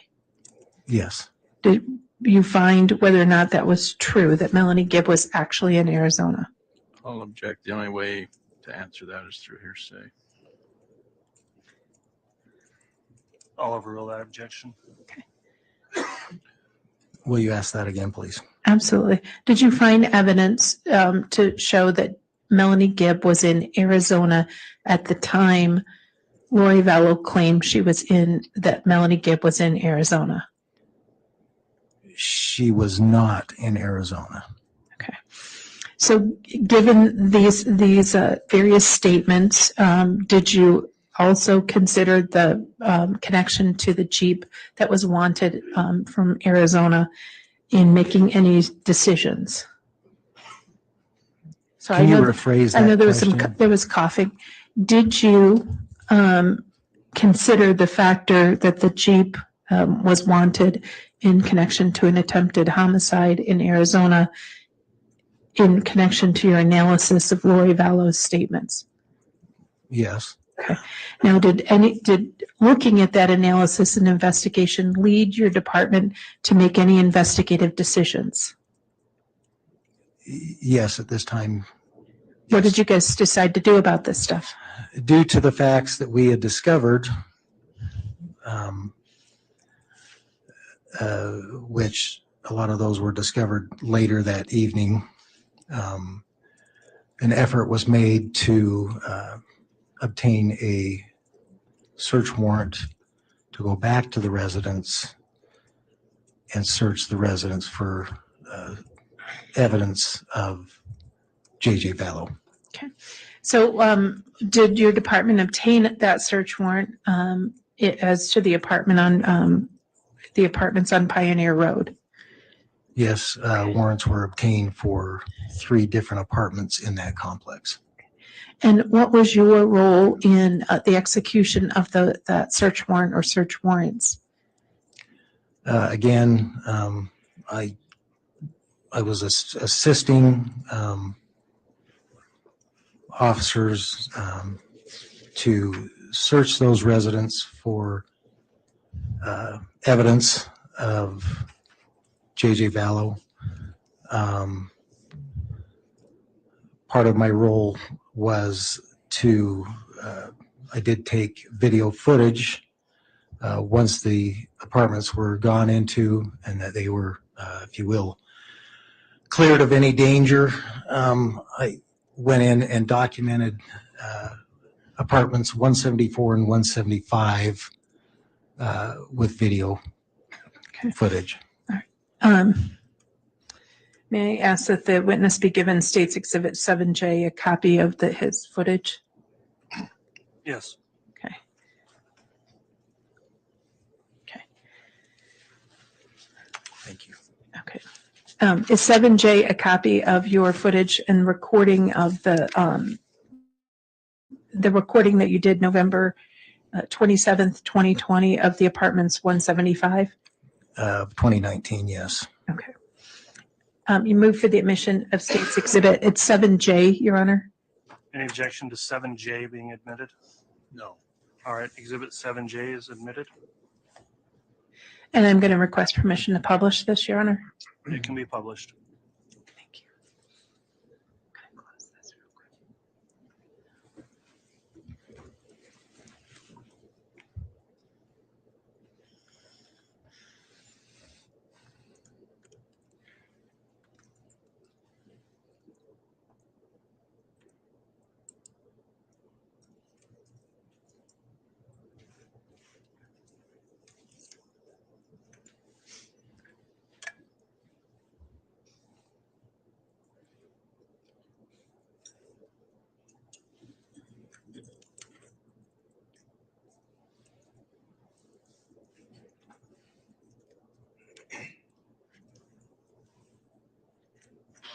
I'm videoing, so I'm doing the whole house.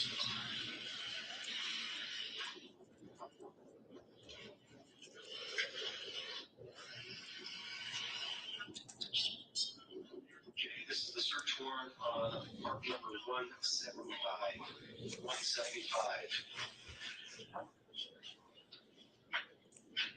Just into the front door. This is the front room. Scanner.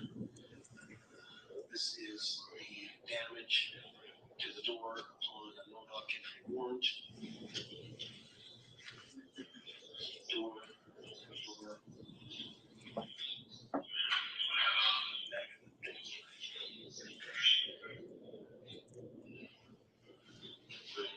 Here's the door jamb. The kitchen area.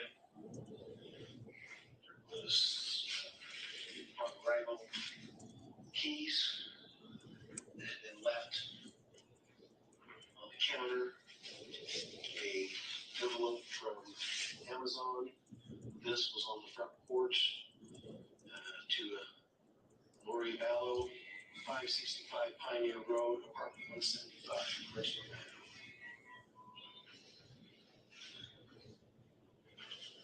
Kitchen, pantry, half bath, garage leading to the door leading out to the garage. This area, couches, tables, guns located in this area.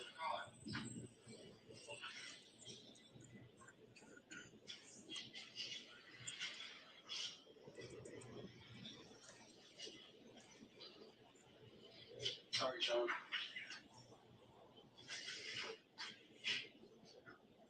I'm going that way, Rob.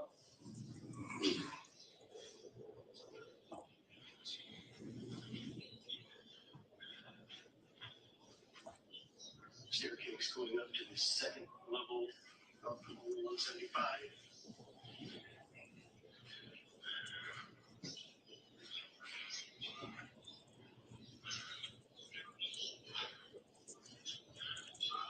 To the left, at the top of the landing, is a master bedroom, bed,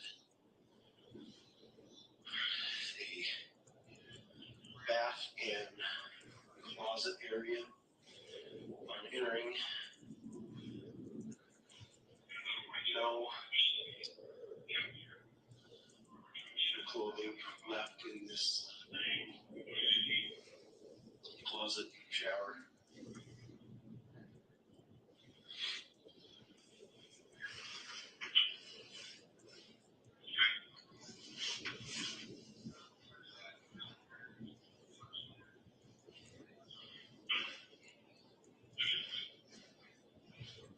Looks like there was some electronic devices on these. At one time, I can see dust imprints. What appears to be computers. Here's a printer.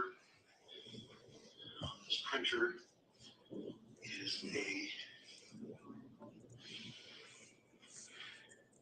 lease agreement.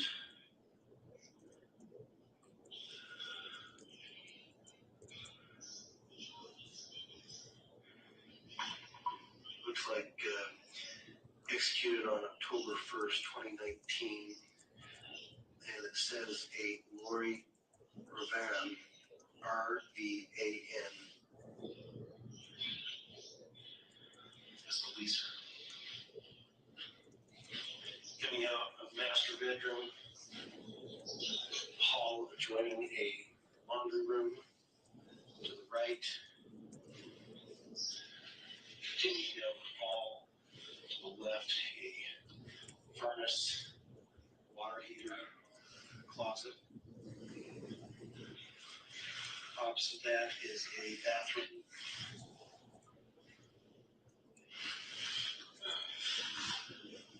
Continuing down the hall, 2 bedrooms. One to the south, one to the north of the hallway. This is the one to the south.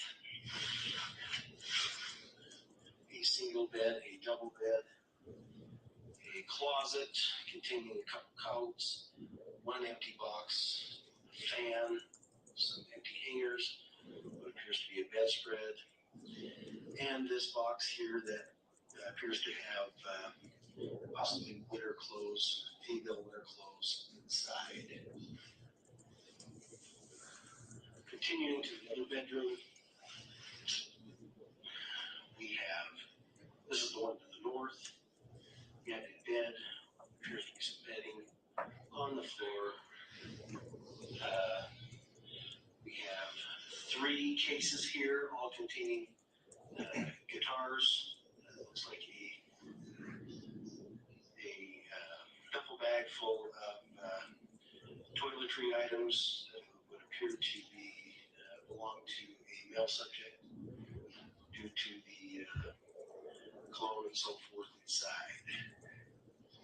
This closet is also fairly barren. Looks like there are 2 samurai swords inside the closet, empty laundry basket, another basket containing some odds and ends of some sort. Nothing else in this room. That is the entire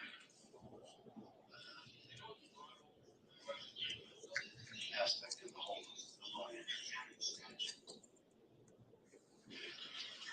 I'm videoing.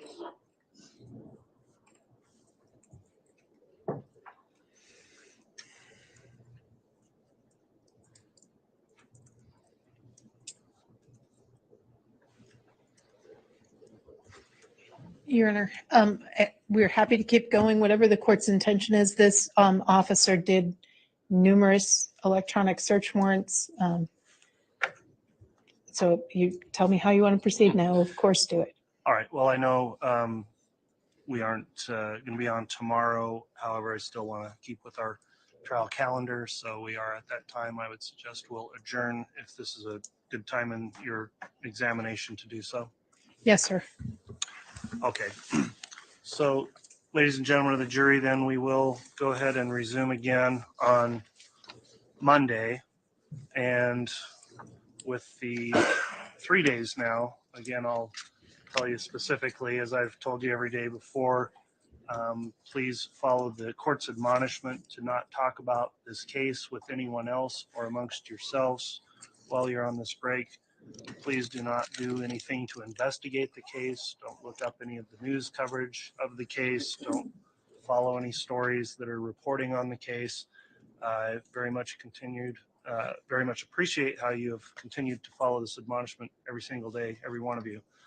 Your jury service is greatly appreciated by the court and by the parties. So with that in mind, we will recess for the day and we'll resume again at 8:30 on Monday for what I believe should be a full trial next week. Full week of trial, I should say, next week. So with that in mind, we'll adjourn for the day. All right, please.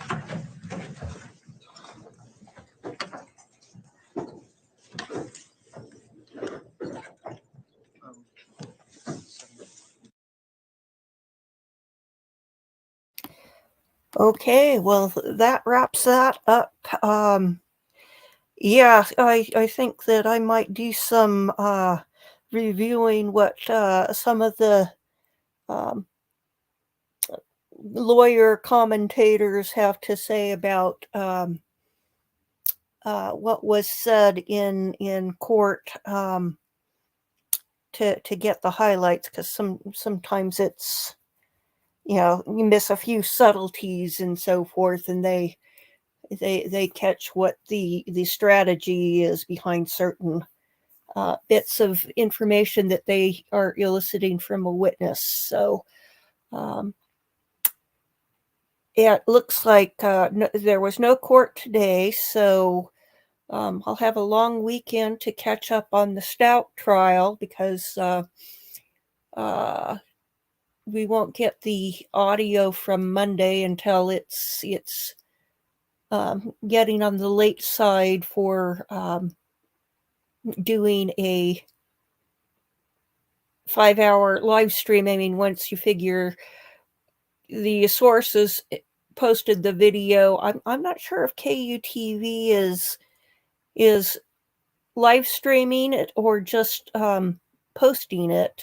If they I don't know. I'll check into that. We might, I'm not sure if that's a good time slot for people or not. But I'll do some checking on that. Okay. Yeah, the apartment situation is very weird. I mean, Alex wasn't living in his apartment. That just seemed to be stage dressing, which, pretty expensive stage dressing, because, even if it's just a 1-bedroom apartment, it's probably, $1,000 a month. So, pretty weird. Says, missed a lot, helped with viewing figures and algorithm. Yes, don't forget to like. You trying to watch them both, and also, yes, I get mixed up sometimes on some of the details with JJ and Gannon, because they're both young boys and had health issues, and I have to remind myself, no, Gannon is the preemie who had some stomach issues, and JJ is the autistic whose parents had some issues and might have been exposed to drugs or alcohol in utero. So yes, there is too much, and I have no idea what's going on with the West trial. I heard a bit of analysis that the case seems to be rather weak, and so maybe I can do some catching up on some synopsis of what's been going on with that one, because you can't restream that one, and there's only so many trials that you can listen to in a day. So was Melanie's apartment empty too? Yeah, or classic and sincere. So sad. I really hope that they get convicted because those boys deserve justice, and I have no doubts that they did something. Whether it's enough to prove it is debatable, but apparently there were a few things that were botched in the investigation phase with documenting things, and so they might get off. So, okay. Yeah, it sounds kind of like they were all hanging out in Lori's apartment. And why bother with the pretense of renting other apartments? That that's just weird. But then they're weird people, so what do we expect? So okay, well, we'll see you on Tuesday. I might possibly do something on the church, the background of the church with the Church of the Firstborn. I'll have to do some more research on that to see if it's worth doing a live on.